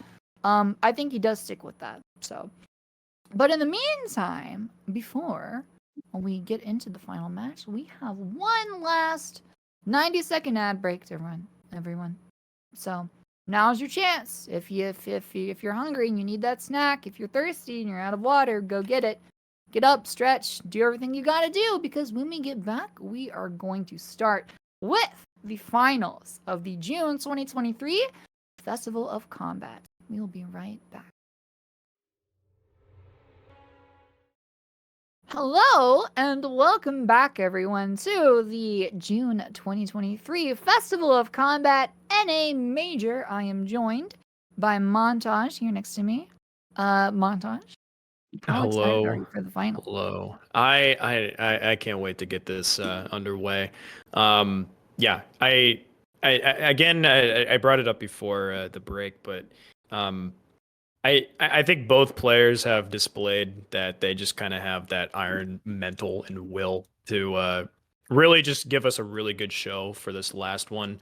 What I'm hoping for personally is will we see backstab Shieldpoke? Does backstab Shieldpoke want to play backstab Shieldpoke in the finals? My guess would be no, but if the answer was yes, just know that you get 5 cool points from Nick. So, but I doubt we will, unfortunately. No, I think this is going to be one of those games where we just see both players just absolutely throw their faces at the wall and say, I pressed the R1 button really well. No, I pressed the R1 button really well. And just see what happens from there. The one thing that I will say Beven has over Shieldpoke, assuming he sticks with the Starfist, is there's always the bleed proc potential, which that's going to add an extra layer of kind of fear on the end of a Shieldpoke, so he can't just tank every single shot that he wants to, with that being on the table. Granted, I'm pretty sure Beven is running a strength build, so the bleed buildup isn't going to be the most insane thing in the world. Maybe it might be a factor, maybe it won't be. But if it's one of those things where it goes the distance, then that's something that Shieldpoke is going to have to look out for. I don't know if there's anything else that you have kind of picked up on both players' play styles and what their game plan is.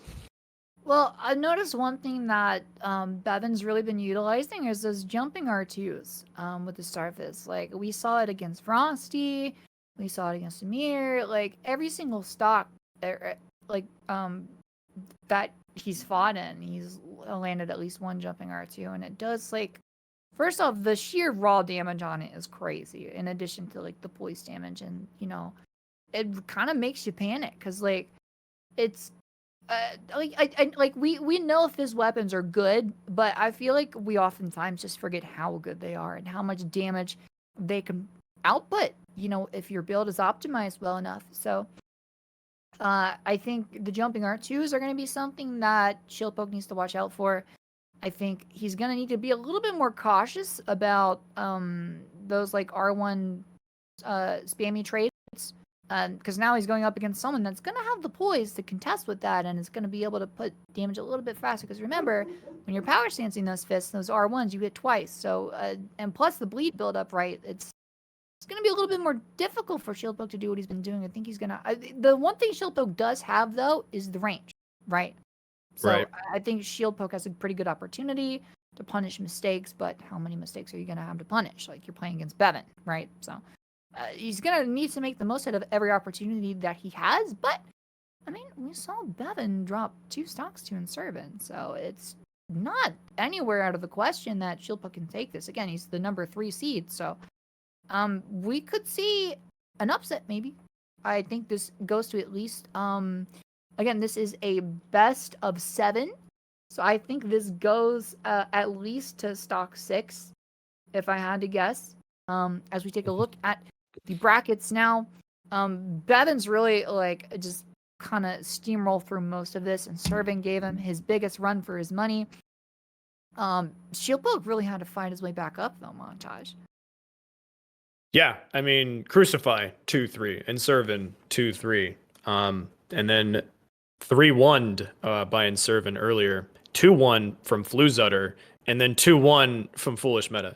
I mean, there hasn't been a single match, to my understanding. Yeah, 2-1 against Taikman. I mean, if I'm looking at this correctly, there hasn't been a single match that Shieldpoke has had where they haven't dropped at least 1 or even 2 games. But I think that's also a testament to kind of their skill, where it's like, if you're narrowly beating these out, then still you were just the better player that day. So I think Shieldpoke again, I talked about momentum. Momentum's a huge deal. I think one thing that everyone needs to be looking at with Shieldpoke's gameplay that we've seen is we definitely saw it in the Inservin match. Those just perfect spaces. Just stop, turn around, bop. And if you have the ability to do that with a halberd and have that spacing figured out so perfectly, I can't imagine that would be so much harder to do with fists. So maybe it's something where, Shieldpoke has played more halberds and just understands that exact punish perfectly, and maybe fist might be something entirely different. I have no idea. But I would imagine, at least on paper, that is an easier punish for Shieldpoke. So I think Shieldpoke, if they just stick to their game plan and maybe not try to just go exclusively for backstabs, they're gonna really actually give a show here for everyone, and at least going to apply that type of annoyance that Beven is not gonna want to have. So yeah, I'm right now. We're just waiting on the players to get in. What has been your favorite match out of this entire tournament, Sadia? Which one has brought you like the most hype, joy, whatever? I honestly think it was what was it, the second match of the whole tournament? Hadi against Slandz. Like first off, that went back and forth, and both of Slantz's wins were like 50 HP or less or something. Like that one was honestly, I was on the edge of my seat, and just the second match of the whole tourney. If I had to choose, it would be that one. The next one maybe would have been like Shieldpoke and FoolishMeta was fun for different reasons, but it was still really fun. And then of course, obviously the last one we just saw, the reverse sweep, right? And such a high stakes match. So I think there's a lot of matches here that were really, really fun to watch, and it's kind of hard to pick a favorite, but those are definitely my top 3. Is there one that stands out to you out of those, or maybe others I didn't mention? I liked the Frosty versus taikman. That one was just, there was a lot of weird stuff, just hard swaps. Again, it was just the bag of tricks fights, and those are the ones that I loved seeing the most. I also have to give a shout out to Shieldpoke and Floozutter. Floozutter with the Cypher Potted Dream and almost making it work. I love that. I wanted to see more of her, but unfortunately, we didn't get to. But what is fortunate for all of us, and that is we are ready for our grand finals. Okay. We are, as we have Beven in the left with, is that dual glances, PSGS? And Shieldpoke in the right and the blue, running for the first time a non-pokey weapon. He has opted to go for the dual-coded. It's Nante's favorite. Well, combatants, prepare for combat in 3, 2, 1. The bolt is away. Combatants have pumped their physics, and Shieldpoke is already closing the distance, looking for an opportunity to punish Beven. This is the finals of the 2023 June Festival of Combat North America. There's an even trade right there. Almost dead on even, as we see some talisman swaps out. Comes the Swaddling Cloth, the Rotten Sword insignia, actually mirrored talismans on each. I think, does Shieldpoke actually have the Magic Scorpion Charm as well? That may be a mistake. You're running coded. Regardless, both players have been doing a great job of reading each other so far, as we see some jump fates, try to make the other one panic. It's gonna be interesting if we even, I don't know. This is going to come down to who makes the least amount of mistakes. It's like these players don't really make mistakes very often, as we see Beven get caught twice after Shieldpoke takes some damage as well. Again, Daddy, even still, every single opportunity has been a trade so far. Still about dead even, as we see Beven demonstrating amazing roll discipline and not falling for these delayed neutral L1s. There's a jumping R1 to try to mix things up a little bit, and I think that's really what you're going to have to do In a match like this, with players like this who understand the game so well and are very familiar with the movesets they're playing against, you're going to have to get creative. And you can't really spam the crouch L1s, you can't spam the jumping L1s. You got to mix in, you know, some of those running R1s, the jumping R1s, right? Oh, there's a nice running L1, actually, to do a nice little bit of damage there. Still, again, just about dead even. Shieldpoke is actually kind of struggling to get an opportunity as he does there. It's about an even trade. Both players still do have their tears. Magically, another trade. Everything has been a trade so far. Their tears have been procced. Again, another trade. Literally dead even. They're 834 apiece. It's honestly down to the point of HP. Honestly mirrored. They've been playing lock and key so far. Another trade. Almost the amount of, look, same amount of damage. They're both about 345, or like 375, 378 right now.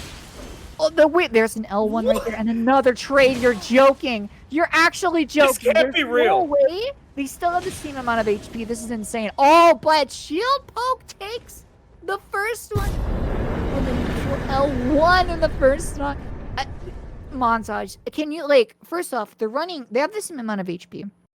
They're running different builds, but they magically, like, both did the exact same amount of damage to each other for a good, like, 30 seconds there. Like, how much more even can it be? I've never seen anything like that. Like literally their weapons must have had the exact same AR or something, because I have never, like, I thought the UI was broken, to be honest. Like, every single attack, it was both a trade, both the same damage, and they were both, like, within 5 points of health off of each other's health. I also just want to give a big heartfelt thank you to both players. I like that for the last 10 or 15 minutes, we've talked about what Shieldpoke was going to do on the Clean Rot sword, and that all went out the window.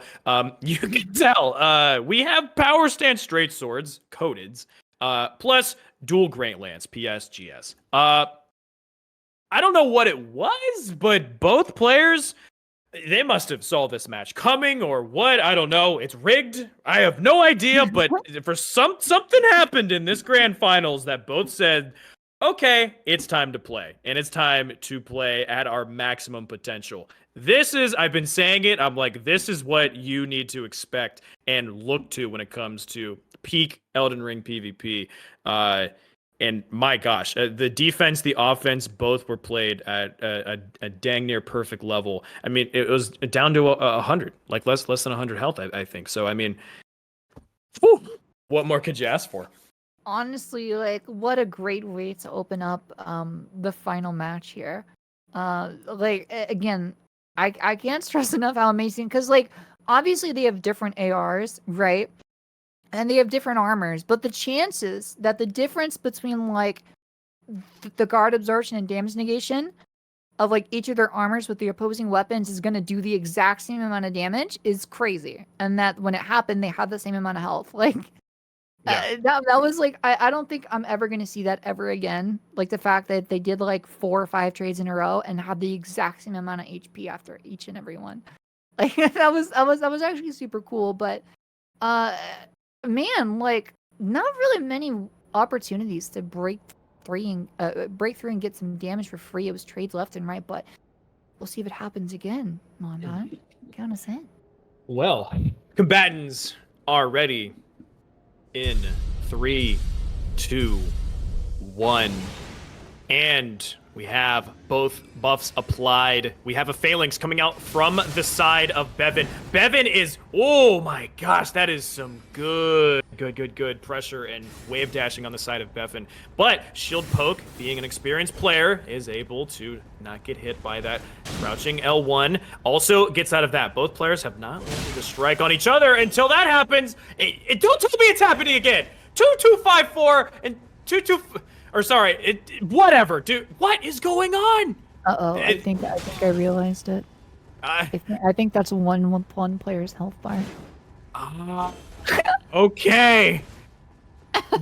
Whatever. How far that is, but okay, it's been updated. I was like, something's off here. Okay, well, anyways, look at that. Shieldpoke down at half health on the Coateds, but the damage of these Coateds. 2 hits connecting can mean all the difference. Unless, of course, Beven says, crouched L1, crouched L1, crouched L1. The bubble has been popped on the side of Shieldpoke right there, jumping in. JL1 says, I don't care. We're gonna knock you out. We're gonna do the damage that is needed. All right, 1-1. So we're not gonna see a sweep on both sides. Both players have taken a game. Amazing. I don't know, what'd you see there, Sadia? I saw like a complete shift from the first one. Like Beven gets the first little poke there after just taking like a pinch of damage, but like just like kind of ran away with it. A shield poke, like Beven's such a like. The thing about playing against Beven is that if you find something that works, right, and you win that stock, it's not going to work the next time. It's only going to work once. He will learn and he will adapt. It's not going to happen twice. Just like, chat, thank you for pointing out. I see a lot of people in the chat. Look, silly things happen. Eventually I figured it out, right? I noticed the health bars. It's okay. Things happen. But thank you. Thank you for letting us know. Montage going forward, do you think Shieldpoke changes his method of attack? Do you think he sticks with what he has or what? Well, Beven just won that match in such a commanding fashion. So we have to ask ourselves the golden question here. Do we see the just going back to Cleat Rot? Old tried and true. I think that is a option, but against PSGS? Yeah, that's like I don't think that's the option. But it doesn't matter what I think. It only matters that he's gone back to Coateds and Coateds. Yep. You tell us. All right. Combatants, prepare to fight in 3, 2, 1. All right, begin. The bolt is off. The physics have been popped. Out comes the feelings on the side of Beven. Lands some nice early chip damage in there for about 200. There's a trade that's about dead even this time around. The health bars are different, so I am sure that was actually dead even this time, I believe. Beven has a nice lead here. Actually, Shieldpoke gets a nice little bit of chip damage in there. Just a pinch to about even things out. Beven is probably looking for an opportunity to maybe pop his phalanx again. The thing about Beven is that you can tell he's always looking for an opportunity to set up for his next attack, but he's also ready to respond to what he sees. But maybe not ready as he could be as he gets roll caught there. He does manage to land one crouching L1 on the side of Shieldpoke, but he is playing an uphill battle right about now. Beven kind of looking around and resetting. Oh, gets his tear puck. That was a nice read by Shieldpoke for the jumping L1. There's another neutral L1. He's chasing him down now. Beven is just trying to find a chance to reset. And Shieldpoke is not letting him have that opportunity. Right now we see Shieldpoke Beven will come on the offensive, lands a nice little jumping R1, but Shieldpoke does still have his tier active. There's a nice crouching L1. Actually manages to pop the tier. Shieldpoke still has a lead. About 3 times as much HP, 1100 to 400 right now. But Beven needs to be careful. He does have the blue feather, red feather, branch swords on, as well as the Blessed Dew Talisman. So he is regenerating HP and trying to catch up, but Shieldpoke is also running the Blessed Dew and his Swaddling Claw. So again, even these phantom hits are going to help Shieldpoke regen some HP. So even if you don't land some damage out of it, hits like that can still serve a pretty big purpose for you as he gets Beven down to about 230 HP, but Beven does so much damage with those Power Sands Great Spears that he actually catches him with the one. The roll catch. Beven with 243 HP actually manages to win that. The back and forth continues, Montage. 2-1. Beven pulls a beautiful roll catch on that crouching L1. I mean, wow. Well, like, what a comeback from the side of Beven. I was like thinking in my head halfway through that fight. I was like, all right, Shieldpoke takes this. All right, game 3 time, game 4 time. Let's do it. Doesn't matter. No. I talk about just the mental of Beven and how good it is. Being in that position where you are on death's door, basically virtually the entire fight, that's a tough position to play for him. You have to play perfectly. You take one hit, especially from Power Stance Coated. You take one hit, you're out of the game, and manages to fight back. I mean, look at this: 1C L1, and then jumps in, gets the roll out again, and then bop. That's what you get when you get Feather Talisman. Yeah, that red feather just gives you so much more damage when you're low on HP, and it's so dangerous when a player like Beven um is able to utilize something as strong as that in a situation like that. Like if there's ever a player you don't want to go against, who knows how to use a red feather, it's probably Beven, honestly. So going forward, like Shieldpoke was doing pretty well there through a lot of it. Had like a nice commanding lead, but it was just that red feather, that crouching L1 on PSGS is so strong. It's so strong, and that was over 500 HP that he did in damage right there, even with the blue feather on the side of Shieldpoke. It may have not been procced, I'm not 100% sure. What I am sure of is that we are ready for stock number 4. Montage, take it away. Combatants are ready in 3, 2, 1. Bolt is away. It looks like the game plan from both. Oh, okay. A phalanx right to the face. Shot. Oh, knocks Shieldpoke and then almost gets the backstab. What a crazy start to this fight. Wow. Oh my gosh. Okay. Right now, jeez, Beven is all over the place. All right, maybe a little bit too confident because it's still coded power stance straight sword. You get hit twice by that boom. There you go. There's a quarter of your health gone. Enjoy that. But I mean, the movement right now on Beven is so much more. It just looks confident. Whereas Shieldpoke is just playing more with that Terminator style, very calculated movements. I mean, that's kind of what you have to do on power stance straight swords at the end of the day. Is that you are playing a read heavy game, and there's not much callouts to be made. So it is really just a matter of, can Beven mix up Shieldpoke? But right now Beven's pretty low. Beven is, oh my gosh! Catches the jump, hits him on the way down, 230 health, both feathers are procced. Beven is praying for another comeback. The jumping R1 gets out of the L1. Roll catch. Okay, right now both players feeling each other out. I mean, I have to give it to Beven. He is still playing aggressive, despite being as far down as he is right now. Still playing very, very solid. Does tank another shot and catches on the roll away. Okay. The distance of coded is so good. The back and forth right now is like, I mean, I love it, but I'm like, I just can't believe it. It's like, I will note something though. Actually, it's probably not as back and forth as the record shows, because we saw in that previous stock that Beven landed that nice crouching L1. Like Shieldpoke was in control for most of the match, and it just came down to one mistake. Like Shieldpoke was gonna win that stock. He could easily have 3 right now. Instead, it's a 2-2, which is still close. But I think overall, I think Shieldpoke has a little bit more momentum and control over the match than Beven does right now in terms of the match flow. I don't know what you think about that, but that's what I'm picking up so far. Yeah, that was a very weird start to the game. I thought we were gonna see Beven just run away with it, but I mean, Shieldpoke, being the impressive player that they are, was able to just, I mean, look at that. Again, they were ready for every catch, every movement. Let's see if they can do that again this next match. All right, we will see in stock number 5. Combatants, prepare to fight in 3, 2, 1. All right, bolt is away. The physics are popped. We see the phalanx coming out again on the side of Beven. Shieldpoke does not want that to hit him in the face 2 times in a row.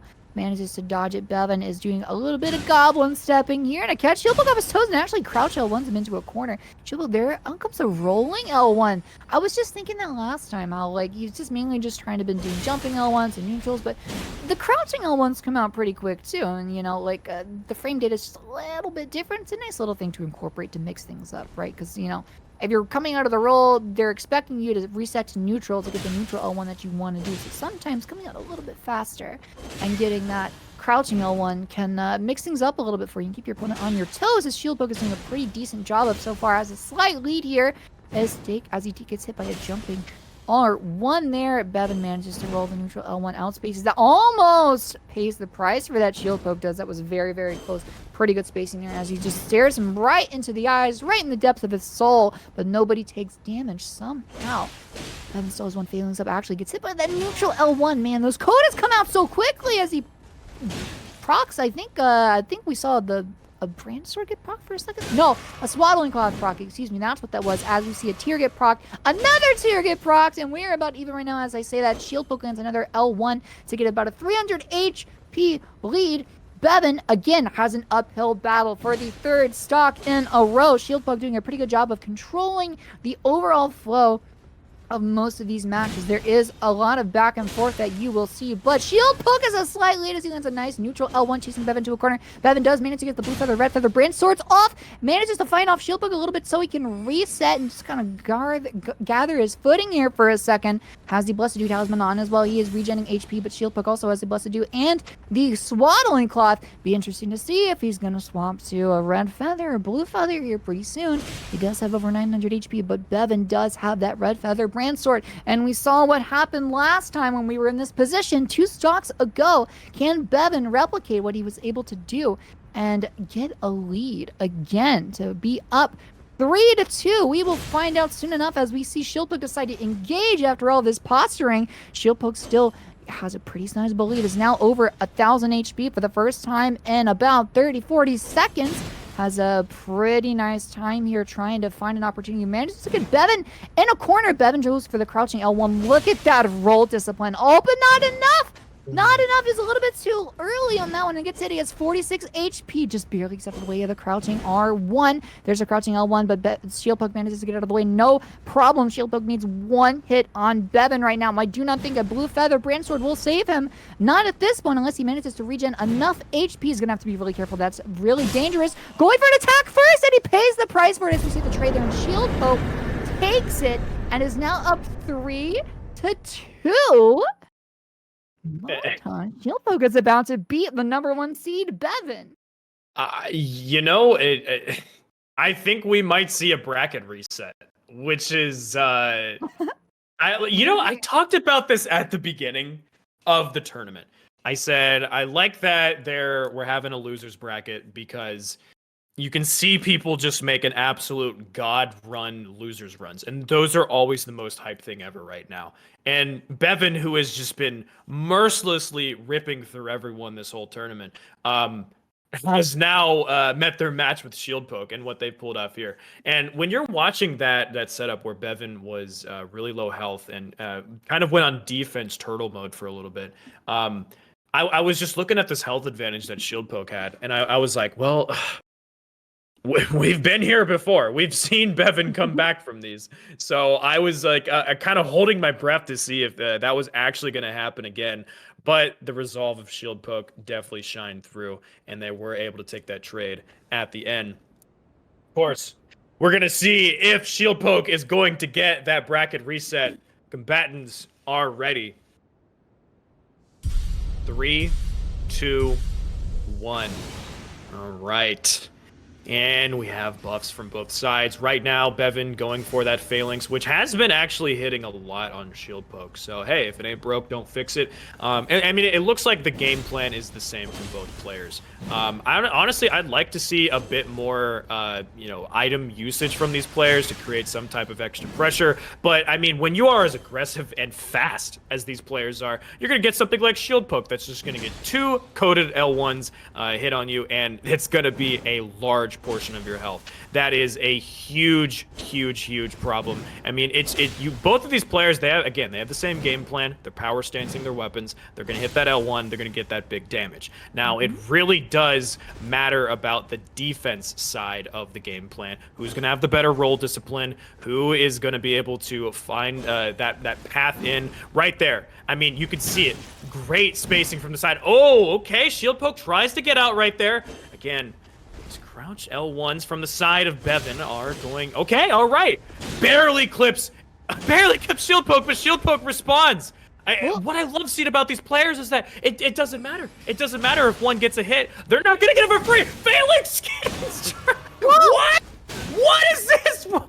Beven! brings it back. Oh my gosh. Sorry. Beven still has their health. Okay, the bubble tier is popped from the side of Beven right now, though. Oh my gosh. I mean, it's Power Stance Lances we're talking about, ladies and gentlemen. So the damage output that you have from the side of Beven, it's going to be truly a back and forth. One more hit, 114 health, and the Crouch Star 1 takes it!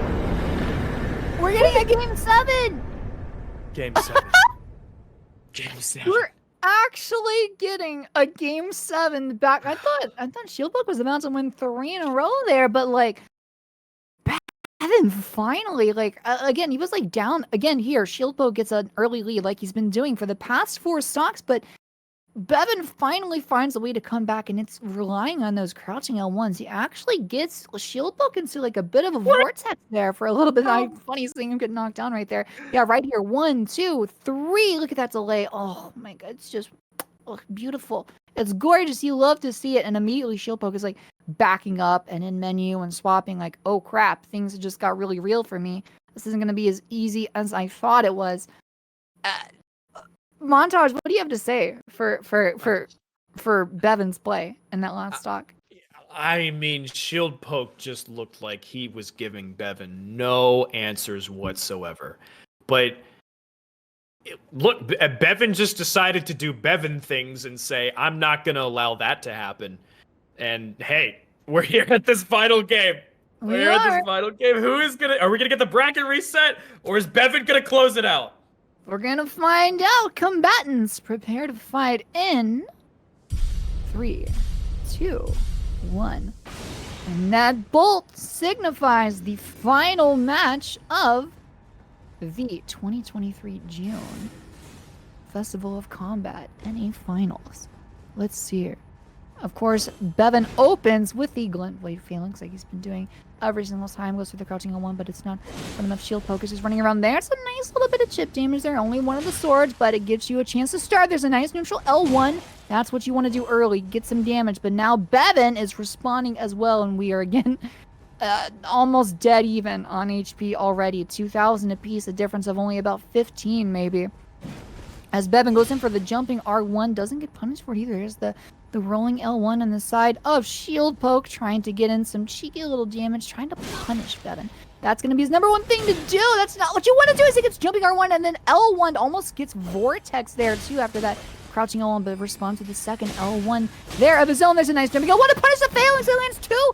Beven does still have his tier active, however. So does Shieldpoke. They're about even. Oh my god. I think he just procced Beven's tier. He did actually. He's going to roll catch Shieldpoke. He procs his as well. About dead. Even a piece 800. A difference of like 20 HP. This is insane. This is about as even as it could be right now. Beven on the offensive. Shieldpoke reads it all the way through. This is jumping on 1. He rolls out of the way of this another jumping on 1. Beven's really favoring these. Will he do it 3 times in a row? No, he opts for the crouching L1 this time, and Shieldpoke reads that perfectly too as he responds to the jumping L1 of his own. There's a neutral L1, but Beven manages to roll out of the way of it as both players reset, trying to get that stamina back, jumps over and tries to... Oh, that's a beautiful panic roll that he just induced, but it pays 2 L1s. He's 156 HP right now. He does do the talisman swap to red feather, blue feather, and the rest of the Phalanx, but he gets punished for it! On the roll catch, Shieldpoke wins! He wins the game 7. The back and forth of this could not have been more even than I've ever seen in a Festival of Combat final, and Shieldpoke actually pulls the upset. There might be a new number 1 seed for the next NA Festival of Combat, and his name is Shieldpoke. This is... Gosh, look, when you watch these types of tournaments, the one thing that you can only hope for is to just see good gameplay. And if that's what you're here for, and I assume all of you are eating good. I mean... Wow, every single match has been a back and forth, and you know what? And I want to see this this grand finals bracket reset. Go back to it. This is not something that happens all of the time. I mean, both players every single round. It wasn't even just every single game or match that they were going back and forth. It was every single hit as well. Like, both players did not let the other get something without taking something from them on the way out. It's like both players have like perfectly downloaded. It's like watching 2 chess bots that perfectly know the game just go for it, match after match after match, who is going to win. There is no telling. There truly is not. So now that we have a bracket reset on the side of Shieldpoke, I mean, are we thinking that this is going to actually do something in terms of the momentum for Beven, or I don't know? What are your thoughts? I don't know. I think okay, there's a lot of back and forth. There has been, but Shieldpoke has been having a lead in a lot of these matches, right? But how long can you keep that up? You know, I mean, yeah, okay, you force the bracket to reset. That's all well and good, but now you have to do like this again, basically, right?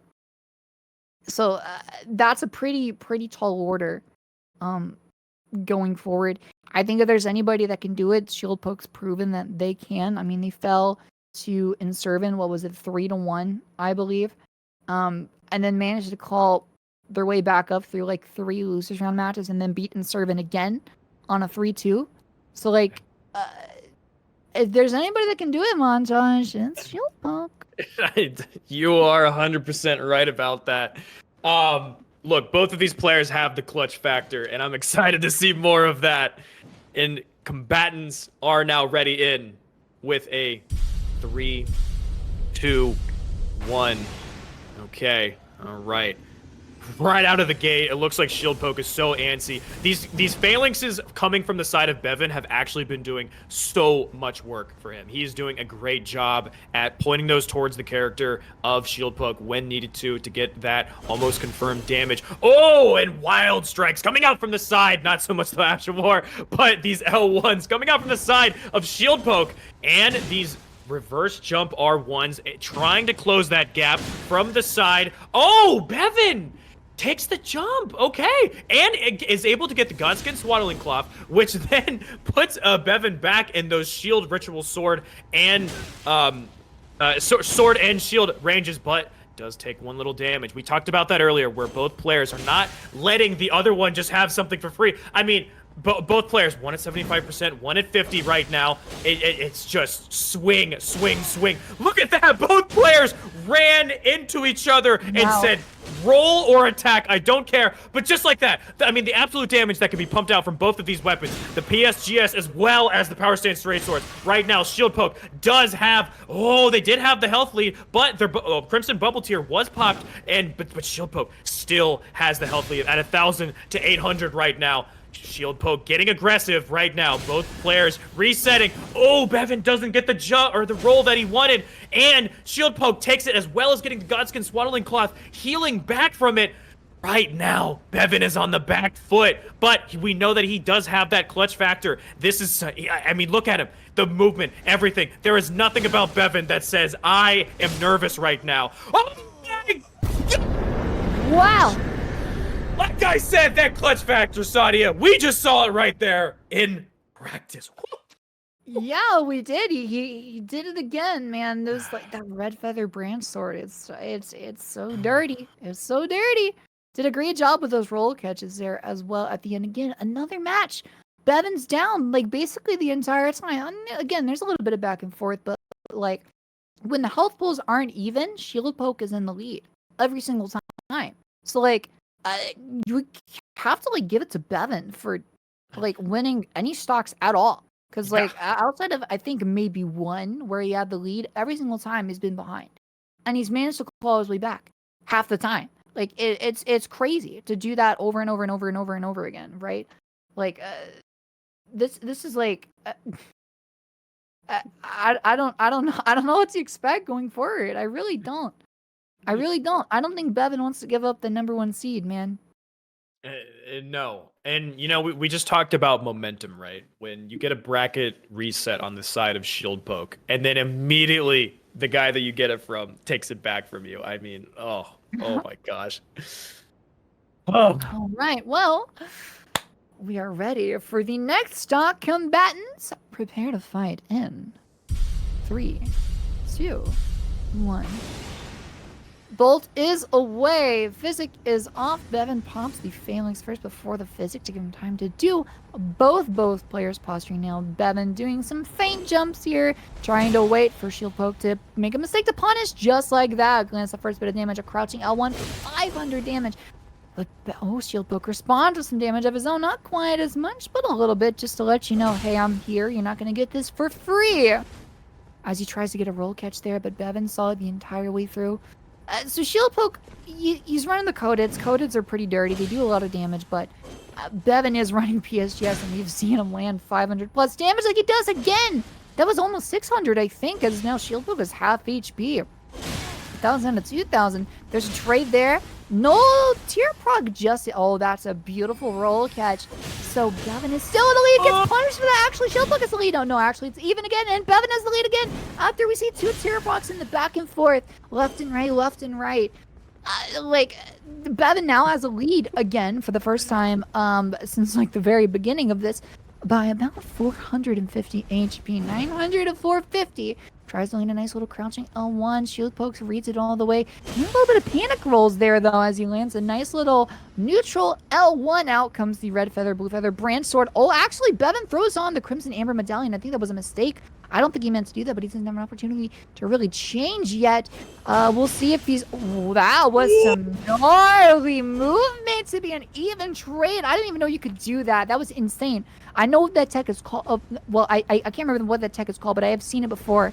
It's kind of difficult to do in, like, the heat of the moment like this. So kudos to him. I always see another L1, but Beven gets out of the way. Tries to induce the panic roll, but Shieldpoke sees it all the way through. There's a nice little neutral L1. Almost gets him so close, but he gets in the fall. And now Shieldpoke takes another one. I am losing my voice right now. Montage. This is like... The back and forth, you could not ask for a more exciting final. This is ridiculous. This is ridiculous. Yeah. This is I've watched a few tournaments. This has been easily one of the most entertaining ones I have seen to date. I mean, like the skill level of both of these players are damn near 50-50. I mean, it is like you take Shieldpoke, right, who has had these incredible starts in neutral games, gets a really good health lead, really just plays solid power stance straight sword. And then you see Beven, who it doesn't matter because he has managed to just take these crazy games where he's at a crazy deficit and then clutch it back into netting him the wins. I mean, I'm gonna sorry, chat. I'm gonna spoil the script for you guys right now. So Shieldpoke won that one, so that means Beven's gonna win the next one, and then Shieldpoke will get the one after that. So just you know, that's what we're dealing with right here. It's I feel like there's no way we don't go game 7. I also want to point out, I don't think Shieldpoke was rune-arced there.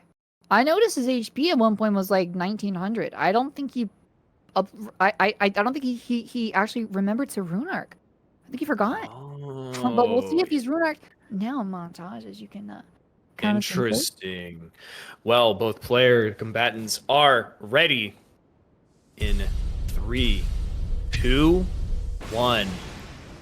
All right, the Phalanx coming out. We have the Wondrous Physic from both sides. Both players, again, they're feeling each other out. Where is going to be the end point? Where are you going to make your first move? And, of course, both players trade. But what is that? Was that a Swaddling Cloud? Either way, right now, okay, both Ritual Talismans are out, but Shieldpoke is playing the Power Stance Straight Swords the same way that he plays his Clean Rod Thrusting Sword. Just press the button. It seems like good things are happening to those who press a button. So... Oh, the Unblockable Blade! 2, baby! God, I love Elden Ring! Okay, and a response crouched L1 from the side of Beven.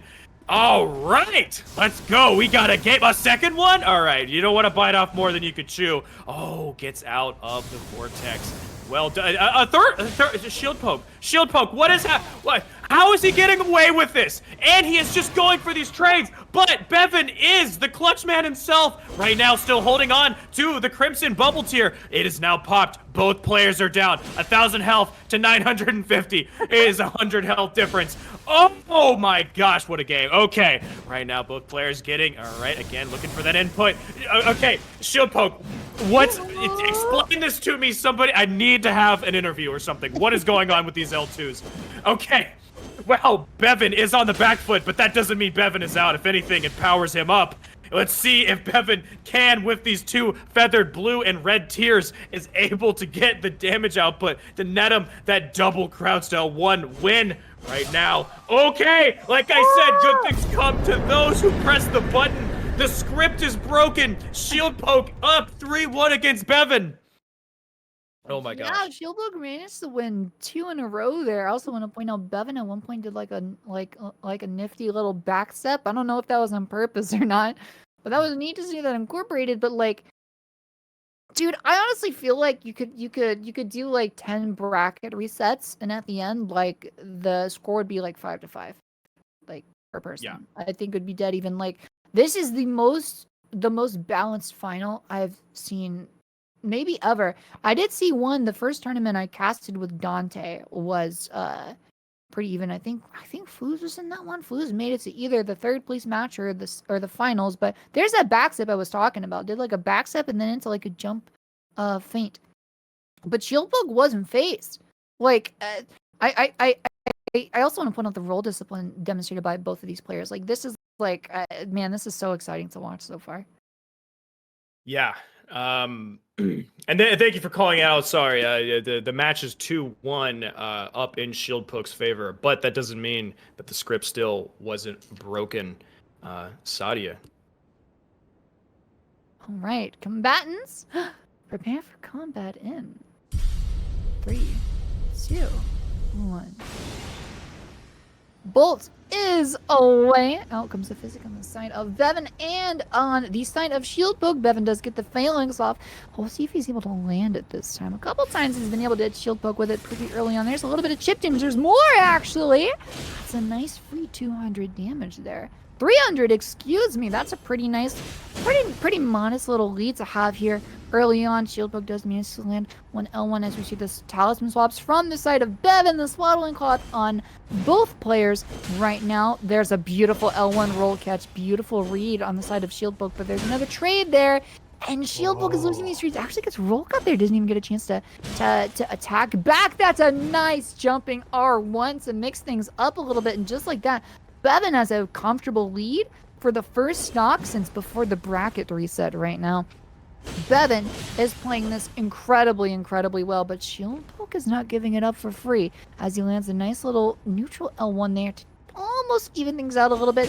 One more neutral L1 would, but that's a perfect spacing on the side of Beven, but it's not for free. He does manage to get one L1, but Shieldpoke manages to roll out of the rolling L1 and lands an L1 of his own. There's a lot of back and forth there, and Shieldpoke is somehow now on top after all of those exchanges by a sizable amount, so about 500 HP.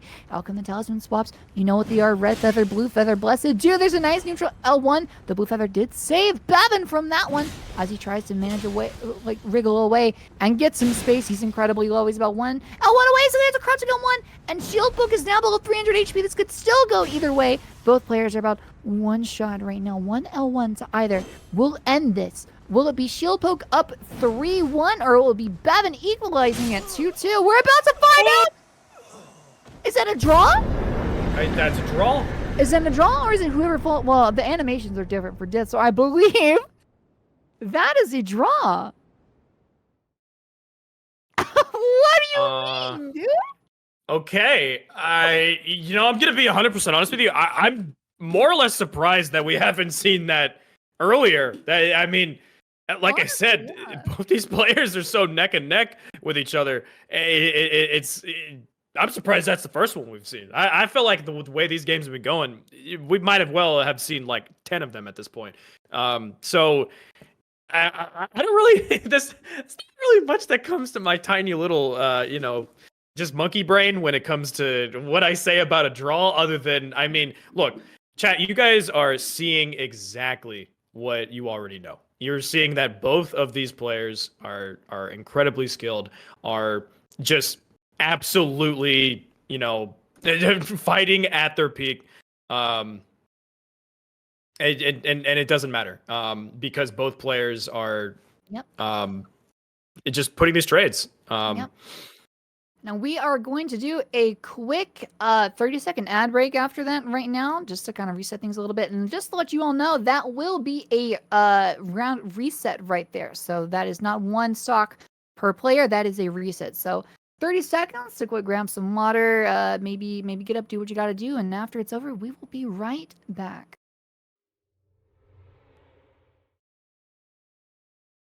Hello, and welcome back. I want to apologize for the extended ad break. We had to run it for a little bit longer. It's not our choice. It's a Twitch thing, so it's either we schedule these 90 seconds every half hour, or they come in the middle of matches, and nobody wants that, So this way we can make sure that nobody misses any match content. So, but because there's been a lot of content so far that nobody wants to miss, right, Montage? I mean, I don't like what. How are you feeling right now? This is the most like adrenaline-inducing final I think I've ever seen. Yeah, it's almost as if it's like scripted, right? It's a story in the making. I mean, I looked at both of these players going into it. I've seen what Shieldpoke is capable of. I've seen what Beven is capable of. And in no way, shape, or form am I even remotely surprised that I'm seeing these two in our grand finals. And not only seeing these two in our grand finals, but putting on the show that they are in the grand finals. I mean, it's as every single match is like a shoutcaster's dream, because there's always just every single little tiny hit, little trade, whatever it is, there's something there. And so, fantastic stuff for this grand finals. This is exactly what you want to see. Yeah, honestly, I feel like we keep saying the same thing. I mean, there's so much to say, but like, so little to say at the same time, because it's just like the back and forth is just so exciting. And we'll see if we have it again. Montage, if you wouldn't mind counting us in. Combatants are ready in 3, 2, 1. Bolt is out. And I like the little run out that Shieldpoke does every time. Okay, tries to go for some throwing knives to chip down Beven a little bit. I mean, with the amount of times that Beven has been down with little health, maybe those little consumables might actually, maybe they might make all the difference. Doesn't land any though, but both players are jumping into it. Right now we have the first hit coming from the side of Beven, and Shieldpoke getting it on Beven, but Beven does get a nice jumping R1, crouched L1, goes for the reverse. Doesn't get it. Jumping L1 from the side of Shieldpoke. Okay. All right. So both players just again.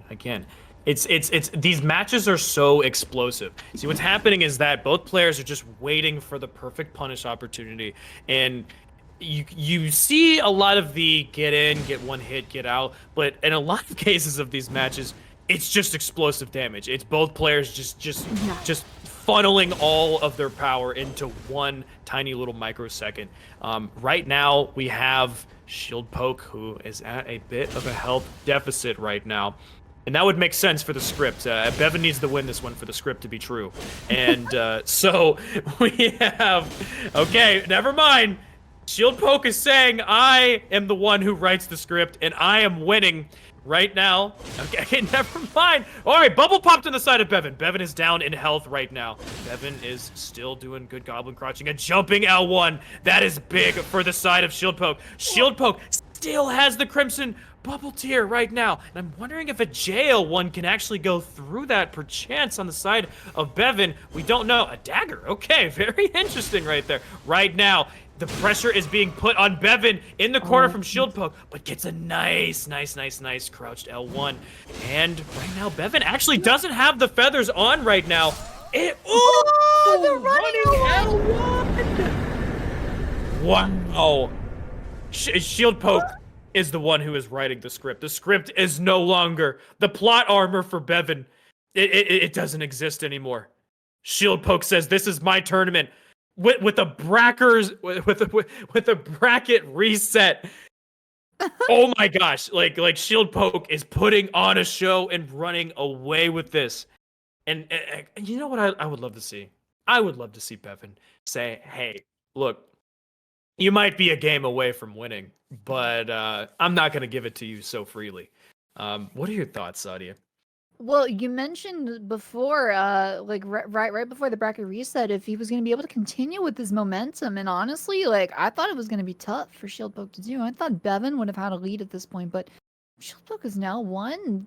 It's 3 stocks in a row, I believe, because Beven won the first one. Yeah, he's about to win 4 in a row. He just needs one more, and he wins it. Like, but again, like we've seen Beven come back from the brink of defeat like so many times to just even extend it to even stay alive this long, right? So I don't know. Here we go, and what could potentially be the final stock of the 2023 Festival of Combat in June. NA combatants, prepare for combat in 3, 2, 1. Oh, don't leave me waiting. There we go. There's the bolt that I was waiting for. And the physics are off. And we are underway. And what could potentially be the final match? Shieldpoke, if he just plays this smart and slow and safe, can walk away here, being the new #1 seed. It won't be easy, but he has everything set up. The pieces are all exactly where they need to be on the board for him. If he can just hold it out and clutch this final stock. But Beven obviously does not want that to happen and will need a potential like reverse sweep at this point as we see some trades there. Shieldpoke wins it early, but there's a nice crouching L1 on the side of Beven to equalize things. Both players do still have their tiers active. Talismans are the same. Beven is still running the Swaddling Cloth, as is Shieldpoke. That's almost crucial for these builds, especially if you're running coated swords, as Shieldpoke finally gets the lead back. There's 2 neutral L1s for about 200 damage. I think only 1 sword hit on both of those attacks. He has a nice comfortable lead. That was a nice redirection to make sure he didn't put himself out of position as he lands another 1 sword right there. And out comes the tier proc on the side of Beven. They are about even on HP, but Shieldpoke does still have his tier active as he manages to get out of the way of the jumping R1, excuse me, and lands a neutral L1. There's another Shieldpoke gonna take it. Beven barely gets out of the way, and he gets his talismans are proc right now. He's 1 hit away from death, 165. I think he can make it survive 1, but he doesn't. He actually managed. I think he ran out of stamina. Completely outspaced there, and Shieldpoke won it with his tier still active. And you are now looking at the new #1 seed, Shieldpoke. I mean, wow. Like that. Like I said, I don't want to say I called it, but I was like, someone here can make a really cool losers bracket run, and we saw that today. It is exactly what we want to see. We want to see somebody say, hey, I'm going to look at this demon, this titan in the eyes and say, take your best shot, because I'm coming with these coated power stance straight swords. I am Shieldpoke. I do more than just press the R1 button. I press the L1 button as well. And just awesome work on a serious note from Shieldpoke here. I mean, it really from both players. And I really... all players here put on an incredibly good show. There are so many fun matches, but Shieldpoke and Beven, oh my gosh, they put on a clinic this grand finals. The bracket reset, both players are going back and forth. Oh my gosh, what a tournament. Yeah, I just want to point out really quick too, like you mentioned, like you wanted to see a bit of an underdog kind of climb their way up through the losers bracket. Shieldpoke, the #3 seed, had to face the #2 seed Inservin twice. Lost the first time, but came back and won 3-2, barely by the skin of his teeth. And also had to not just face Beven twice, but beat him twice. To beat Beven in 2 best of 7s, back to back, as like insane. Right? Like again, Beven has been the #1 seed. And every single Den tourney that I have casted that he has been participating in, this is the first time I've seen them like truly like just get upset. So kudos to Shieldpoke. I mean, obviously kudos to Beven as well. Like we saw some comebacks there. Like I remember one in particular where he did that crouching L1 and did over 500 damage and got a tier skip on it. That was insane and kept him alive for a while. But like we have to give it up for Shieldpoke right now. Like just the number of not just matches but stocks that Shieldpoke had to win to make it this far is double digits. It's crazy. It's well over double digits. It's crazy. So like, if there's anybody that deserved to win based on the gameplay I've seen so far, it was Shieldpoke. So congratulations to them. I just love that one of the things that we mentioned going into this grand finals were like, Beven has dropped like a couple games max, and Shieldpoke has dropped a match every single round, and it did not matter. It did not matter. I'm gonna say it. I'm just gonna say it. Shieldpoke's got that dog in him. It didn't matter. It's a classic case. It doesn't matter how many times you get knocked down. It's about how you pick yourself back up. And if every single one of these matches, Shieldpoke was doing that all the way into a 12-match exhibition with Beven, insane. Oh, a lot of picking back up to do, and literally from second to second, insane. Yeah, actually, wow. It was.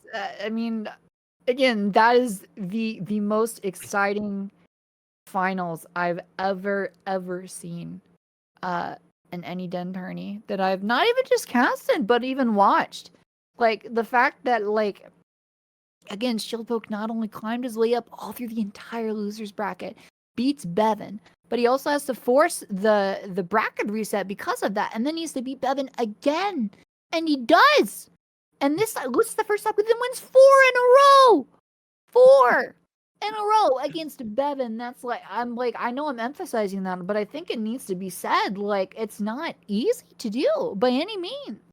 Like, there's a reason why Beven's been the number 1 seed every single time, but the next song I might see Shieldpoke next to that number 1 side. It'll be interesting. That's right. Put some respect on his name. I would love to see how Beven comes into the next tourney that he comes in, because I'm sure he'd want the seed back. Again, everybody, they do it for fun here. They do it because they love playing Elden Ring, but you also love to win.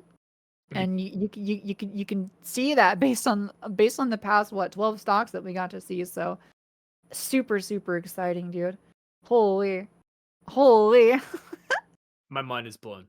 What a sick tournament. I think the June 2023 Festival of Combat is definitely one that people are going to be referencing back on when it comes to any conversation around Beven or Shieldpoke. I mean, oh my gosh, it's both players got it in them, and gosh, just well done to Shieldpoke, and what a sick tournament. Oh my god, I have no words. My brain is just empty, and all I can think of is how good that gameplay was.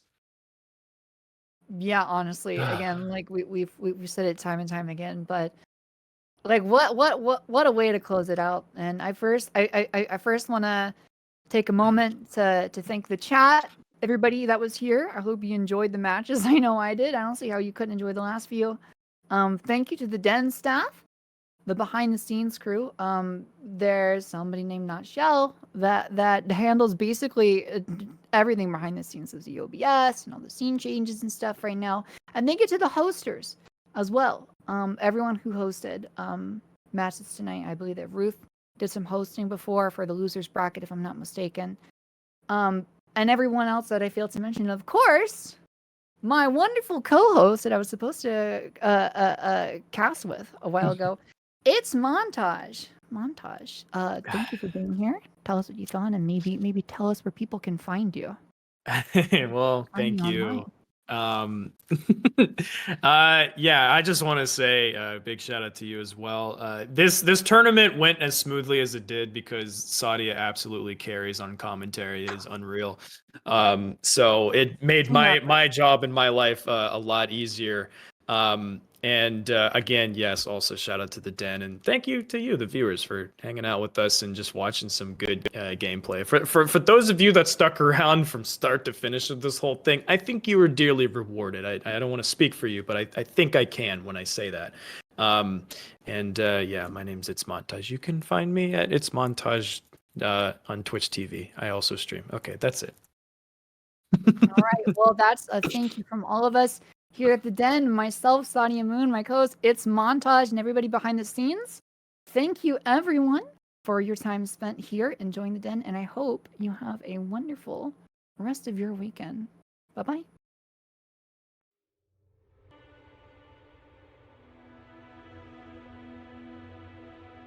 The Clean Night Rot, the Clean Night Rot, the Clean Night Rot, the Clean Rot Night. He's actually in a vortex. Wait,